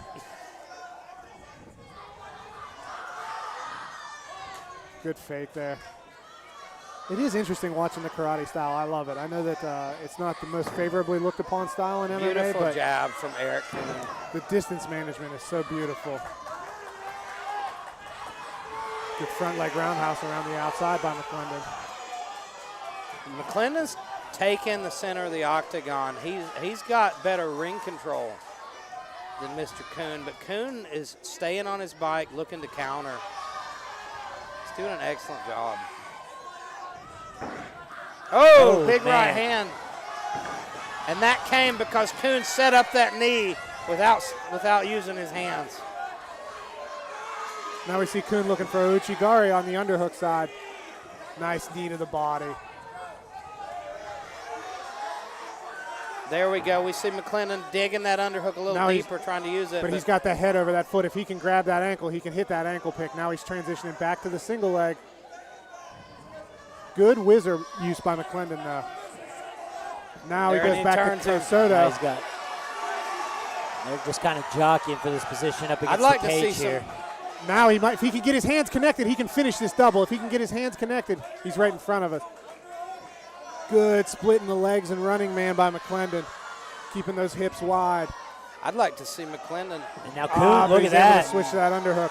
Nice But takedown from Eric Coon. he's in a position where he might be able to hit a cow catcher if he can start He's to right rotate. there, able to. He can turn him. Now he can go to, he loses the head though. Now I think Coon is going to posture up in front of us. Big left hand. Coon looks at us before he throws that left hand. Walking the hips And up, that- beautiful stuff. And he settled into a nice And position. now There, but McLendon's there's the looking triangle for- again. Looking for a triangle, but Coon does a good- Coon's out of it. Too much sweat. It was a good attempt. He ended up there twice. Now Coon's got to control him here and not get regarded right away.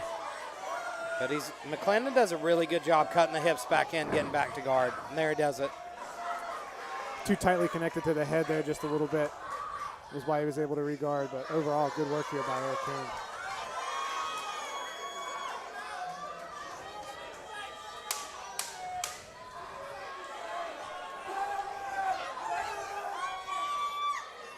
Coon's got good heavy pressure here. He's just going to ride this round out on top. You got to think that's 2 rounds up for Mr. Coon. I would agree. And interestingly enough, I thought he was maybe slightly on the losing end of the striking exchanges in that round, but that Category 5 Jiu-Jitsu is just what has put him over the edge here in these last That's something two. I really thought would be a factor in this fight, and it's turned out it was. And it really, I'm sure it speaks to the improvements that he's made, but also to the level of wall wrestling that Mitchell Vaughn had, that he was able to dominate those exchanges with Eric But Coon. I am very impressed with McLendon's guard. I am as well. Yeah. Threw the up that ability- triangle there and almost went to the omoplata. It's just too much sweat. Very difficult this late in a fight.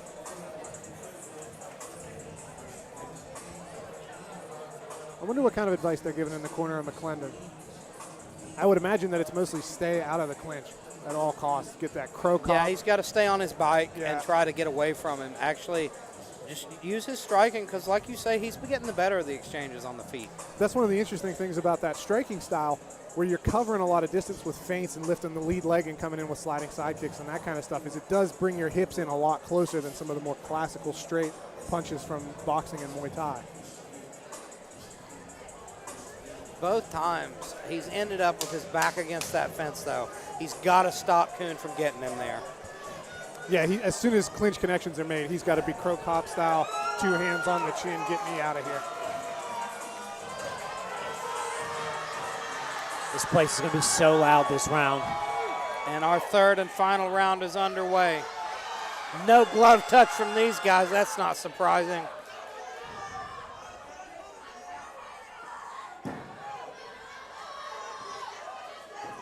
And you see McLendon's got that hand posted. He's just trying to keep that distance. Yep. Back into the clinch here now. Coon's got double underhooks. Working again for those trips. Now he's around to the back. This is exactly where Coon wants it to be. He knows he's got the grappling advantage now. He just pulls him down on Yep. top of him with that body lock. And he's capitalizing on it. Now Mitchell's still got his head hooked, which is the only thing saving him from getting his back cleanly taken here. And he's up against the fence. But Coon's starting to work that head out now. I think he's going to come up to mount. Beautiful transition. There was a big battle there for who was going to end up on top. I think we might have just seen the winner of this fight decided in that transition. Beautiful work by Eric Coon. Coon's all over him here. And this is the beginning of the end, I think. Nate Jolly's taking a really close look. We do still have 2 minutes left here in this round, though. He needs to be careful. Now he's flattened him out. We got to build up. McLendon's still working, though. He's moving. Man, the ref's really letting this one go. He's moving, though. He's Yeah, trying he's to work moving, his but way he's out of still there. bridging. His But it's elbows getting are in bad. That's it. Just a lot of unanswered shots. TKO victory. Eric Coon earns his first win. And a beautiful performance. The karate master has used jiu-jitsu to win the fight. Os.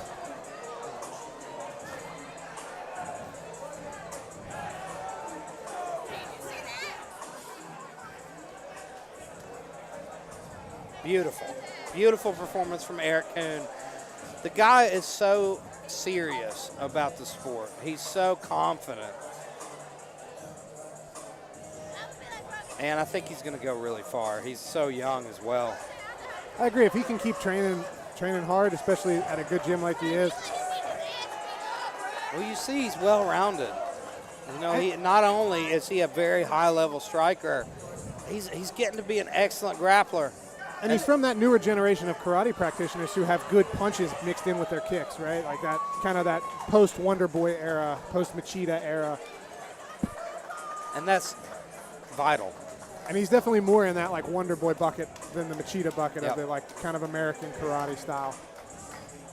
Excellent work from Eric Coon. Michael McLendon, though, for his first fight, looked excellent. Yeah, I was very impressed. His composure was good. He's dragging the referee back to get his mouthpiece.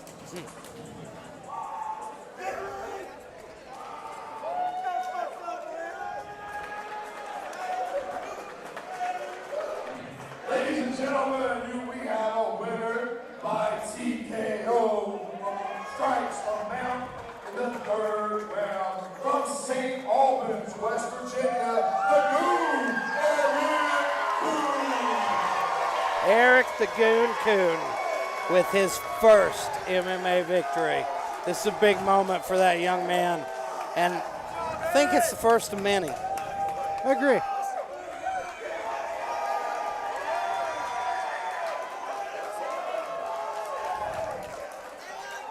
Well, this half of the room couldn't be any happier. What happened last time? That wrestling ain't meaning shit. I'm back for that shit now. You're the wrestler now. What happened? He said that wrestling don't mean shit. But he is the wrestler. He's become the wrestler. There's some Mr. Miyagi quote in The there. student has become the wrestler. The wrestled has become the wrestler. All right, next up, we got two big heavyweights. Some heavy-handed men. Dakota Fat Thor Begley versus William Wendigo Honaker. But I'll tell you what, I just came up with a new nickname for William earlier tonight. He came out at weigh-ins, I don't know if anybody saw it, and he had a big pickle in his hand, and he tried to give it to Keith No. And Keith No didn't understand, so I think we got William the Big Deal Honaker from now on. The real deal. And here's Fat Thor, one of the best nicknames on the roster. Looking in the best shape we've ever seen him in. Yeah, I was going to say, he gets in too much better shape. He's just going to be regular Thor. His coach, Lee Spurgeon, just walked up and showed me the blood on his nose. He's like, he missed the fucking mitt. When they were warming up back there. So, apparently, he's already drawn blood tonight. And he's not even stepped in there. Interesting walkout song from Mr. Honaker. Here he comes. This is a big man, ladies and gentlemen, fighting out of Parkersburg, West Virginia, under Doghouse. He's part of the Four Amigos, that group, Preston Dyer we saw earlier, Tyrone Kinchin. And we've not seen William Honaker since he fought for the kickboxing title against Michael Watts. He went into his debut to a title fight. You don't see that often. And he had a couple moments in that fight. Looks like we have a little bit of a weight disparity here.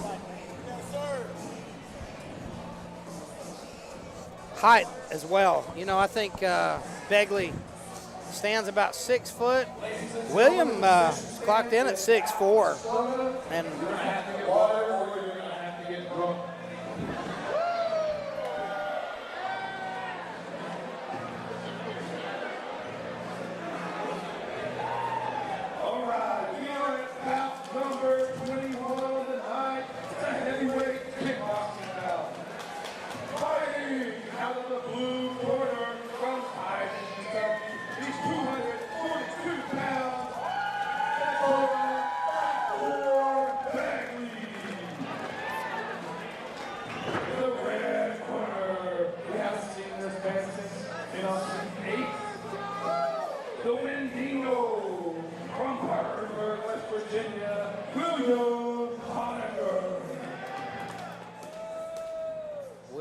Honaker returns to the cage, and Dakota Begley is a guy he trains with Lee Spurgeon, Ken Beverly there in Hazard, my old friends, guys I've known for a long time, and they can get down.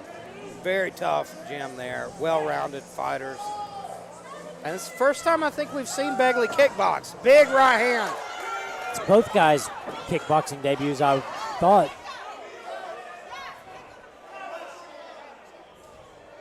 What happened there? I think it was a knee to the head. Illegal knee.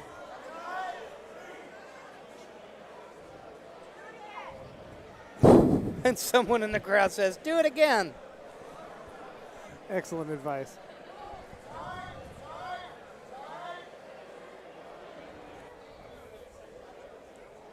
And here it comes.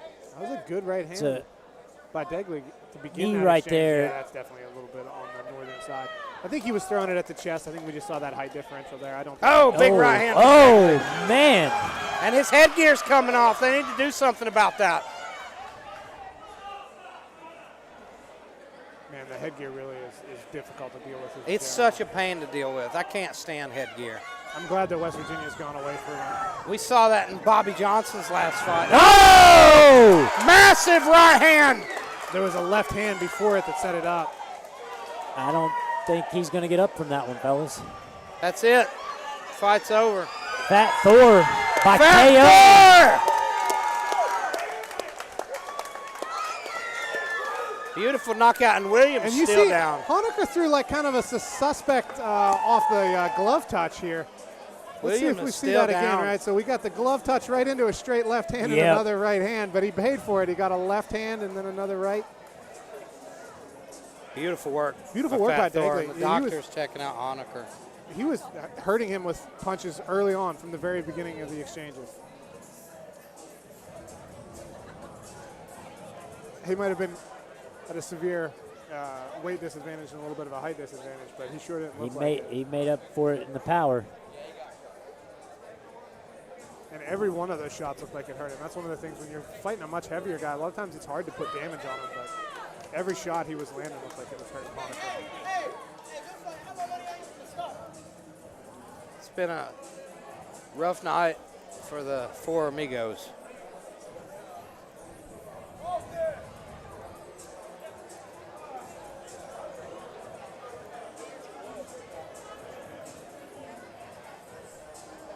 And we just take a moment here to make sure Williams all right.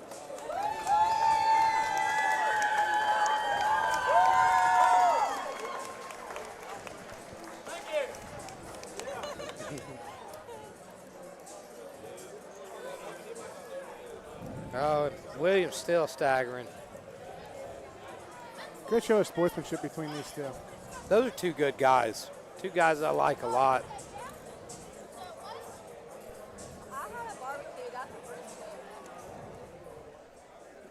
Ladies and gentlemen, we have a winner by knockout in the first round. Out of the blue corner, Fat Boas,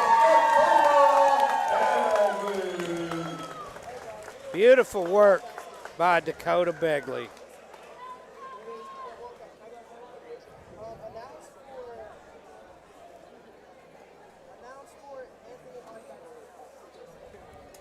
We have 7 bouts left. Coming down some of the big ones.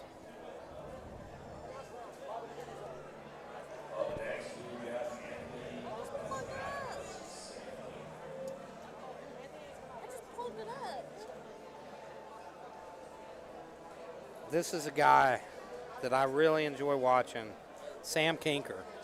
Sam Kinker's an OG.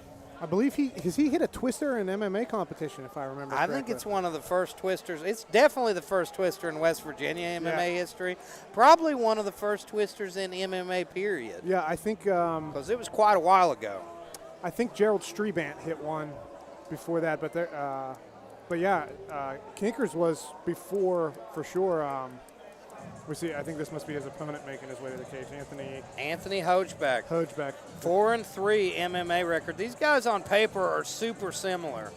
Hochbeck, nicknamed the Hound Dog, 4-3, 27 years old, 5'9", fights out of Pittsburgh. Yeah, I was gonna all say, those Pennsylvania guys are tough. You know that. He's got. I believe that's Will Morrill is his name, the striking coach there from Stout. Yeah, he trains at Stout PGH there in Pittsburgh. Last fight was in December where he got caught in a guillotine. Fought Matt Duggan. He's currently the Art of War Bantamweight champion.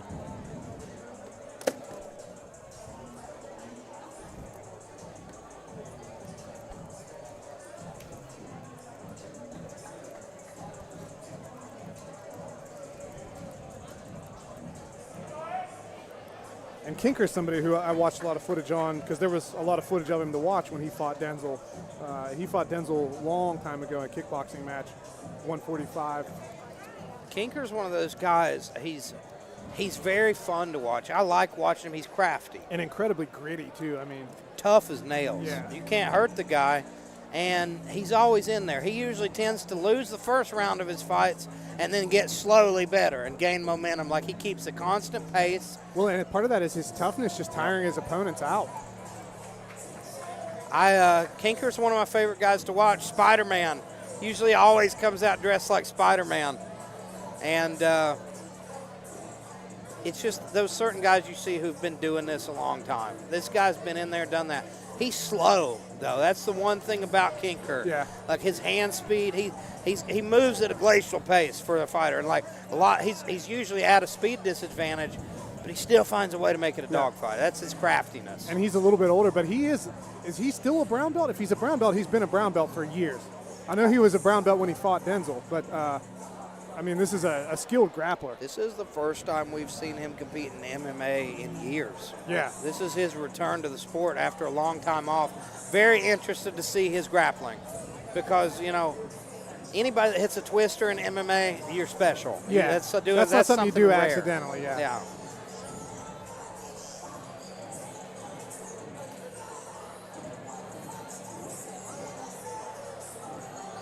You don't just get caught in a twister. No, that requires like a pretty intricate setup, and you got to know how to control the lower body and the upper body independent of each other. There's no getting lucky there. Yeah.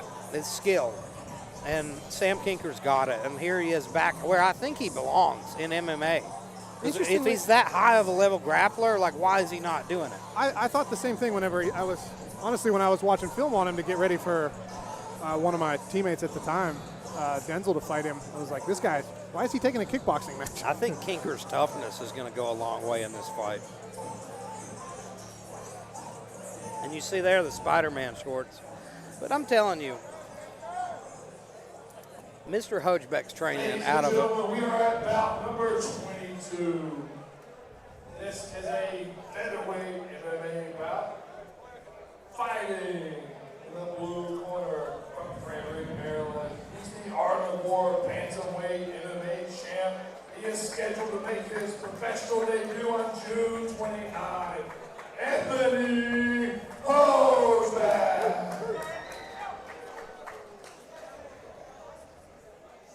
Fighting out of the red corner from Parkersburg, West Virginia. Spider Sam Kinker.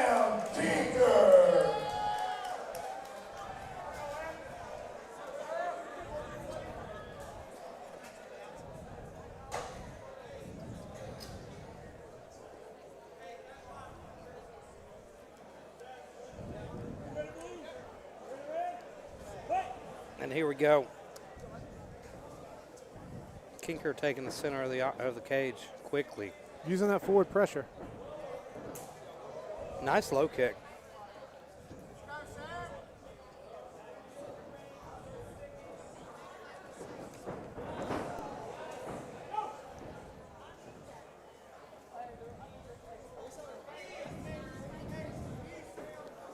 Anthony holding his own here so far in the clinch. Nice Big knee. Landed on the elbow. Yeah, I was going to say, I Kinker. believe Kinker was able to get his elbow in there, but still it was a good setup for a knee. I wouldn't want to take too many of those on the elbow either.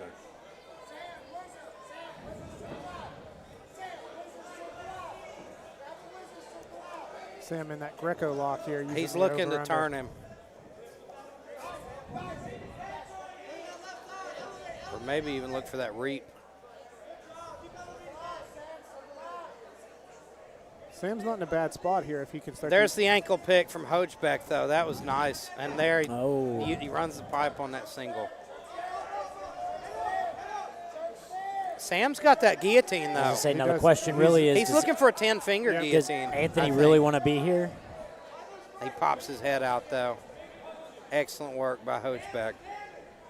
And now he's got that arm trapped from the half guard. And he's looking for the neck.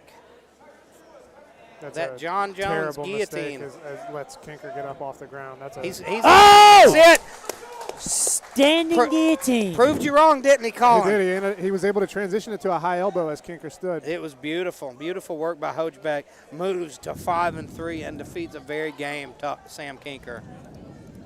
That's a high level of confidence in your guillotine. High elbow guillotine. Hogebeck. He had his hands already connected. I couldn't see from that angle yet. He had that Cody McKenzie style finish. It was excellent work. He already had the high risk. Yeah, look at that. Praying, yeah. Look at that. This one. Yeah. That's that power guillotine. Yeah, the high-risk guillotines that you've seen, They're dangerous and they're weird. yeah, they're really coming around now.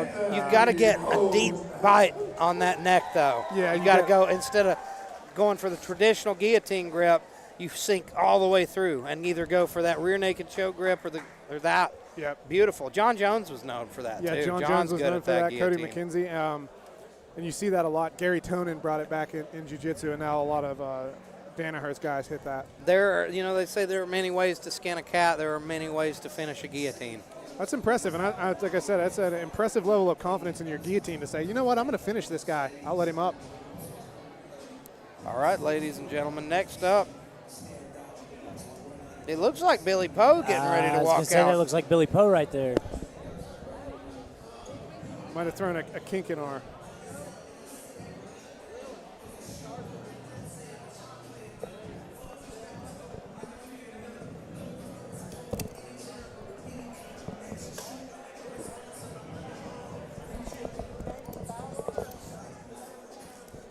I'll be honest, I won't be upset if Billy Poe walks in.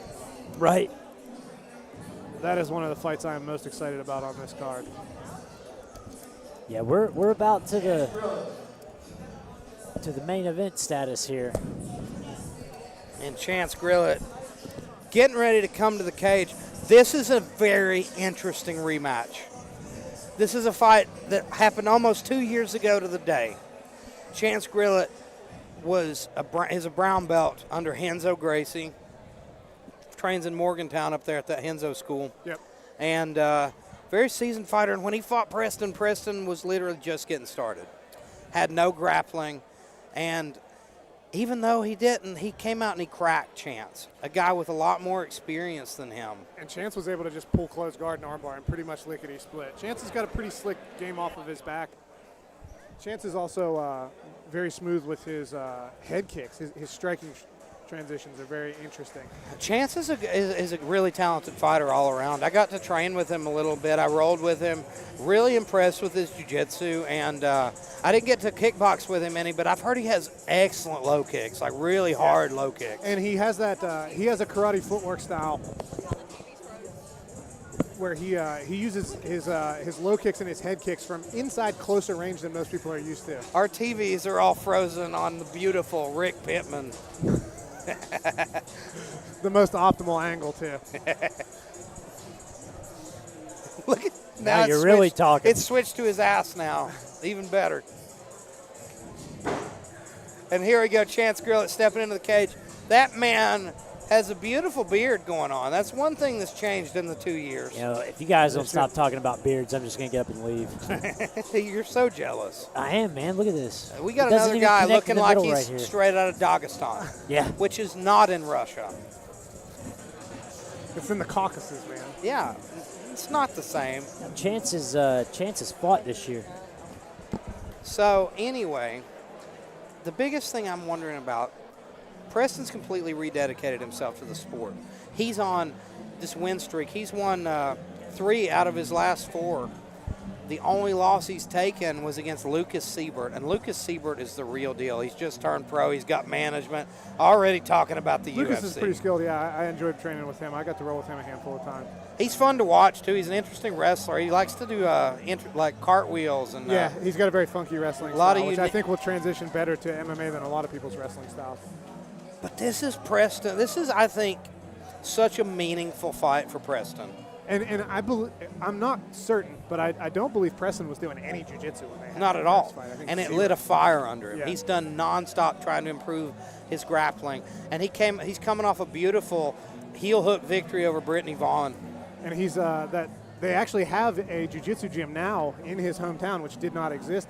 I believe it opened maybe 2 years ago. And Alpha we see BJJ. now they've moved to Category 5 and are Yeah. training full time Yeah. with Eric Coon and Wes Thompson. And the coach from Alpha BJJ there in Roane County is in his corner. I can't remember the gentleman's name, but he's a very skilled black belt. I got a chance to talk with him a few times. So he's got jiu-jitsu in his life now. So now there's still a jiu-jitsu differential here. Don't get it twisted. I mean, we're still talking now about a savvy white belt, but still talking about a skilled brown belt. on the other side of the cage. I but it changes the dynamics quite a bit, believe it or not, even just that small amount of jiu-jitsu training that Preston's now able to get. Well, you know, he's not clueless anymore. Right. He's going to be able to defend the stuff that Chance is throwing at him a lot more skillfully. And he's been in here so many times, and he's very comfortable. Like, he's so driven. Yeah. The Starcher brothers are and both. a phenomenal attitude. Even I talked to him after that fight with Chance. He was like, yeah, that was. This is a guy who lost to Siebert and immediately asked for a rematch. Yeah. Like, he's a guy who's so tough, and he believes in himself so much. And this is the moment that he's been waiting for 2 years. You see a serious look on his face, more so than you normally see. Ladies and gentlemen, this is the main event for the amateur portion of the show. We have 5 professional guys for this one. This is a rematch from 2022. Out of the blue corner from Madison, West Virginia, weighing in 130 pounds, Sheds Grillet. Fighting out of the red corner from Spencer, West Virginia, Western Starcher.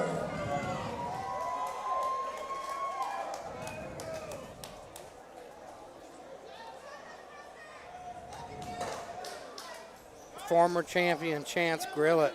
First time we've seen him back since he lost that title, and Starcher storms to the center of the cage. Big right hand, too. And high kick. Real good out of the gate. He's coming out like a house on fire, but there's Grillet. Oh, there's the guillotine, and it's. Chance has got to be real smart here. He's fine standing. This isn't. He switched to the regular guillotine. And he ended up in the now he's going to get the Von Flue choked if he doesn't let go. Chance is smart enough to where he knows how to do that Von Flue. It looks like he's getting his hands together. He's up against the cage too.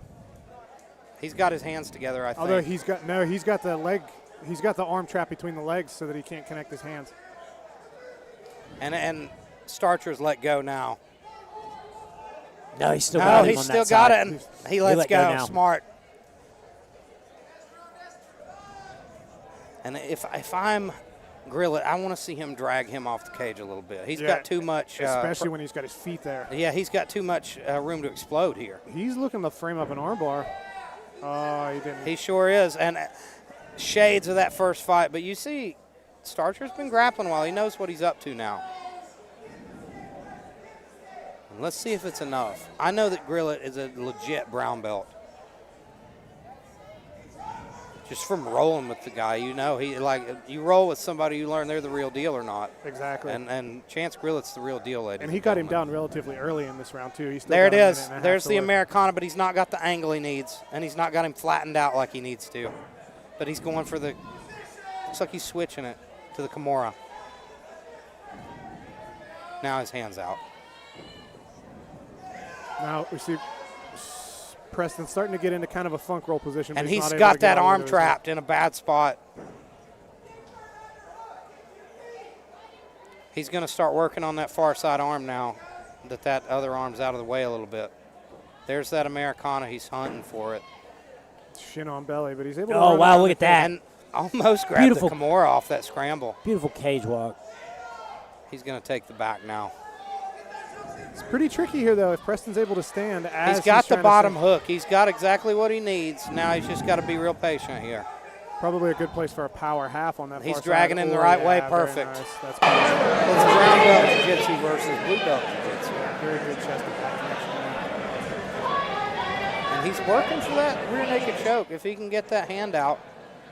Preston does a good job defending the RNC there.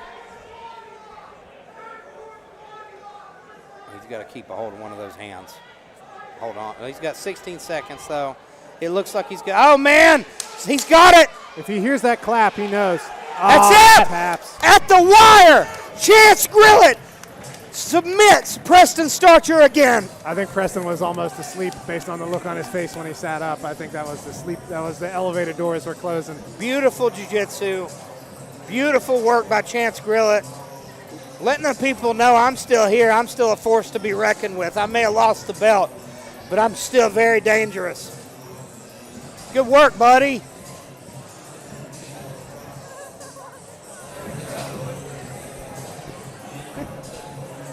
cup. He's having some issues. Remember last time I got finished in the first round? I came back and close and just give me a little bit, I got next to Starcher always has such a good attitude. He knows it, just keep working. You know, got to be a hard moment for him, though. We won the first match. We won the rematch. Out of the blue corner, Chance Grillet. Excellent work from Chance Grillet.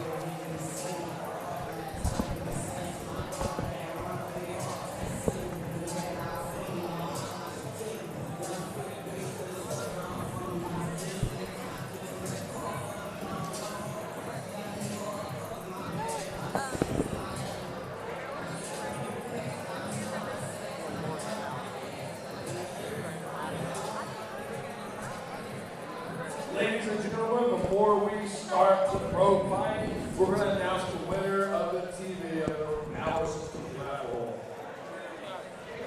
Please, God, let me win this TV. And the winner of the night for the TV is John Coon. John Coon. So meet me back at the booth and get the TV and get it. Eric Coon's family. I know, they're even winning TVs. Not only fights, they win TVs.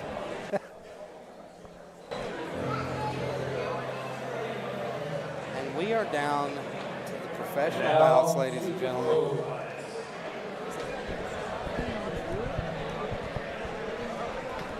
Andre Williams versus Skylar Mahler is about to kick off the professional bouts tonight.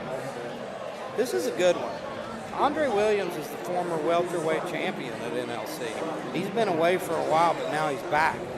And Andre Williams is a veteran in many fights. He's been around the game for a very long time. This is his professional debut, but he's had a number of amateur fights. I paid close attention to him because there was a time when I was interested in maybe fighting him.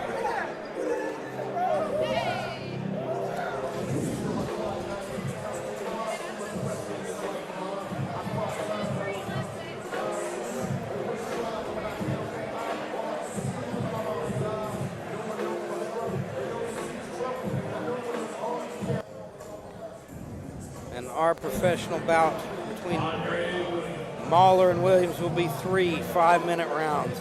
Takes place at middleweight. These are two big boys. Skylar Mahler's got heavy hands. You guys know all about him. Colin, you know all about Skylar Mahler's heavy hands. Indeed. I mean, one shot is all he needs to turn a fight around. It's one of the craziest And that fights was in two weight NLC classes history. ago. Yeah. Colin Caprini versus Skylar Mahler.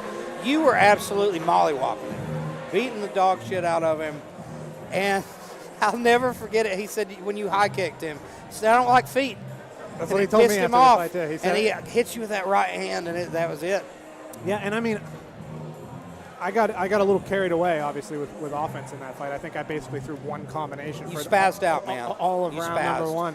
But I was like, he's done. It's just a matter of putting him away at this point. But he was not done.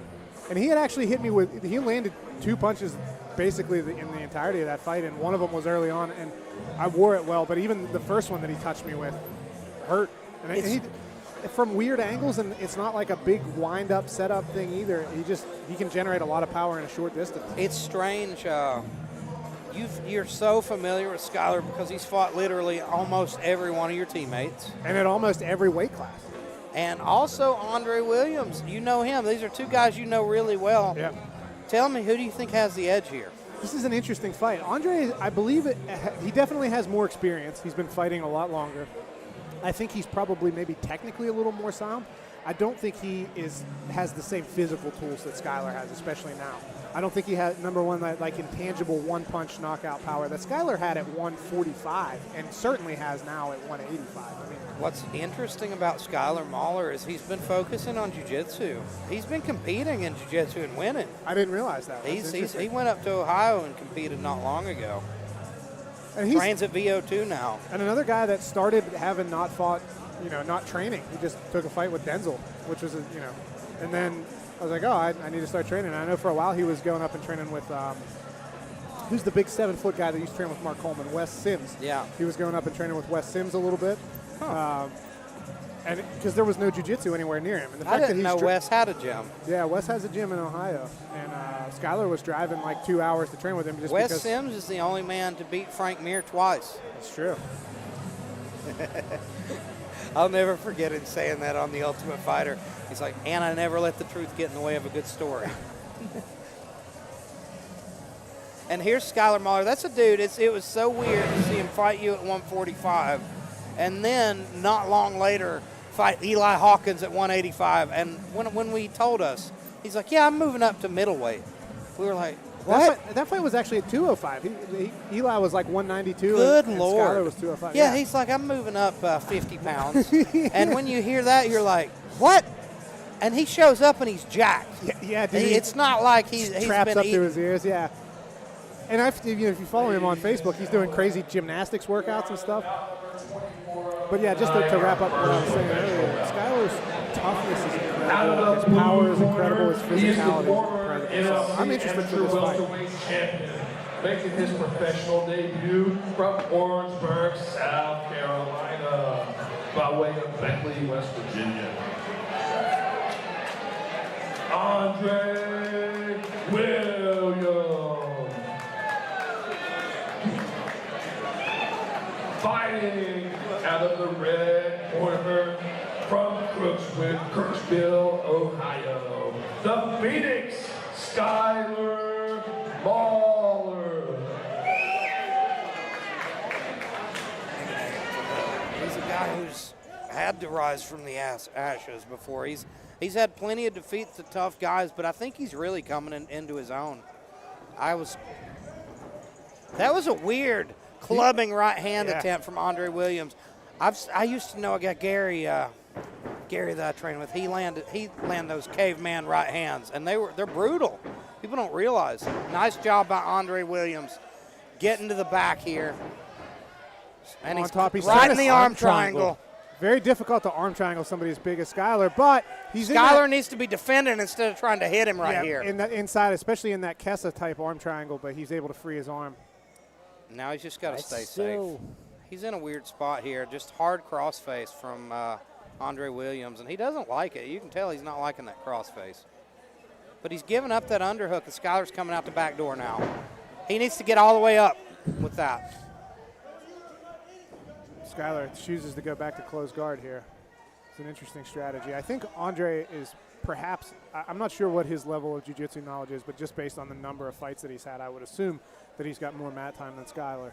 And I do believe both of his victories at amateur that I know about were by submission.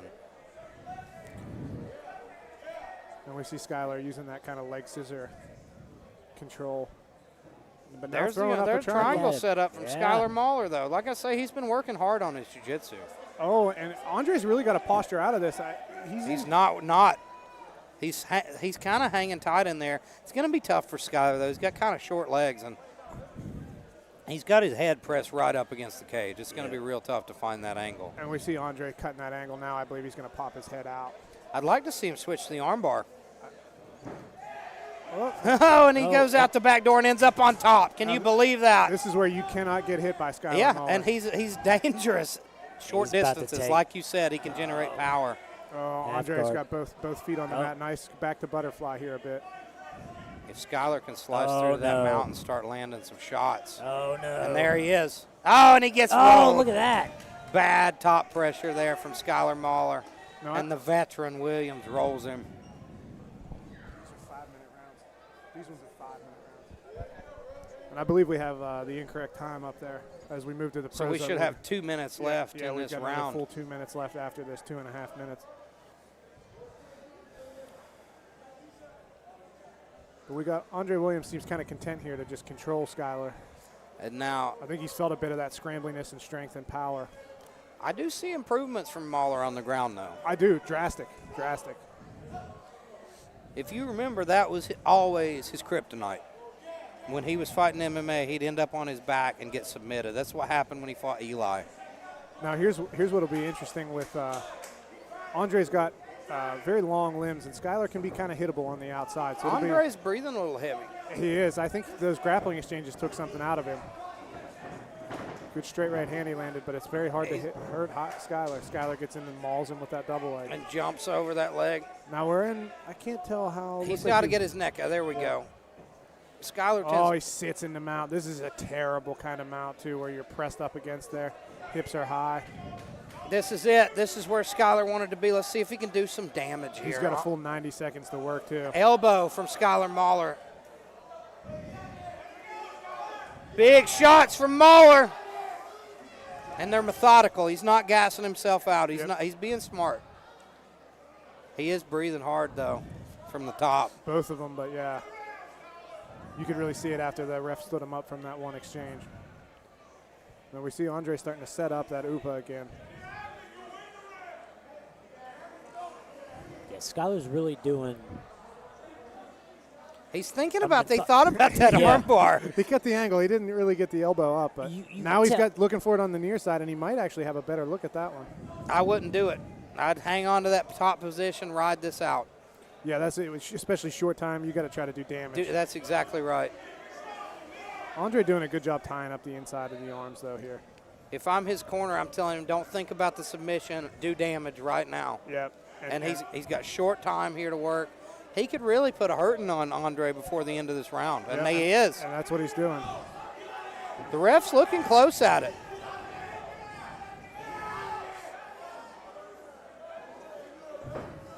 Andre doing just enough, though.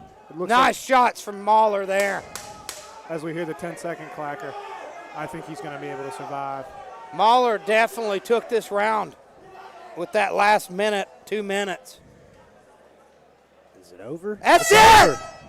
Mahler wins the fight by TKO in the final seconds of the round. I wonder if that was a verbal sub or what happened there. TKO at 4 minutes 59 seconds of round number one. 1 second left in the round. Beautiful job. I'm going to go talk to Skylar Mahler. And we saw that physicality and toughness and grit. He ate some shots standing. He ate some shots on the ground. He was able to stay there, stay alive, stay moving. He did a great job. Skylar Mahler, it's incredible watching him develop from somebody who took his first.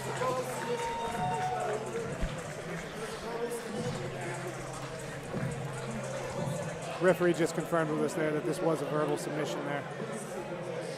Excellent work by the referee in there, keeping an eye on things.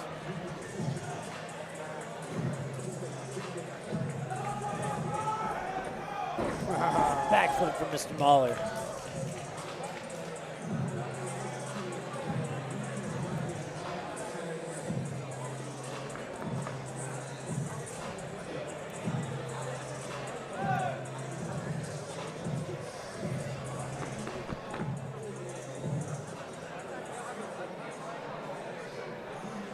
Ladies and gentlemen, we have a winner fighting out of the red corner. He wins by TKO from Purple Mission. Skylar the Phoenix Mahler. Ladies and gentlemen, give it up for Skylar Mahler. My friend, that was a hard-fought win against a very tough opponent. Your nickname's the Phoenix. You've had to rise from the ashes a lot in your career. Now you're 2-0 as a professional. How do you feel? I feel pretty fucking good after getting through. Plus hours, come down here and fight me. Got another baby on the way. They're all fighting out there. Like I said, fuck all the haters that said I want to shit up an amateur. Look at me now. Give it up for the Phoenix, Skylar Mahler! Skylar Mahler moves to 2-0 as a pro. Yeah, he's made just in the little bit of time that I've put in, watching tape on him, because I came into NLC a lot later than you guys. He's grown a lot just in the short time that he's been with the promotion. Yeah, and like I was saying, to see him go from NLC 1, or maybe it was NLC 2, I think maybe, at the field house where he wasn't training at all. He was just one of those guys that took a fight that he shouldn't have taken, you know what I mean, to evolving into a 2-0 pro Yeah. with some polish. It's impressive. speaks to his dedication. He's come a long way. Since we first saw him, Mahler's improved a great deal. Who would have thought? Who would have thought Skylar Mahler would be 2-0 as a pro? It's like I said, it's a testament to his dedication. I liked what he said there too. All you people who thought I wasn't shit as an amateur, look at me now. And I'm sure there were probably a lot of people that thought that. Like I said, when he started as one of those guys who wasn't even training and taking fights, and that's like the classic, like, oh, this is a tough man guy, he'll be out of here. But the guy's a freak athlete. Yeah. If he and you see he's dedicating himself now. And I'll tell you something. I heard he didn't have much time to train for that fight. Wouldn't surprise me. I heard he wasn't able to be in the gym like he wanted for that one. I didn't want to say it, before the fight, but after a beautiful win like that, like, look at the potential that guy's got. Here we have another rematch, another big rematch of the night. Joe Dad Bod Thompson versus Zane Fry. And these guys cannot stand each other. This is actually a rematch from the last time we were in this building. Strange, isn't it? I think it was right over there that we saw Fry drop Thompson. Yep. With a huge, huge right hand. But Thompson is one of those guys. He's like a self-trained fighter. He's at figure 4 now in Pikeville, but I just realized he's walking out to Cotton Eye Joe. You can't go wrong there.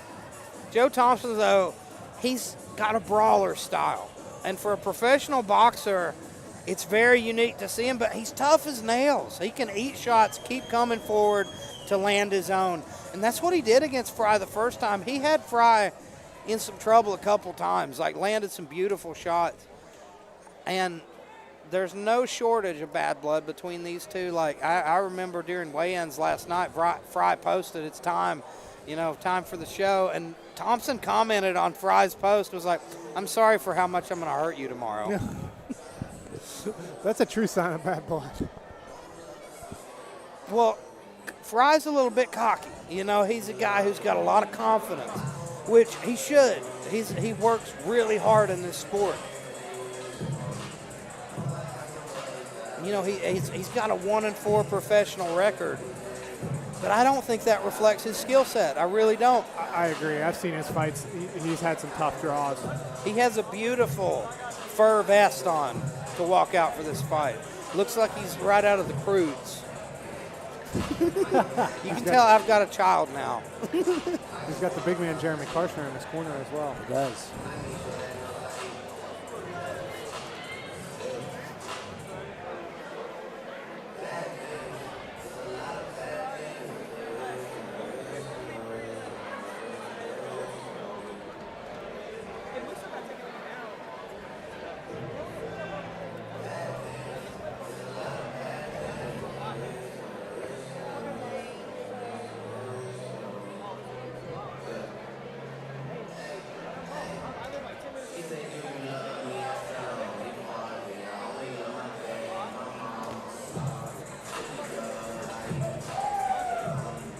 Look at this. Oh, man. Very strange moments. He's even got fuzzy shorts. Furry shorts, furry vest. He's going to be warm tonight. Ladies and gentlemen, we are now bout number 25. This is a professional boxing contest. This is a rematch from a fight that happened last August in this building. Fighting out of the blue corner, weighing 168.4 pounds from Hyden, Kentucky, Joe Dad Bod Thompson.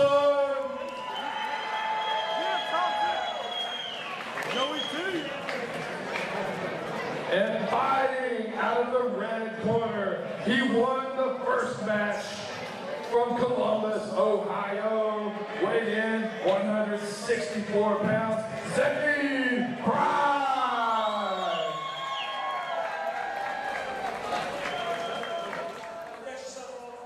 My commands at all times. Go ahead and touch them up, step back. Yeah, that's good.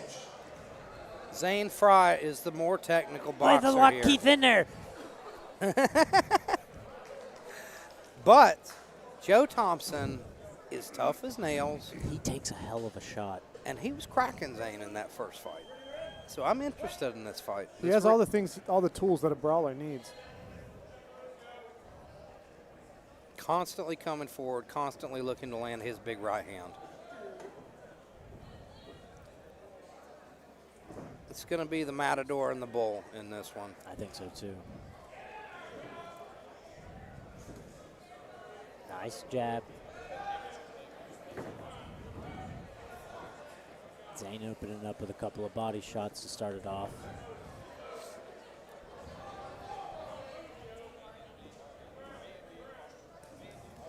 Good parry and jab counter from Thompson. Zane leading with that jab, but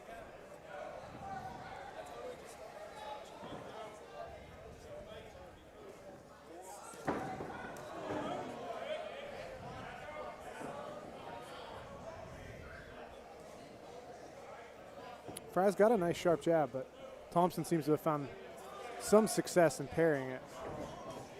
I would just like to see Zane following up with those jabs.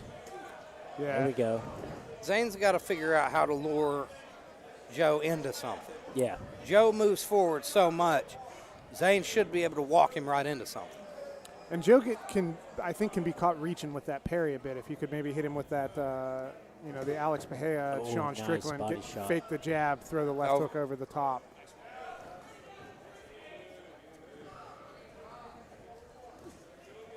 Good jab to the body, though. That's a good way to mix it up to take away some of the effectiveness of that parry. Nice It really is at Joe's disadvantage that they're in the cage tonight, because there's so much room for Zane to move. Yep. Oh! Nice right hand by Fry. And it rocks Joe, but you see he keeps coming forward. This guy's tough as nails. He eats another hard one there.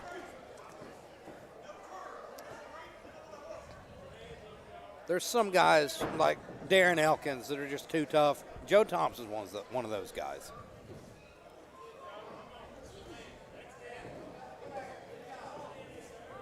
Nice uppercut from Joe Thompson. And he blocked all those and landed a hook. Thompson got the better of that exchange. Starting to get loose.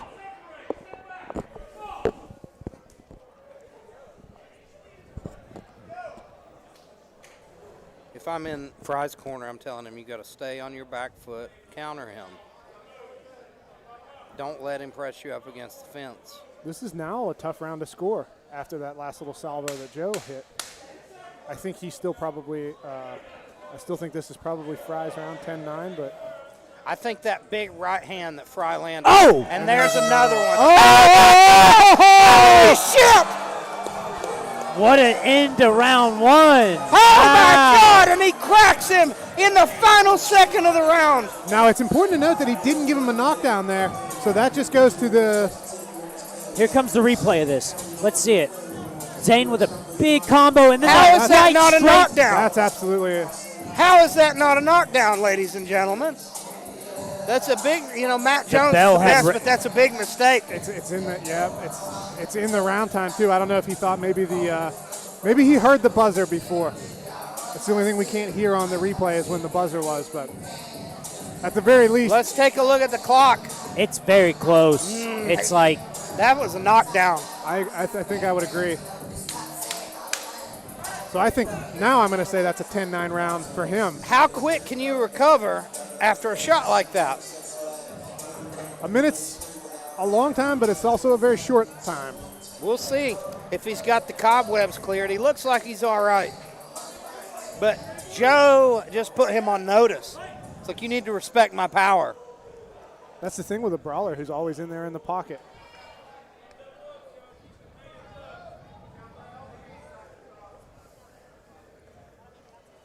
That was a wild moment. Fry does not look to have recovered to me in his face. Joe needs to be pressing the action right now. I agree. I think that's what I was just about to Nice say. jab. As I think Zane's going to kind of try to coast it a little bit until he can shake the cobwebs, and then maybe pick it up towards the end. It'll be interesting to see how it plays out, especially if Joe's able to crack him again. Good shot from Beautiful Joe there on jab the from jab. Joe Thompson. I definitely don't think Fry's moving like he was in the beginning of that first round. Absolutely not. You can see his facial expression's not quite clear yet either. Not as confident as well. He's not. Oh, there's a good shot. He was riding into this fight with a lot of confidence because of the way the first one ended. But now, things have changed.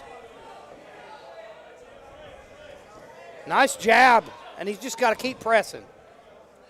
And I think that little bit that he hurt him might have been just enough to make up some of the timing and speed difference here. Joe's still swinging a little wild, though.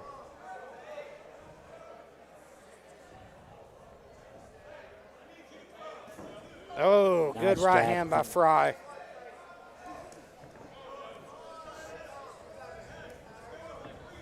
But that's the thing about Joe. He'll take one to give one, and that's exactly how he dropped him. He took that big right and then threw his own. And if you look, every one of those jabs that he's landed this round has been right on that mouse under the left eye. So far, Joe Thompson winning this round.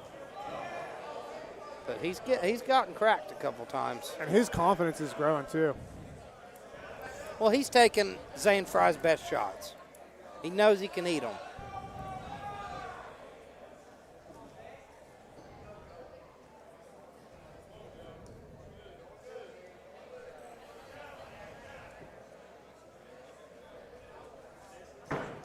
Another nice jab. I think it barely missed him. Oh, big shot from Zane. Another big shot from Zane. Joe landed a jab in that exchange, too, but he definitely got the worst of it.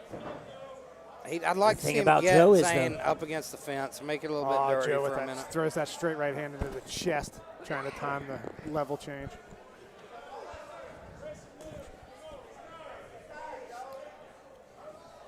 Corner of Zane Fry is telling him that Joe's tired. Oh, massive shot from Zane Fry. That was beautiful. Looked like he ate a hard right hand at the same time, though. That was a good exchange. Left hook, right straight. Nice. Big right hand from Zane Fry. He's really loading up on these, but Joe Thompson's dog tough. I think he feels like he needs to drop Joe now. I think he's right. I think Joe Thompson won this round. It's a tough round to score. I think Zane landed the bigger shots in that round, but Joe, I think, may have landed more volume with that jab. Zane's also spitting out mouthfuls of blood here. I saw one come out during the fight, and then just as he went back to his corner, he spit another one out on the ground. We see here on the replay. Nice right hand there from Joe Thompson. I really applaud Joe Thompson's toughness. That's what makes him so good. Like, he's not a technical fighter, but he's so tough that he can just stay in your face, and he hits hard. Shots and trade with you. And the ability to use forward pressure footwork in combination with that parry of the lead jab, right? Because jabbing is what you do when somebody's just walking at you. But if they're walking at you and parrying every jab and countering with their own stiff jab, it really limits your recourse whenever they're giving you that forward pressure.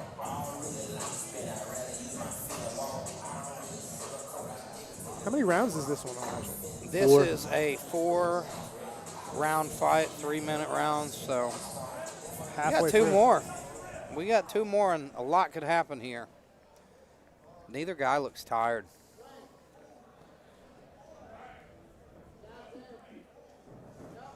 And Fry looks a little bit more recovered this round to me. Oh, now Joe's going to play the game.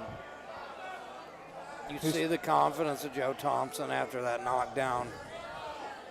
Man, and he's timing. He's able to get just enough that if Fry tries to lean back away from that jab, he's still catching the Oh, glove. And there was good another. Oh, huge right hand from Joe Thompson. And That was a slip. and he's calling back to the That head. was a slip. Well, at least he got one right. Let's take. I want to see a replay though, because I think it he was took suspicious. he took a knee on like it looked like he took a knee because he caught something. Something caught him. I think he thought he was going to draw a back of the head call. He was trying to. I think if he would have actually just fallen organically instead of going to a knee, he would have gotten that. But oh, good right hand there by Fry.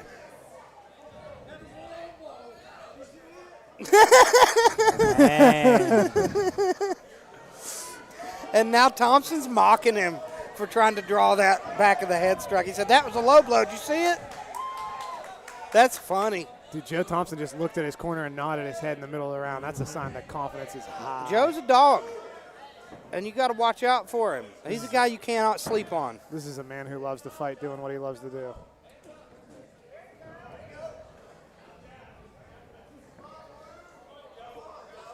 And it would be pretty incredible to see him pick up his first pro victory. The guy's 0-4, you know. It's time. It's his time. He's certainly earning it tonight. It's something we talked about earlier. It's those guys that keep going after adversity. Like, if you got the guts to lose 4 fights and keep going, there's something special about you. Fry appears to be slowing down to me a bit right now. Yep. Massive right hand from Joe. He's looking better and better. And he's landed. That's the one that he's doing damage with, is that chopping right hand coming down as Zane is changing level. And the one he dropped him with came at a weird angle. Yep. Oh, my God, Joe is mean. He throws everything with bad intentions. And I like seeing this confidence.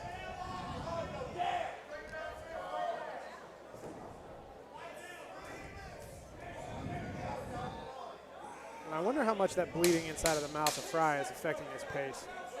Because he seems to be more tired than he should be for this deep into the fight. And he's a guy who's been the distance quite a bit. Yeah. And how much does getting hurt affect you? Affect your cardio? So he's spit another nice crimson blob out on the mat. His corner gets it up for him.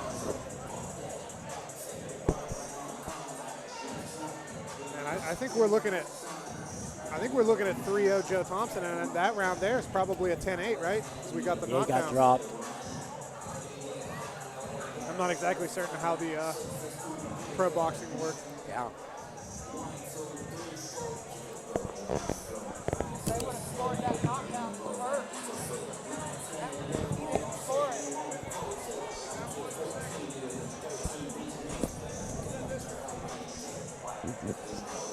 Third. Now we're going into the 4th and final round, correct? Yes.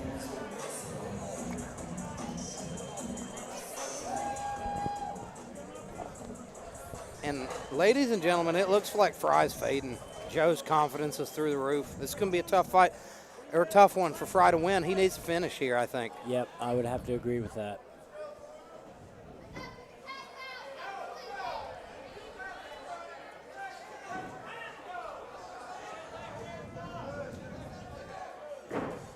Big right hand behind the ear of Zane Fry.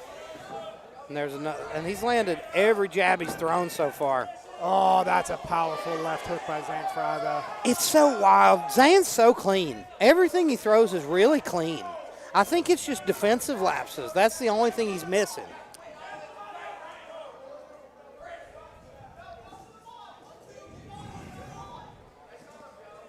And I think Joe's kind of unorthodox defense has frustrated him a bit.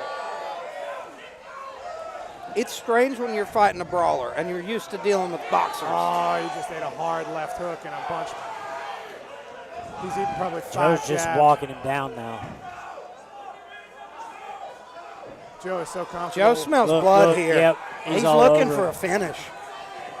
He's so comfortable behind that parry. He has no respect for Zane Fry right now. Beautiful right hand. Oh, nice uppercut hidden behind that left hand.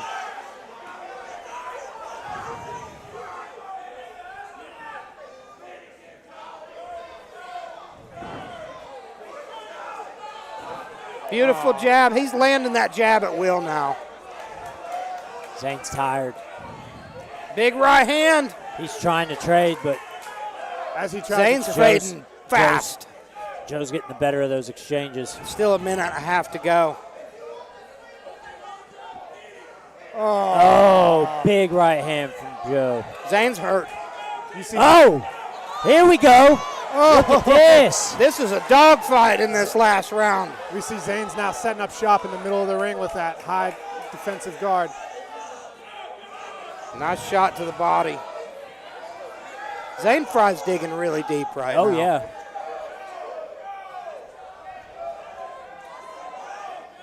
just not, is it going to be enough? Man, Joe snaps his head back with the jab again.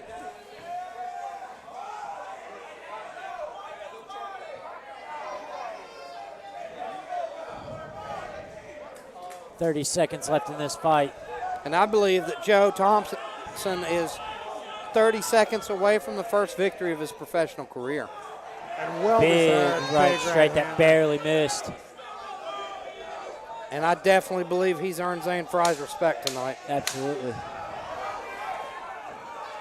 I believe we might have to see a trilogy. Yep, this is going to be a trilogy fight for sure. And that's the end. We leave it in the judges' hands miraculously after both guys get hurt in that fight. And that mouse finally just now opened up under the eye of Zane I Fry. think Joe Thompson may have taken every round of that fight. I agree. And I don't think that's something anyone expected, for Joe to win a decision here. Like, I could see Joe catching him, getting the knockout. That's something I could see. But for Joe to outpoint him, win a technical boxing match with Zane Fry, excellent work. With footwork pressure, good defense. I'm going to go talk to that man.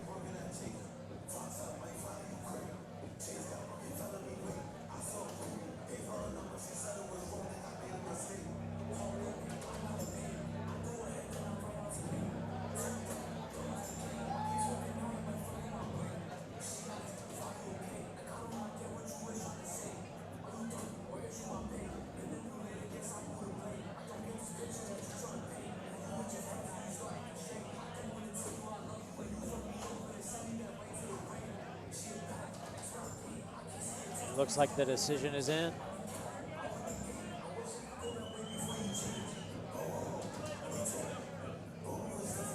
Getting the gloves unlaced now.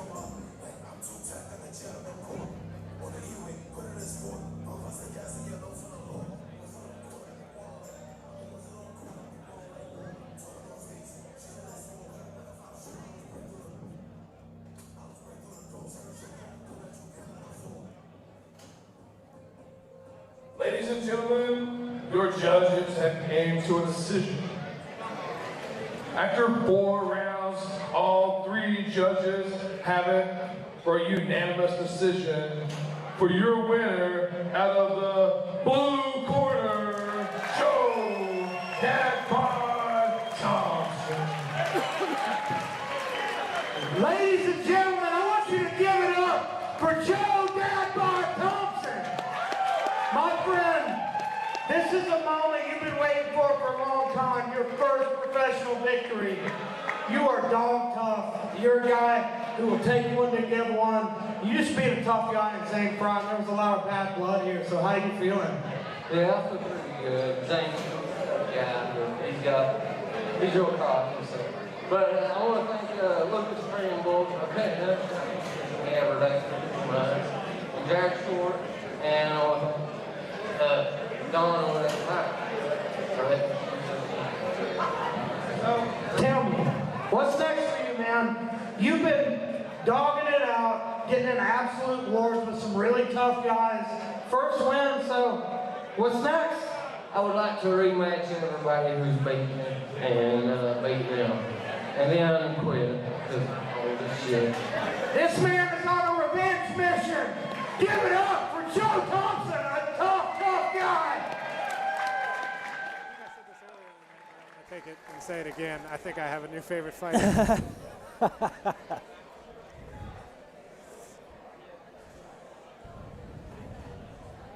We'll call in the one that we've been talking about all evening, buddy. Billy Poe and Alex Davis. Should be one hell of a contest.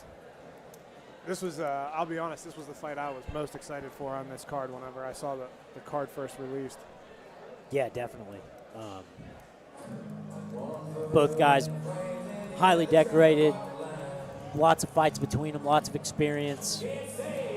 I was very impressed with both of their performances at the last NLC event in Lexington. Yes. Billy Poe against Brandon Connolly in that draw, which was like, you know, there's very few fights that are a draw, and you're like, yeah, that was a that's draw. what I want. Like, Exactly. that was a draw, and it was a perfect fight for both of those guys. But we're seeing Alex Davis make his way to the cage here now. And he had a phenomenal performance that night against Jeremy Karshner. He did come up short, but he looked much better than he did in his previous outing with Karshner. Yeah.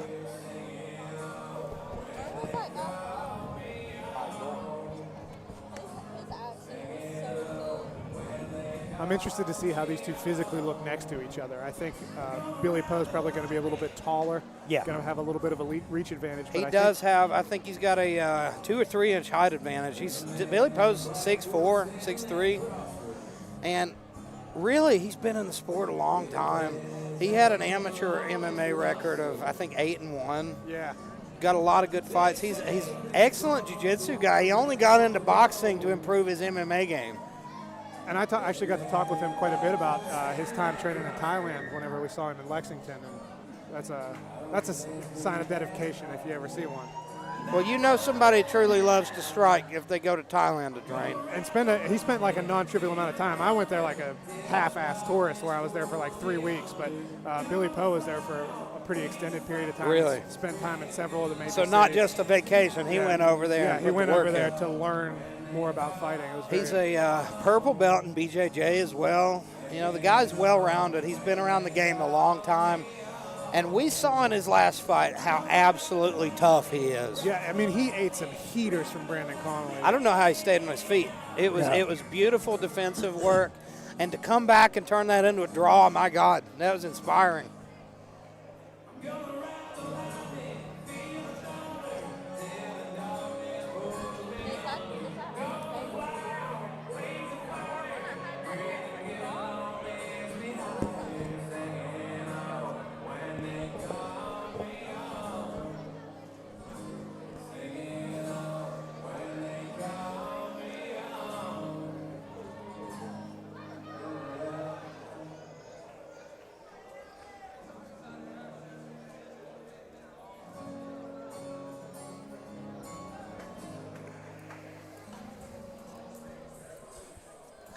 Alex Davis back again.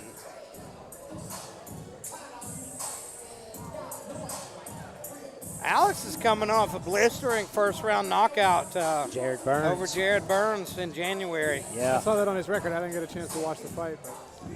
You know, it was on He Who Must Not Be Named's card.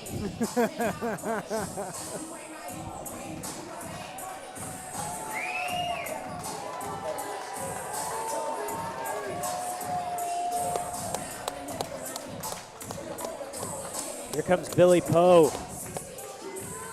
Man coming off of one of the most exciting bouts of last year here at NLC. I think with that Brandon was fight of Conley. the year. That's my pick for fight of the year every time. That would be my fight of the year. Maybe Colin Caprini versus Eric Mon.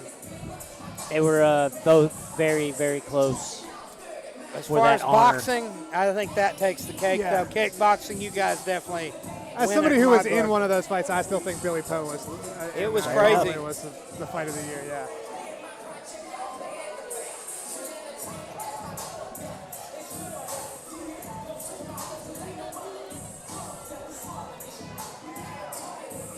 And we see Tucker Lambert there in the corner of Alex Davis, as usual. Tucker's really got a good mind for the sport, been around, been there, done that. And a deep love for boxing. I like talking to him every time. I think he's definitely improved Alex's game tremendously since he started working with him. Alex was a dude who was a self-trained fighter when we saw him at first. And he's another one, yeah, we got to watch him grow. I mean, he fought it. Felt like he was at damn near every NLC at the beginning. And, you know, for a guy who jumped into pro pretty early, he's making a decent run of it.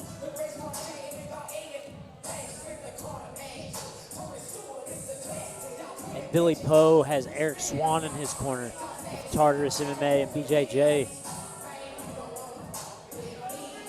Billy Poe's one of those guys. He trains Ladies and all gentlemen, around. we are now at bout number 26 of the night. We have a heavyweight professional boxing contest. Fighting out of the blue corner, this is the man you can blame for the concession run out of food from Coal Mountain, West Virginia, the Rhino, Alex Davis.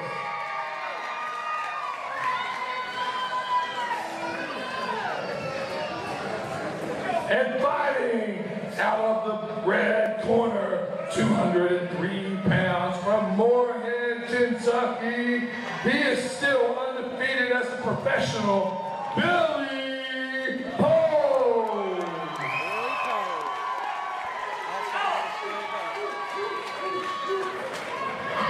Protect yourself at all times, obey my commands at all times. Touch him up, step back. I think that Billy Poe has the technical advantage. I agree. I think if he stays on his bicycle and lets those long straight punches go like he did with Connolly, I think he's going to find a lot of success. But Alex has is a big tough- power, and he tends to drag people into dogfights.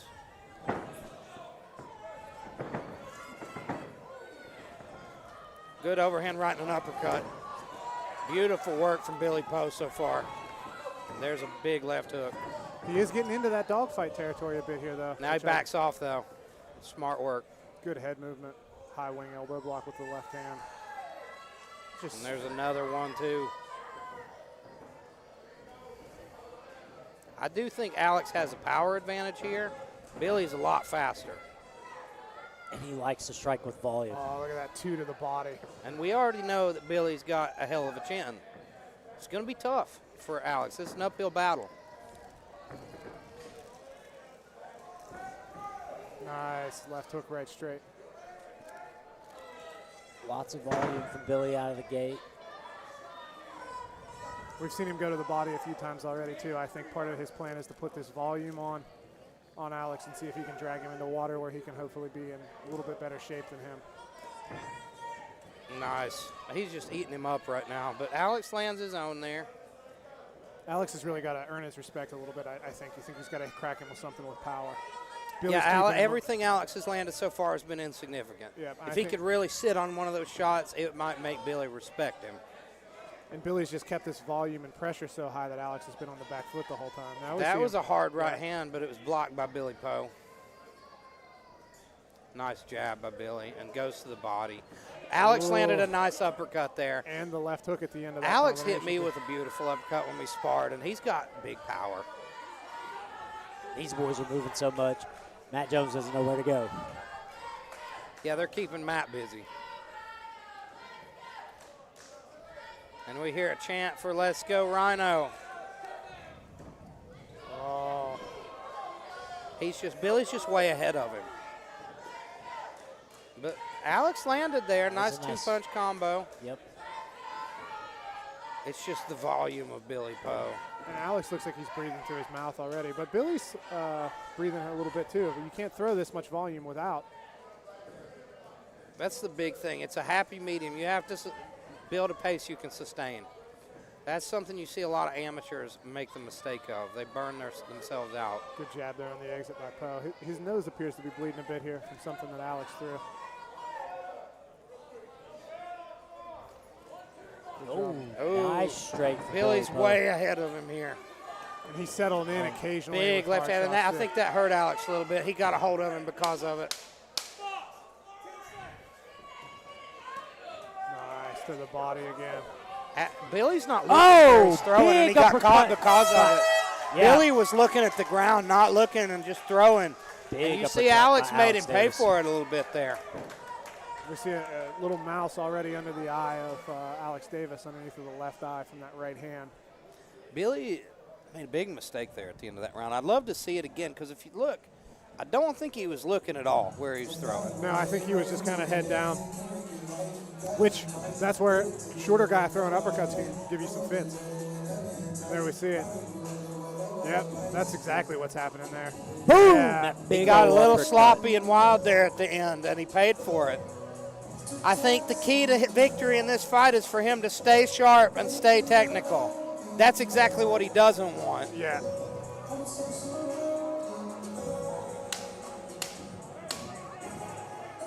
Billy Poe breathing hard here.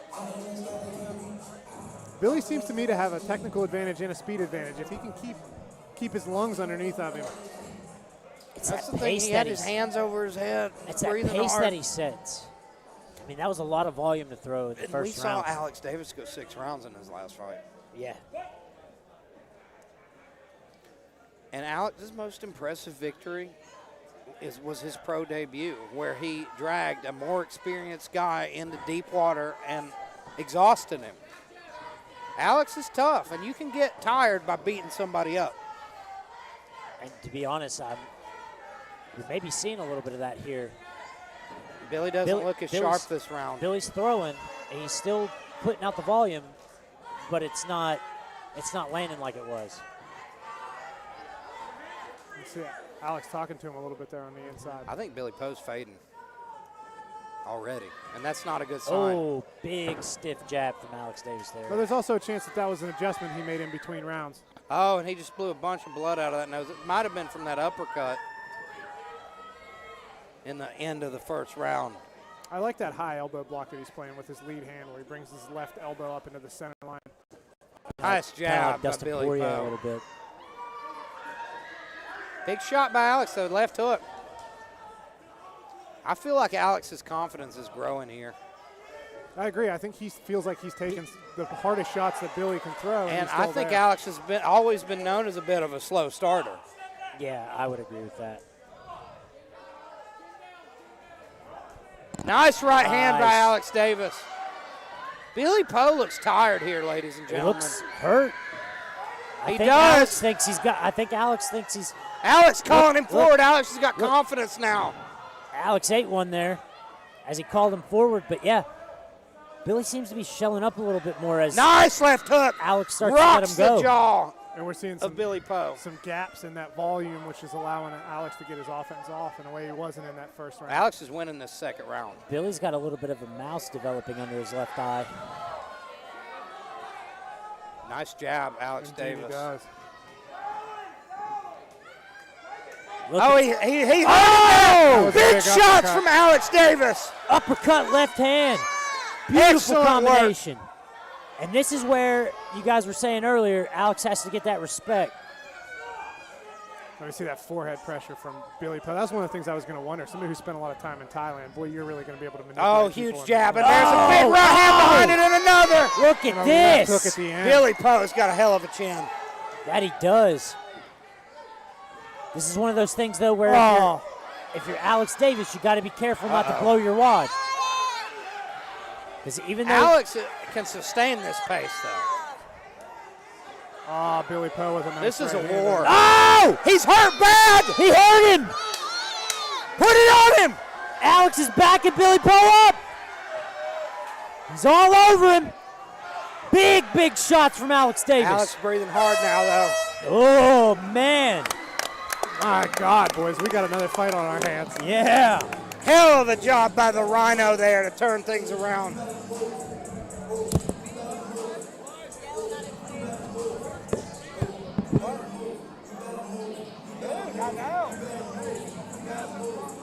Billy's down. He faded after the first. Billy's got a mouse under his right eye, it appears, in the corner there. We see Swan trying to do a good job cleaning him up. I'm just going to, and maybe this was because he was in my corner and was able to get my nose to stop bleeding, but I think Eric Swan is a bit of an underrated cut man, to be honest. Yeah, I was curious. His corner work is brilliant. He's been around and he pays attention. He's a smart guy. I was curious. I'd never seen him corner before, and I know him mostly as a jiu-jitsu guy, but that's where. Yeah, he cornered him and Billy Eric Mon. Poe looking a lot less confident in the corner right now. Are we 4 rounds again here? 4 rounds. Is this 4? And this will be the third, and it's just gotten so interesting. We're 1 apiece, I believe. Man, what a shot from Alex Davis there. I think Billy needs to set a slower, more sustainable pace on the outside. Nice right shot hand there by from Billy. Billy's the longer man and he's the quicker man. If he can just get back into a rhythm. I think Billy's realized that I think he's gassed so much, though.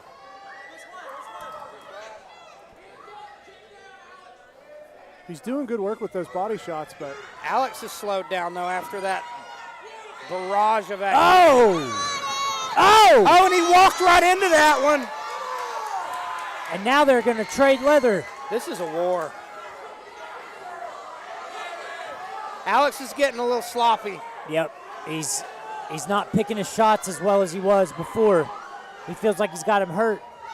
And I think that's fatigue, too. You Yep, see that big, yep. deep breath. And his hands are down at his waist now. He hit Billy with everything but the kitchen sink in the second round. And Billy's that still takes coming. something out of you. Yep. But I'll tell you what, it's a lot more confident. Yeah, Alex is very tired. And it was about this time. And, you know, Keith Noe just came up to me. He told me Alex Davis literally just got over the flu. Almost pulled out of this fight. So that's got to play a factor with his cardio. Looking great for a guy who just got out of the flu. But he's getting real sloppy here, and I think that's because of fatigue. Now, if you remember, and he doesn't seem to be carrying the same power when he connects with Billy now, and that's really what he needs. He needs to hurt Billy whenever he touches him. Because even in these exchanges now, he's throwing all arm punches. Yep. this is where Billy started to pick up the pace against and Billy Brandon puts Colley. his forehead in his chest and that right uppercut to the body.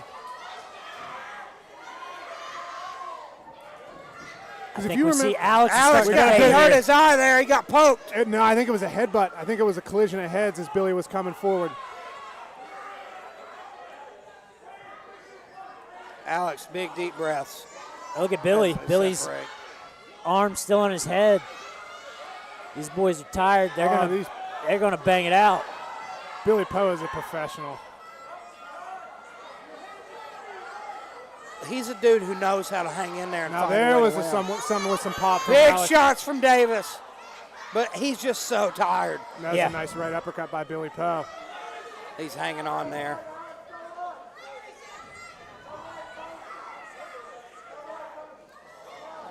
Yeah, Alex's shots are just getting so sloppy.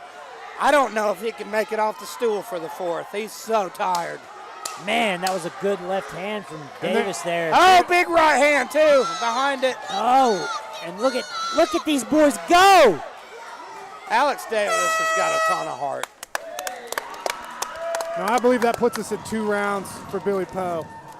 But that round was pretty closely contested. I wouldn't be shocked if somebody disagreed with me, but I think to me that was pretty clearly. Yeah, I think it's 2-1 for Poe. But that third, like you say, it was so close. And you never know what these judges are seeing.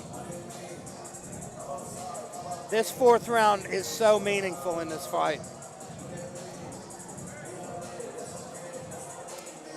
I'm very impressed by both of these men.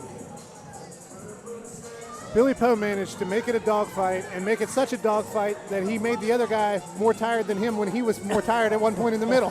Can you imagine if Alex Davis takes this fourth round and then we've got a fucking draw on our hands? Just like Billy's last fight.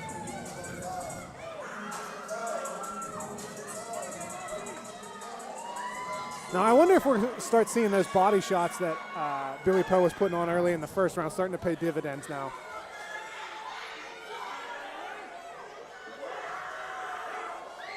Alex too tired to get his hands up. Hey!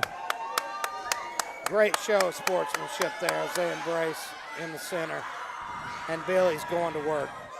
He's putting his forehead in the chest and throwing those hooks to the body. He's smart. Smart work from Billy Poe. Good Kazushi with that collar tie. He's such a veteran. He's been around the game for so long. That's what I mean, just a consummate professional. You know, on paper, Alex has more experience, but you see the experience of Billy Poe.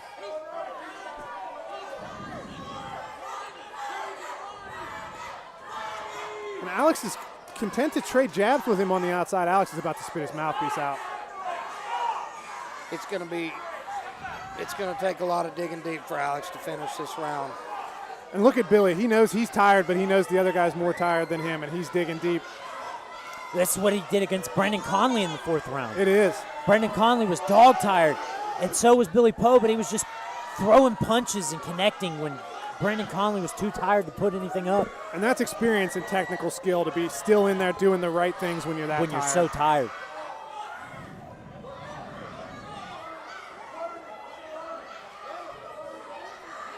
What a fight from these guys. It's just You a can war tell of- that they've it's- left. It's a war of attrition. They've left everything in there, and they're still going at it. Still got a minute and a Look half. at Billy Poe. Now this is bad. Judges see that stuff. Oh, That's yeah. one thing Billy's got to realize. They see when you're tired and it looks like you're losing. I know that Oh. from experience. Big shot. That was a huge Another left big hook shot. from Alex Davis. He needed that.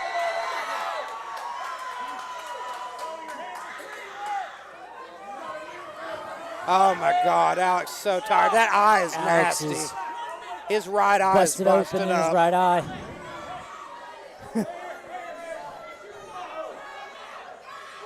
Oh! What the? Let's go, Rhino! He's got to dig deep here. He's so tired. And even though he appears to be the heavier man, he's not able to move Billy Poe around in the clinch, I think because of that MMA experience. Now he's got to dig that under it, turn him if you can. Just turn him right around.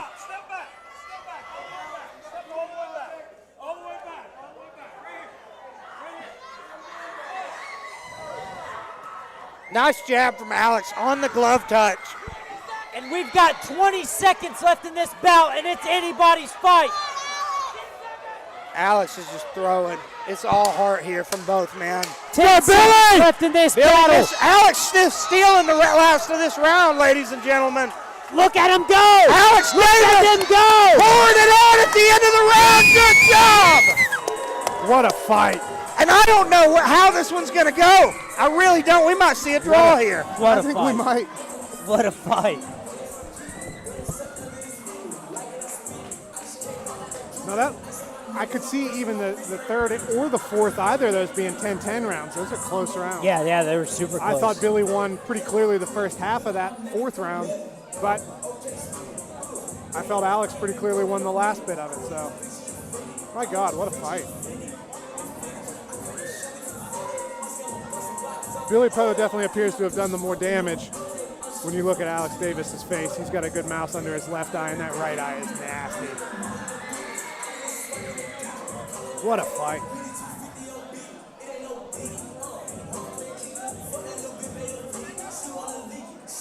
I think Billy Poe I think he was trying to put a pace and damage on Alex early, and I think he set his pace a bit too high. Yep, I would have to agree with that. But like the professional that he is, he was still there doing active movement all throughout the fight, even when he was tired.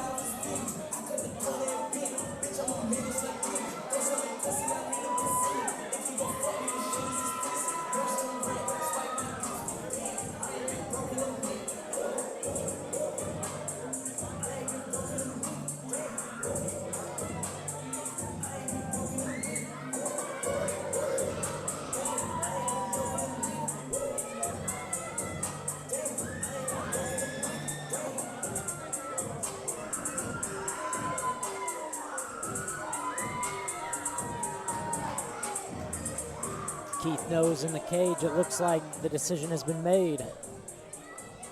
Let's take it to Keith.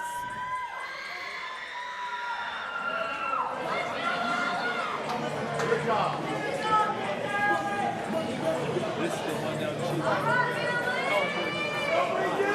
Give a hand to these two men.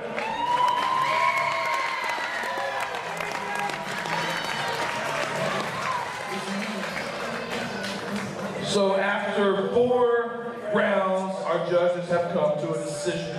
Judge 1 has it 39-37.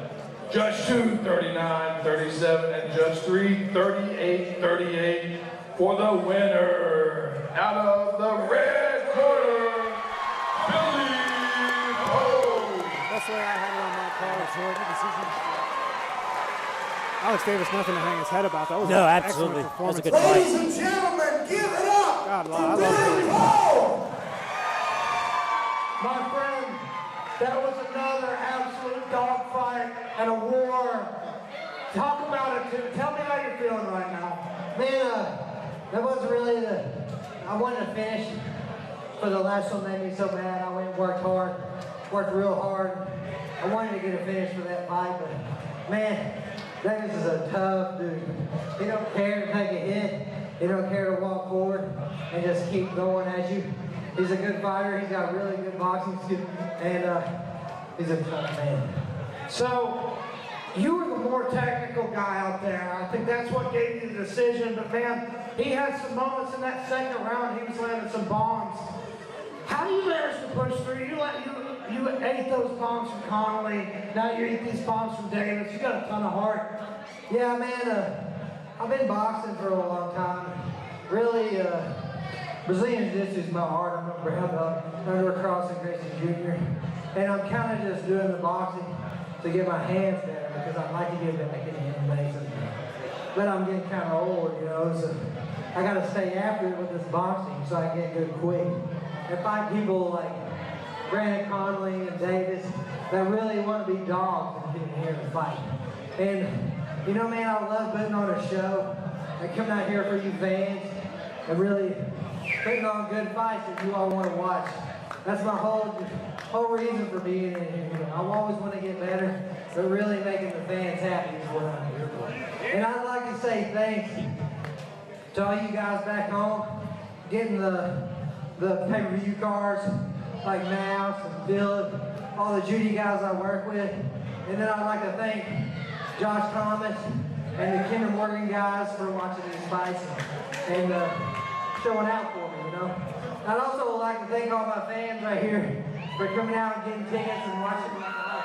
I appreciate you guys. You're all awesome. Love all you. Ladies and gentlemen, one more time, give it up for an absolute warrior, a true martial artist, Billy Poe.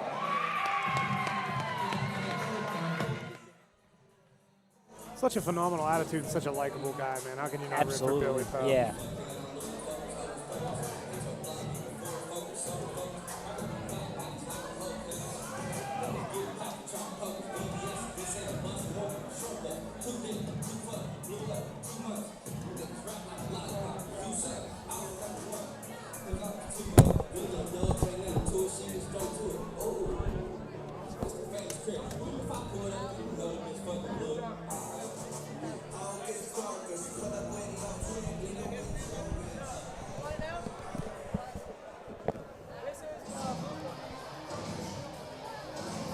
Ladies and gentlemen, after a war, we've got more. That's not the end. We got 2 more pro fights. Next one is a fight that is probably 10 years in the making. Stephen McBride versus Matt Garrison. These guys were both a big deal about 10 years ago on the West Virginia scene. Matt Garrison has fought at the top level. He's fought on Mayweather cards. And he's a dangerous purple belt under Butch Hiles. He's been doing it a long time.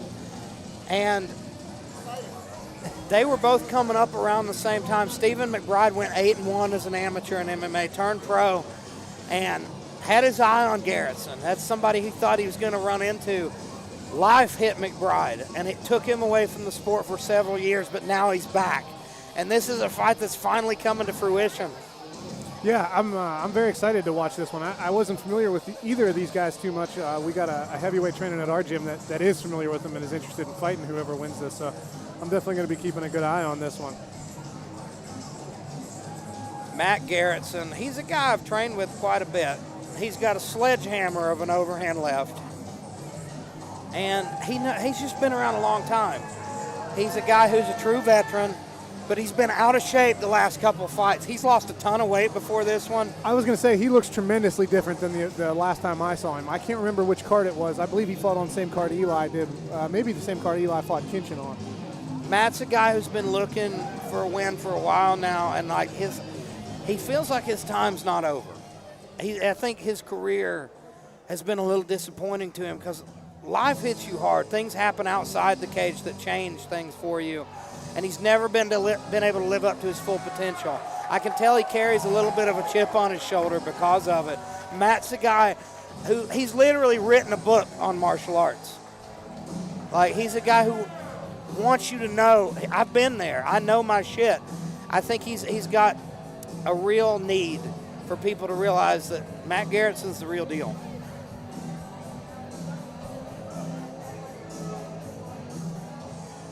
And here comes Stephen McBride. He's a guy that a lot of people were high on when he was coming up at amateur. And, you know, he's a part of the organization that's, you know, been at New Line Mountains of Hope.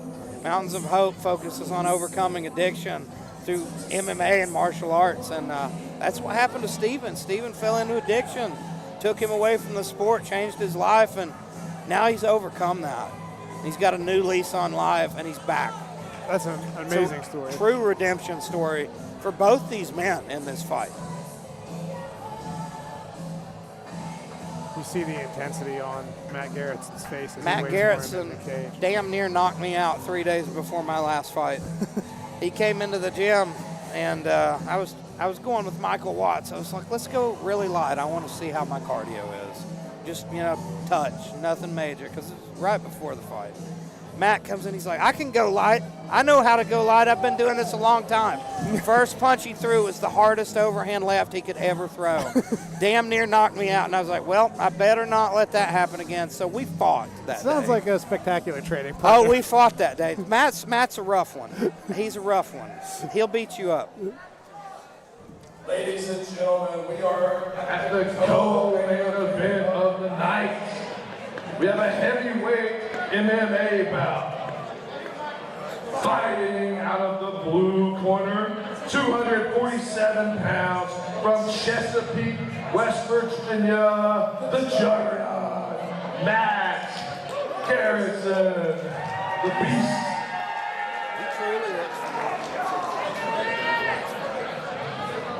In the red corner, from Begley, West Virginia, the former #1 ranked fighter in West Virginia as an amateur, Stephen McBride. Your referee side, ladies love Nate Johnson.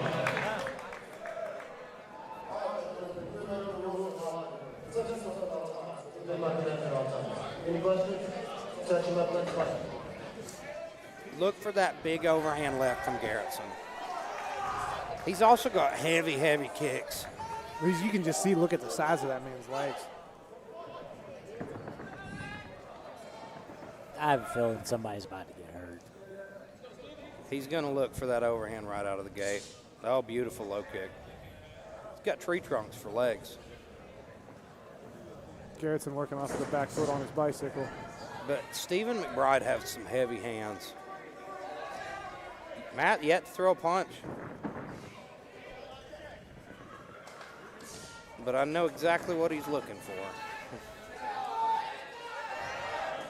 Good flurry by Stephen McBride. Yeah, he was able to put him up against the cage, put his forehead in his chest. Nice high kick. Okay. And Matt mean mugs him. Uh-oh.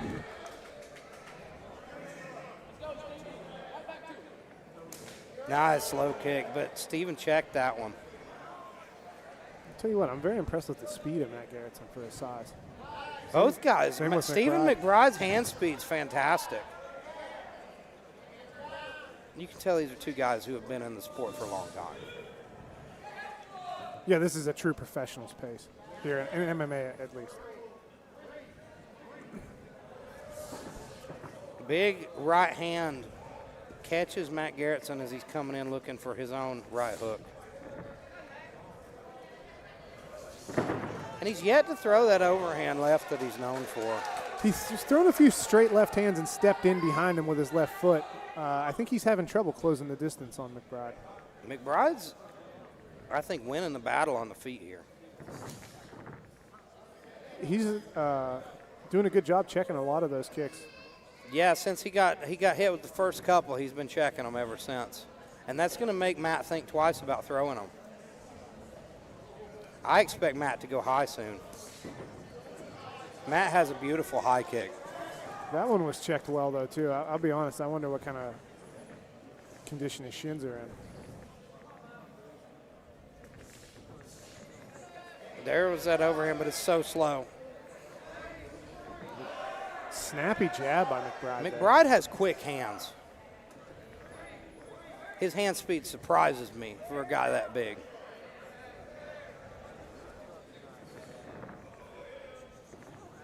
And we've yet to see either guy even think about a takedown. Both content to just bang it out on the feet.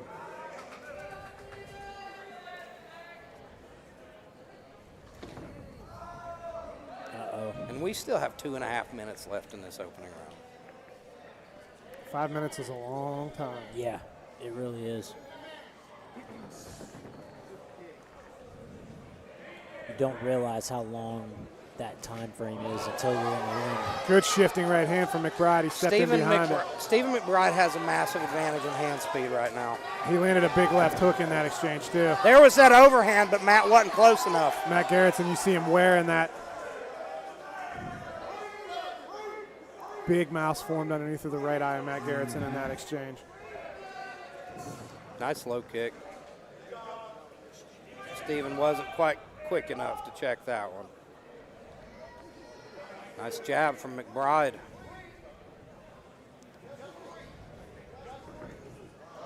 Oh, a solid 2 to sink into the body. Oh! Man, Big right hand from McBride lands in that exchange. McBride's hand speed is truly impressive for a heavyweight of his size. Well, you can see this is a guy who used to fight at a lot lower weight class. And he's still got that speed of a guy who's a cruiserweight or a light heavyweight. And he doesn't look tired at all. I mean, we're 4 minutes in. I believe most of McBride's career was spent at middleweight. And ended step in right hand again. Good check, good head movement, just barely out of the way of that left hand. And that's a left hand that I promise you don't want to eat.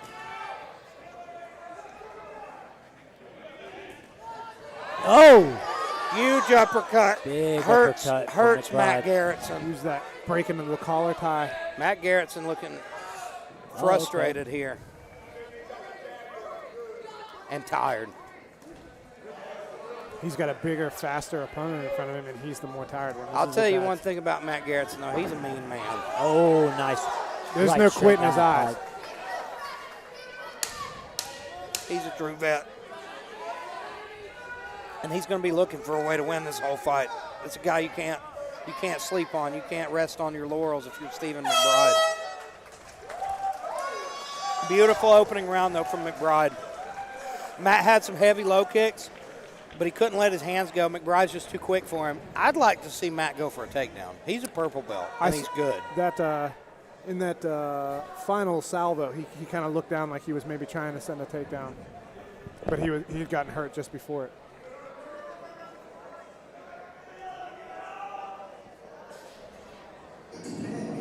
Hey, Garrison.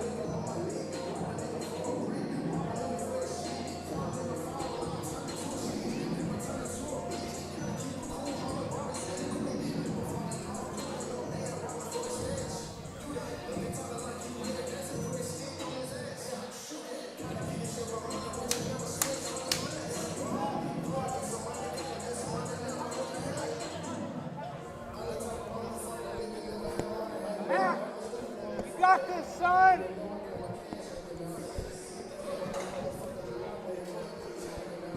Matt Garrison's a guy I've got a soft spot for. You know, training with him and just seeing the journey he's been on in his martial arts career, how hungry he is for a win.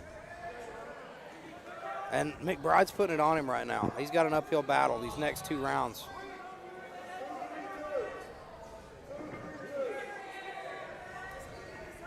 His corner calling for 2-3-2. Right uppercut, left hook from McBride. I'd really like to see Matt start working his clinch a little bit, seeing if he can change stuff up. He catches McBride with a groin shot, but McBride's all right. He shrugs it off.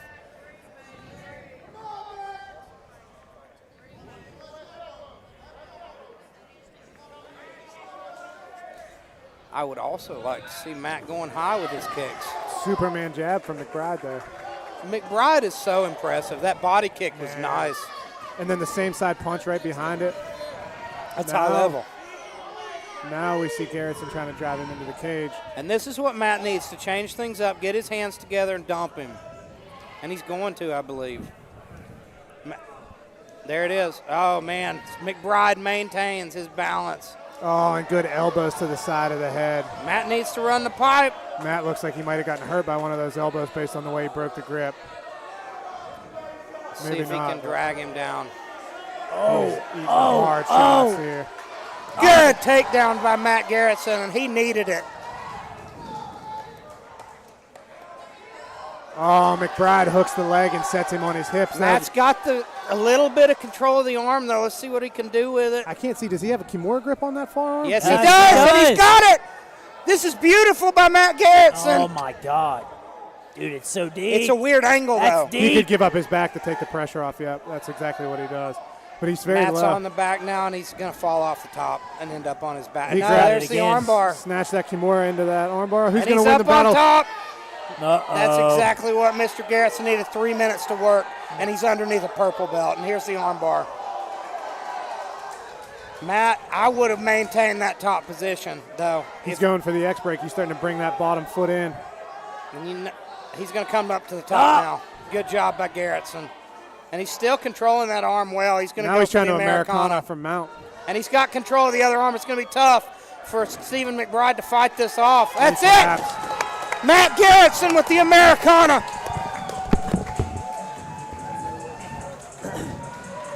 There it is. Impressive Great fight. Impressive turnaround from Matt Garrison.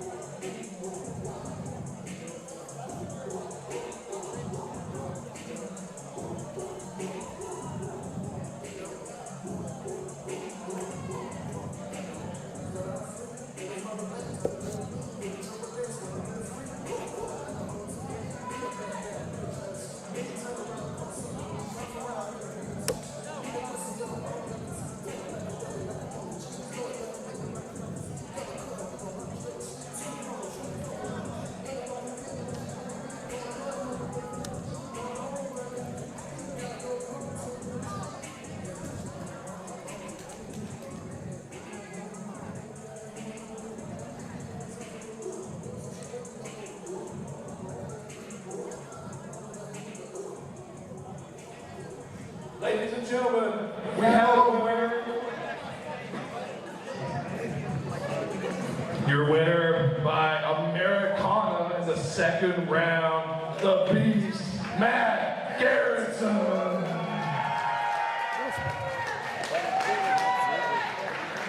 Ladies and gentlemen, give it up for my friend, an absolute warrior, Matt the Beast Garrison. My friend, this has got to be a sweet moment for you. I know you worked your ass off for this fight. Tell the people how you feel. I'm tired. I'm an old man. But I'm in a fight. You know, he's talking a little bit about Steven. Not enough. He hit a hell of a lot harder than me. But I get from all over the world. But thanks for everybody for coming out. My co-workers, they're all here. Fucking kids. Yeah, thanks everybody. Dude, this is a moment you've been waiting for a while. I feel like your last few fights, you've not felt like you've showed your full potential. You're a guy who's been around a long time. You fought at the highest level. You feel like the Matt Garrison of old's back? A little bit. Song of the Beast has been cool good. So, there's more to come. I can't wait to see it. Ladies and gentlemen, give it up for a tough motherfucker, Matt Garrison.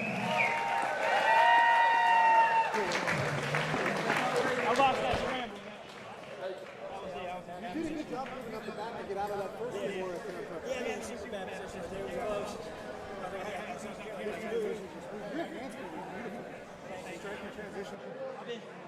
I was really grinding, man, after that last outing against Polo. I wanted to show not only myself, but everybody else, like, still grinding. Ladies and gentlemen, I'd like to have your attention for a moment. I'd like to introduce our lightweight kickboxing champ. who's going to say a few words. We're going to be seeing him back very soon.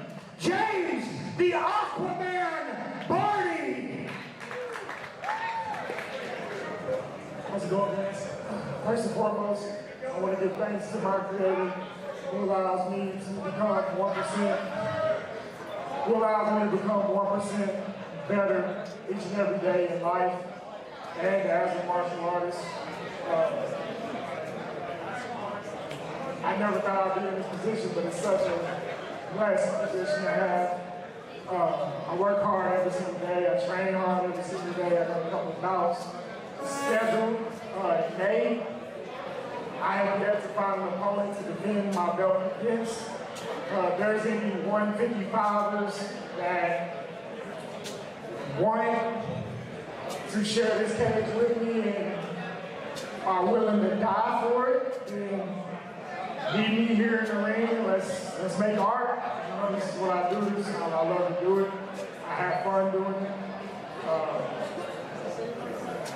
It's just work, man. Give the fans what they want. Woo. Ladies and gentlemen, give it up for the champ. Somebody fight this man, for God's sake.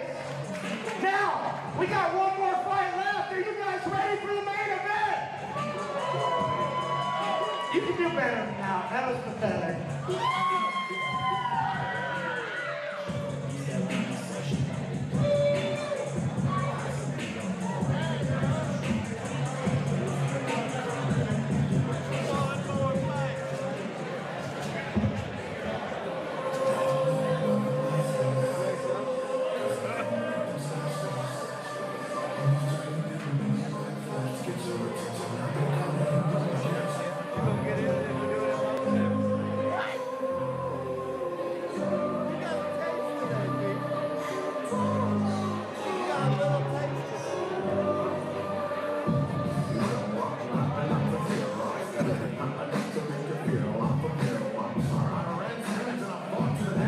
Super heavyweight kickboxing champion. Comical. Fantastic musician. I've been listening to his stuff on SoundCloud. Check him out. Comikal. Fantastic stuff. Really interesting music and a fantastic fighter as well. The dude's been around the block a few times. And I love watching him work. He's coming off a really close, tough fight with Tim Dunn, who's also a savage. They fought to a draw. But we see him back in boxing. And this is a fight he's wanted for a while. He was supposed to fight Karshner about a year ago. Karshner ended up having to pull out due to injury. So this is the moment. It's finally happening. Richwine feels like he's got the skills to take Karshner out. He feels like he's the more technical man tonight.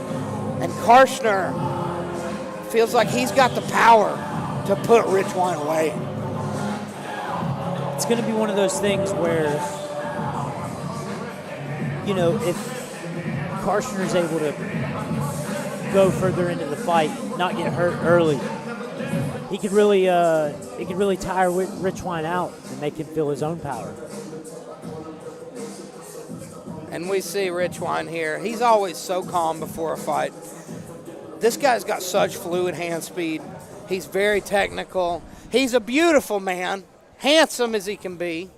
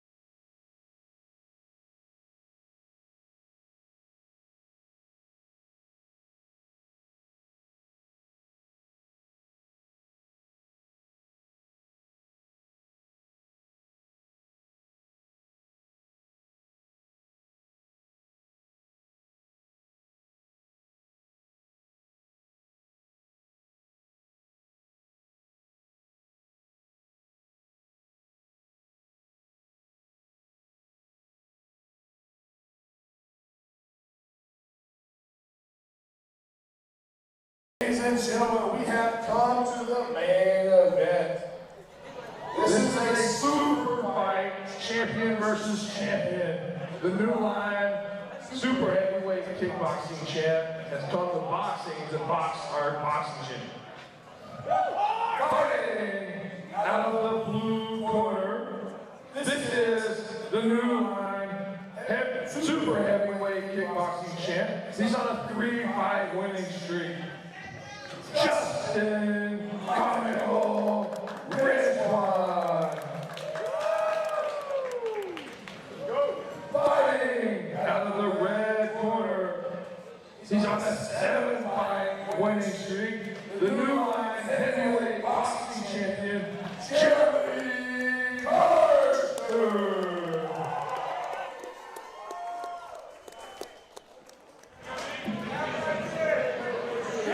Protect yourself at all times, obey my commands at all times. Looks like a pretty significant weight difference here. I don't know what these boys tip the scales at, but Carner carries a lot of muscle mass, though. He's a thick guy. He does. When you interview him, it feels like he's made out of wood. yeah, I can tell you that's what it feels like when you try to grab wrist control. Yeah, on you've him, grappled him, you know.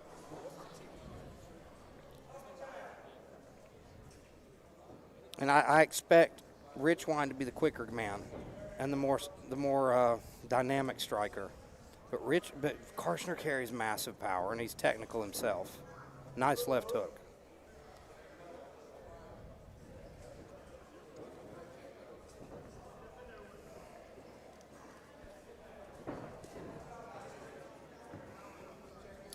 Richwine just shook that right hand. Yeah, I wonder, it looked like he might have hit him on the forehead with it in one of the early exchanges. He did it again. He's shaking it again. He landed a nice left hook in that exchange, but good right hand to the body by Carner. But, you know, I've noticed Richwine doing that before. He did it in the Alex Davis fight, and I thought his hand was hurt, and it wasn't. So it may not be anything. We'll just have to see how he uses it throughout the fight. Carner's throwing some heat.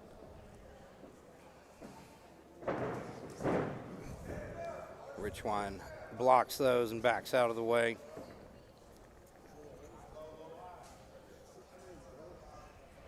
And this is a 6-round fight, ladies and gentlemen. So interested to see who has the better cardio here. Now, Carner's gas tanks seem to be carrying well in that last fight with Alex. And he went 6 hard rounds with Alex Davis. But I do believe that Richwine can draw him into a faster pace, and he already is. He's not quite so content to play off the back foot as Alex was. Well, I just don't think Alex had the skill to make Carner work like Richwine can.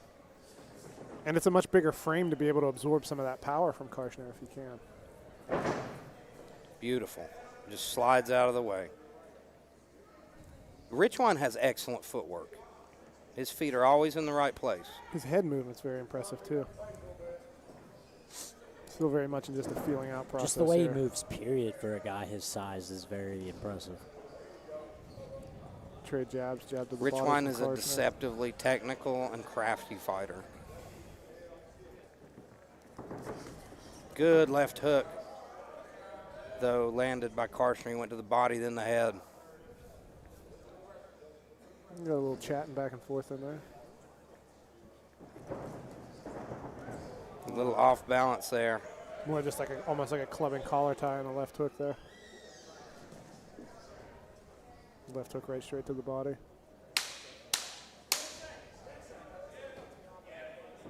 And I'd love to see Richwine work the body in these early rounds.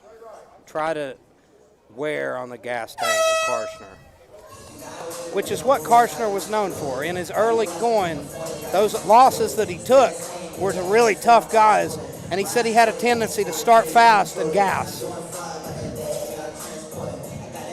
But I think he's definitely a different man than he was then. I a agree. different fighter. You see a lot more polish in him. And he's more methodical. He's smarter. He's not going out there putting on a pace he can't sustain, hunting for that finish every time. He has confidence his power, the finish will find itself if he just keeps his feet moving and keeps putting leather on people's faces. How do you score that first round?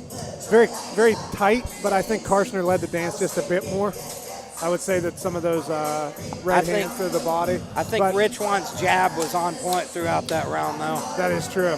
I could see an argument either way. Honestly, if I were to score that personally, I'd I'd probably love go to see 10-10. some numbers on that. Yeah. Like CompuBox, see how many strikes were landed. We're not quite there yet with our technology, though.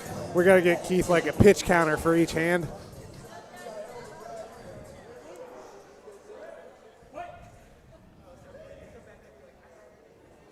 And they touch gloves. They're talking a little bit in there still.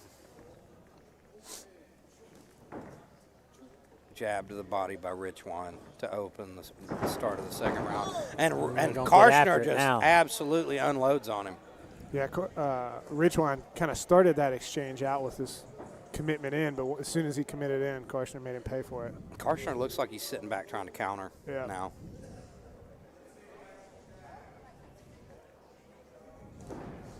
Big right hand to the body by Karshner. Oftentimes, if you're the more powerful. And I think he's thinking about following that right hand to the body up with a big left hook. Yeah. Well, we saw him use that a lot against Alex Davis in that last fight.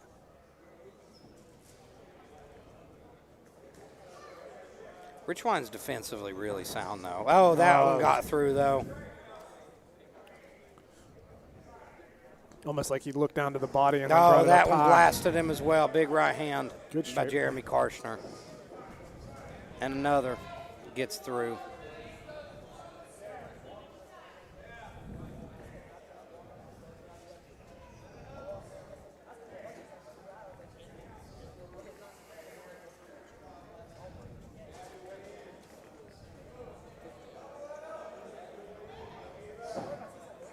Good stiff jab by Karshner there. Karshner's looking very sharp. I'm very impressed with his ability to hang with him on the outside here. I thought he might have to get inside and make it a dirty fight, but he's doing just fine here on the outside. He's so explosive. Every time that Richwine gets inside, Karshner just explodes with a 3 or 4 punch combination. And with somebody who can generate as much power as that, it really makes you question whether you want to step in and make You can't stand in front of him. He's a guy you don't want to just stand in front of because you don't want to eat those shots.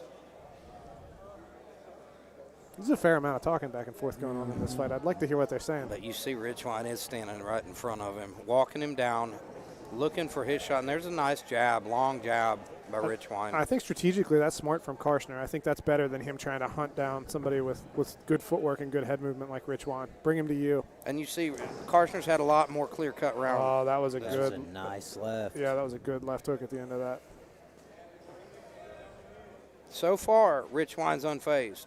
But he looked like he took a big, deep breath there and put his hands down for a moment. Yeah, I think it's more about a frustration than anything else. I think he's trying to lure him in. Yeah. I think he was hoping to be able to work behind his jab a little bit more, but something's wrong with that right hand. He's still throwing it with bad intentions, though. He says something else. These guys are throwing bombs. That round, I think, look, pretty he's clearly still shaking Karshner. it. He's shaking it as he goes to the corner. I'm not convinced that there's nothing wrong with his right hand. Yeah, he was shaking it early on, almost after the first one he landed. And I could be wrong, but I believe I've seen him do that before with that right hand. Well, a lot of fighters have nervous tics. No, I don't want to say nervous tics, but they have tics like that, right? Like Josh Koscheck messing with his shorts and that kind of stuff.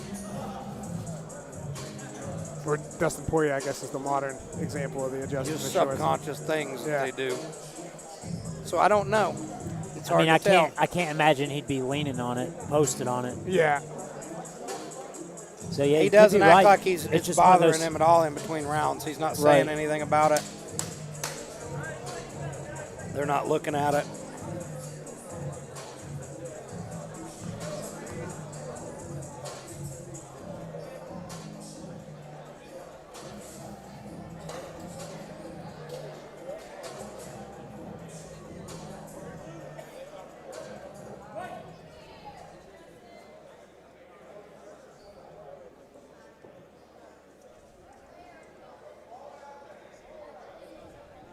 I think we might possibly see Karshner up 2 rounds to none, but that first round was close. Yeah, first round is definitely a toss-up. I think it might have even been a 10-10.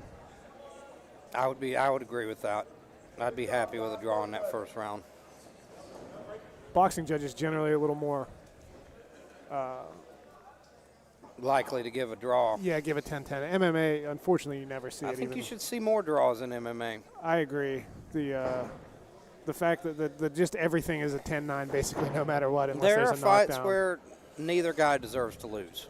There are fights you see that are like that. This is a hell of a fight so far, and it's such a technical scrap. Yeah, this is a smooth technical boxing match. Which Karshner is he's looking so fluid with his hands. If you would have told me it would be just a very smooth, all fought on the outside technical boxing match, I would have thought that might favor Ridgeway. But I agree. That's not what's unfolding in front of us. I'm very impressed by Jeremy. Jeremy looks just as quick as well. Yeah. Maybe a little more explosive. But we'll see if he can carry that in the later rounds. Because he's throwing a lot of heat. He's throwing a lot more heat than he threw at Alex Davis in that second fight. That fight almost reminded you of a sparring match. This one, they're throwing heavy leather.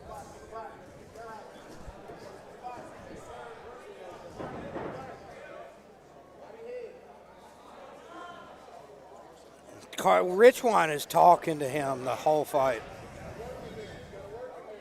And I would love to know what they're saying. We need a mic on those guys.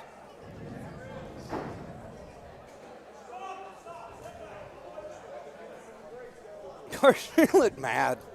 He couldn't throw that right hand. Karshner's sliding that left hook around and kind of pulling the glove away from I think the face. Richwine might be trying to get in his head. I'm curious to see if he'll really start to pick up the pace these last 3 rounds. Well, that's what he did to Davis. If you look back at Richwine's fight with Alex Davis, he almost coasted the first couple and then turned it up. And this is a 6-round fight. And, that was something he talked about in the interview I had with him. Richmond's like, the clock's your friend. You can use that to your advantage. I mean, as a general rule, I always tell my guys, longer fights favor whoever's better at fighting. So I'm a fan of more rounds. Oh, nice right hand by Richwine there. Karshner tried to answer it back with a jab over the top. Karshner's slowing down a little bit.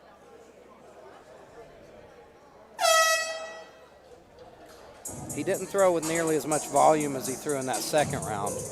In that second round, he was putting together 3 and 4 punches every time Richwine got close.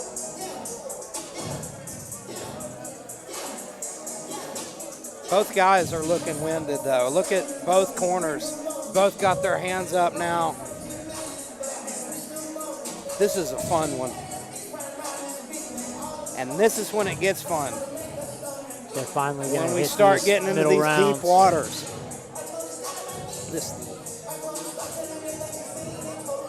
Rounds 4, 5, and 6. This is where champions are made.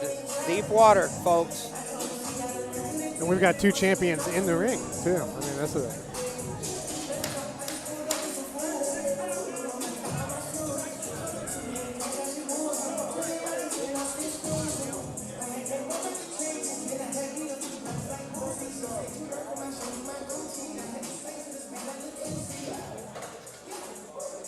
Neither guy breathing too hard, though.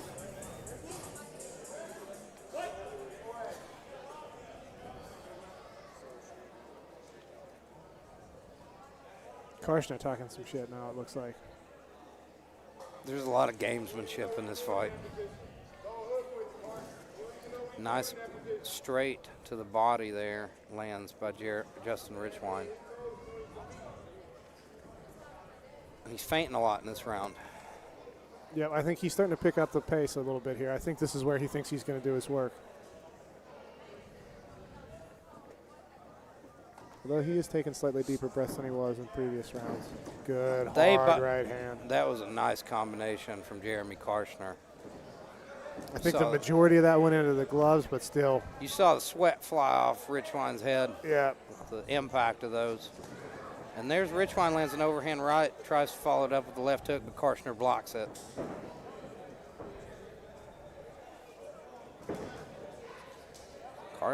Richwine's defensively so sound. His hands are always up when they need to be. Yeah, outside of those couple of really clean right hands that Karshner got through in the second round, his defense has been on point. Karshner reached a little bit on that one. Nice jab from Richwine.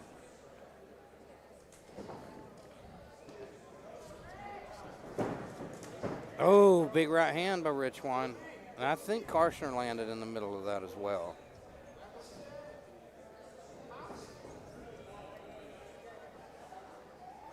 You can feel the momentum shifting a bit in Richwine's favor, though.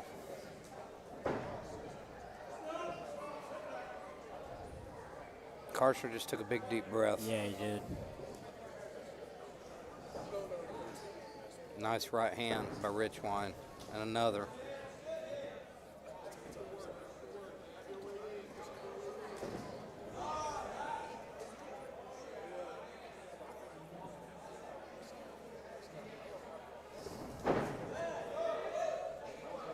Combo from Karshner there. I couldn't really tell how well it landed because of the angle.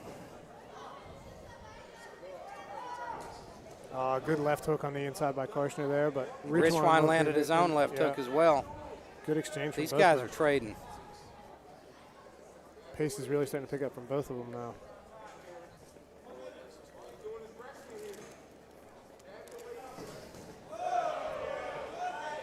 Jab left hook by Richwine.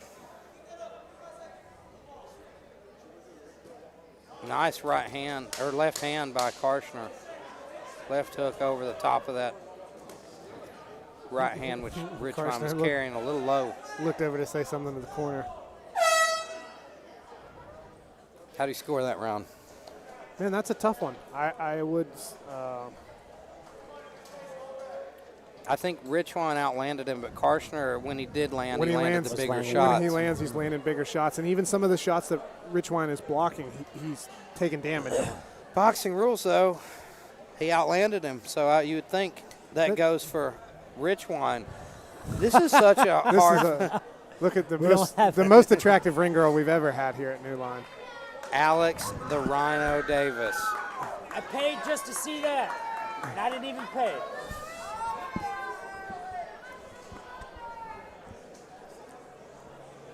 Man, I'll be honest. I thought Alex may have won. I thought that should have been a draw. I really did. I would agree with that, actually. But that means now, I mean, we're deep in territory of like, this is kind of, I don't know that I'd be shocked with any decision. Dude, you have the fastest hands of any heavyweight. You look good. That right body kick went straight right hand you threw. I was like, that looked like a welterweight. He's just a bad guy to end up underneath. We got a crazy little position there, lost that scramble. That was a fun fight, dude. I'll be back. It was. He's got a granite chance. Oh yeah, you were blasting him. Oh my man, God! Good Blistering exchange combination. Good working behind the jab there from Karshner. Stephen McBride stopped to say goodbye. Hell of a fight from him as well. Him and Garrison went to war. I was very impressed by both of them. Good movement there by Karshner. This is such a technical battle and so back and forth. I do not envy the judges in this fight. And to be honest, I know that Karshner was trying to fight a very technical fight the last time. I think this, he's got a much more technical opponent. It's drawing a more technical performance out of him. It truly is. His hands have never looked better. His combination punching has never looked smoother. His ring composure, like, look at that. Just the way he just moved a quarter of an inch out of the way. Oh, of that good punch. right hand from Richwine there. Yeah. Karshner immediately circles off of the Richwine's cage. walking him down right now. Oh, big body shot from Richwine. He put some power in that. Put some stank on He it. seems to be looking for that whenever Karshner really starts playing in that shell. Oh, that was a big left hook from Karshner. Richwine just stays right in front of him. Keeps walking forward. Oh, that's Big, a hard huge two body to the shot. body by Karshner.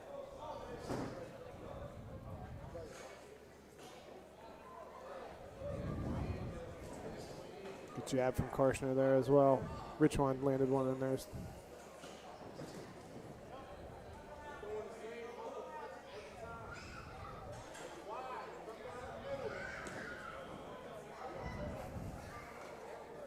Karshner has such an old school style. He reminds you of a fighter of old. He's really taken control in this round, I do believe. Yeah, that Philly shell's working for him really well.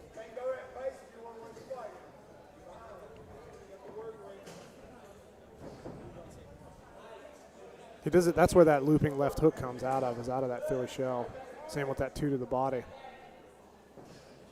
He doesn't look like he's fading at all. No. Looks almost like he's got a second wind. Nice right hand from Richwine, but Karshner lands as well.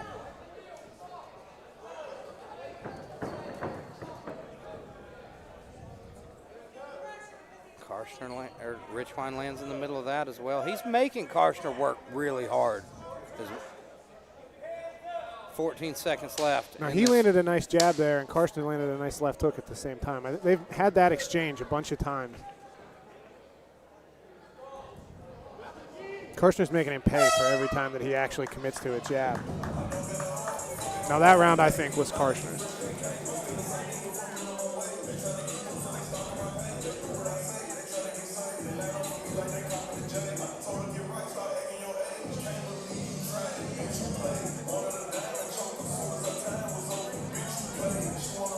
Both men have had to dig real deep in this fight. Neither one's given any ground. What a performance. I think this is the best Jeremy Karshner we've ever seen. It might be the best Richwine we've ever seen as well. I haven't gotten to see too many of Richwine's fights, but this is definitely the most technical performance I've seen out of Karshner.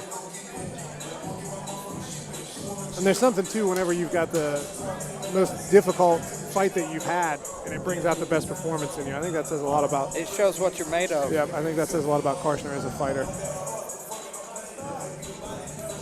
This was the biggest test he's faced in this streak that he's had.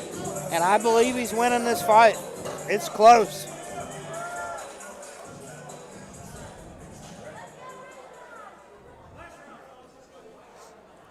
Now, if Richwine wants to put a claim in to have won this fight, this is the round he needs to do it in. If he could get a knockdown here or do something significant, it would change everything. I think that's what he needs, and I think he knows that's what he needs. We see the change in his footwork here. Yeah, we see a sense of urgency now from Justin Richwine. Karshner changes levels and just drives his head into his chest, drives the big man back. I don't know what the weight difference is, but whenever they're in tight, it doesn't look like there's any kind of power differential. Oh, good left hook in tight from Karshner.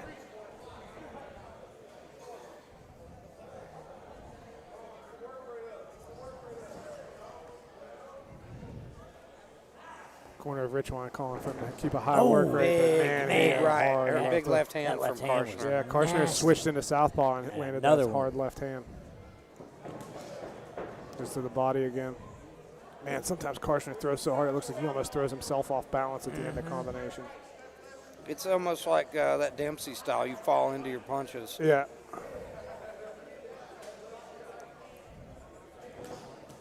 Oh, big clobbering right hand from Justin Richwine. And it backs Karshner up. Yeah, it did. Yeah, caught him right behind the ear. Good jabs from southpaw by Karshner. Interesting look to him to switch to southpaw in this last round, and he's moving a lot more. This is the most movement we've seen out of Karshner. I think Karshner knows he's got to be real smart here if he wants to win this decision. Because it's so close. Oh. You can't let Richwine have a big moment. Bullying him around in the clinch here.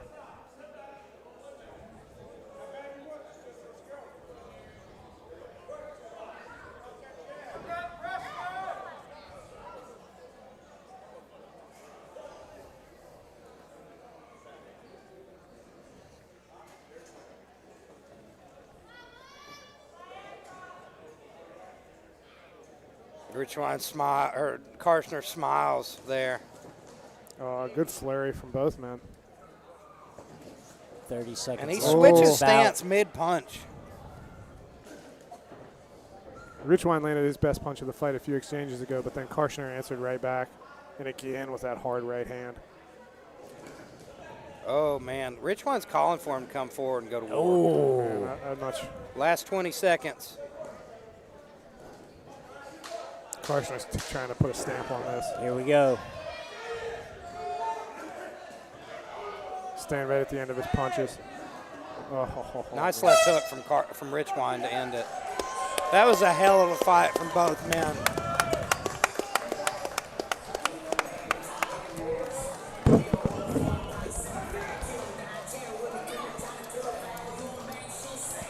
This is a good fight. There were several very close rounds in there, though. So in my brain, it's pretty clearly a Carson decision. But I think if I went back and rewatched it, you might be able to make a case for a couple rounds. But I'm not sure. We'll see. I know there were several that were close. The rounds that I thought were definitive were Carsoner's. But when you have that many close rounds, you never know exactly what the judges are going to come away with. Exactly.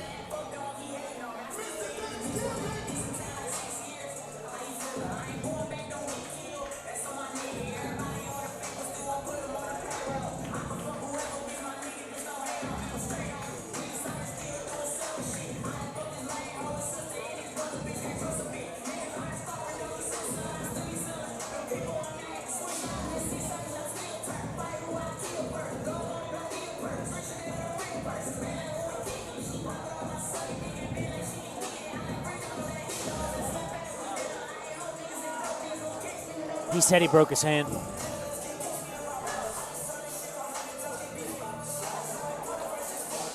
And it happened early. I believe that was early in the first round. Probably one of the first exchanges of the fight.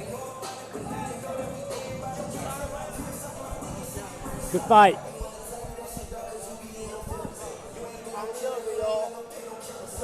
Good work tonight, sir. Great job.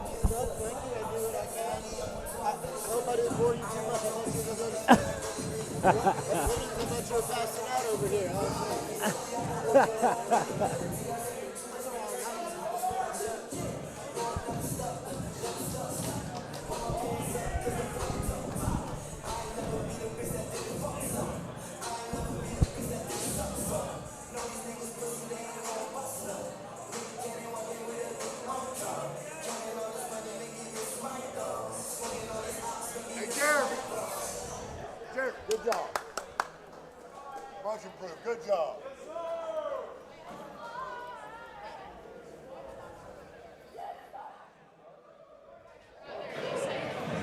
Ladies and gentlemen, after 6 rounds, our judges have come to a decision. Judge 1 has it 60-54, Judge 2 60-54, and Judge 3 59-55. All for your winner out of the red corner, Jeremy Armstead.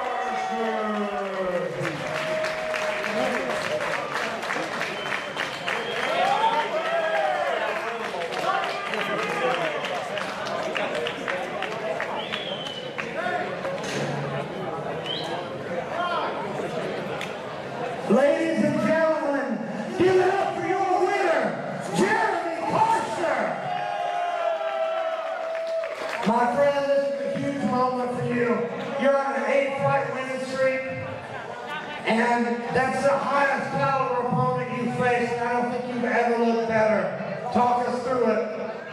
Man, first off, Justin Richwine, I give you all the credit in the world. You made me go get better. You didn't let me slack coming into this. Not because of any trash that he said, but because of his ability.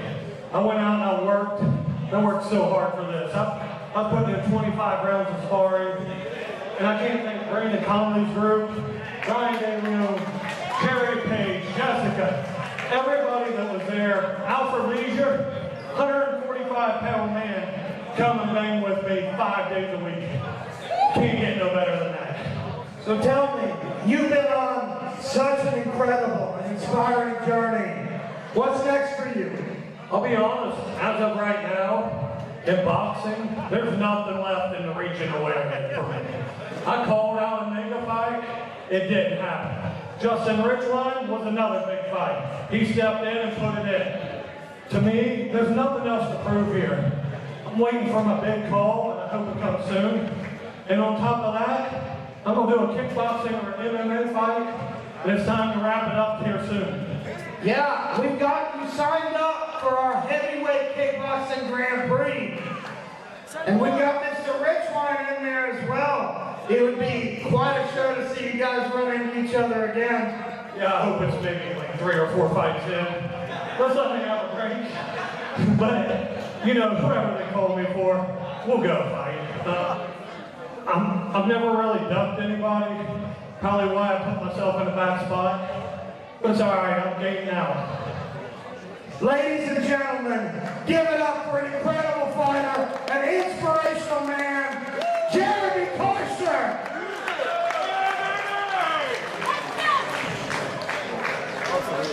I will be honest, there's one more boxing match I'd like to see. I'd like to see him and Billy Poe. I would like to see that as well. I think that would be an interesting fight, be a fun one. Can't fault Karshner. I mean, he's No, not at all. he's He's beaten been everybody around. that they've put in front of him. He's been around for, you know, as long as some of these other guys. Been in there with some of the best of them around here. So, yeah, I mean, you can't really fault the guy for seeing his career coming to an end here. Line Cagefighting is about 5 weeks from now, about 2 miles away at Camp Manley, April 13th.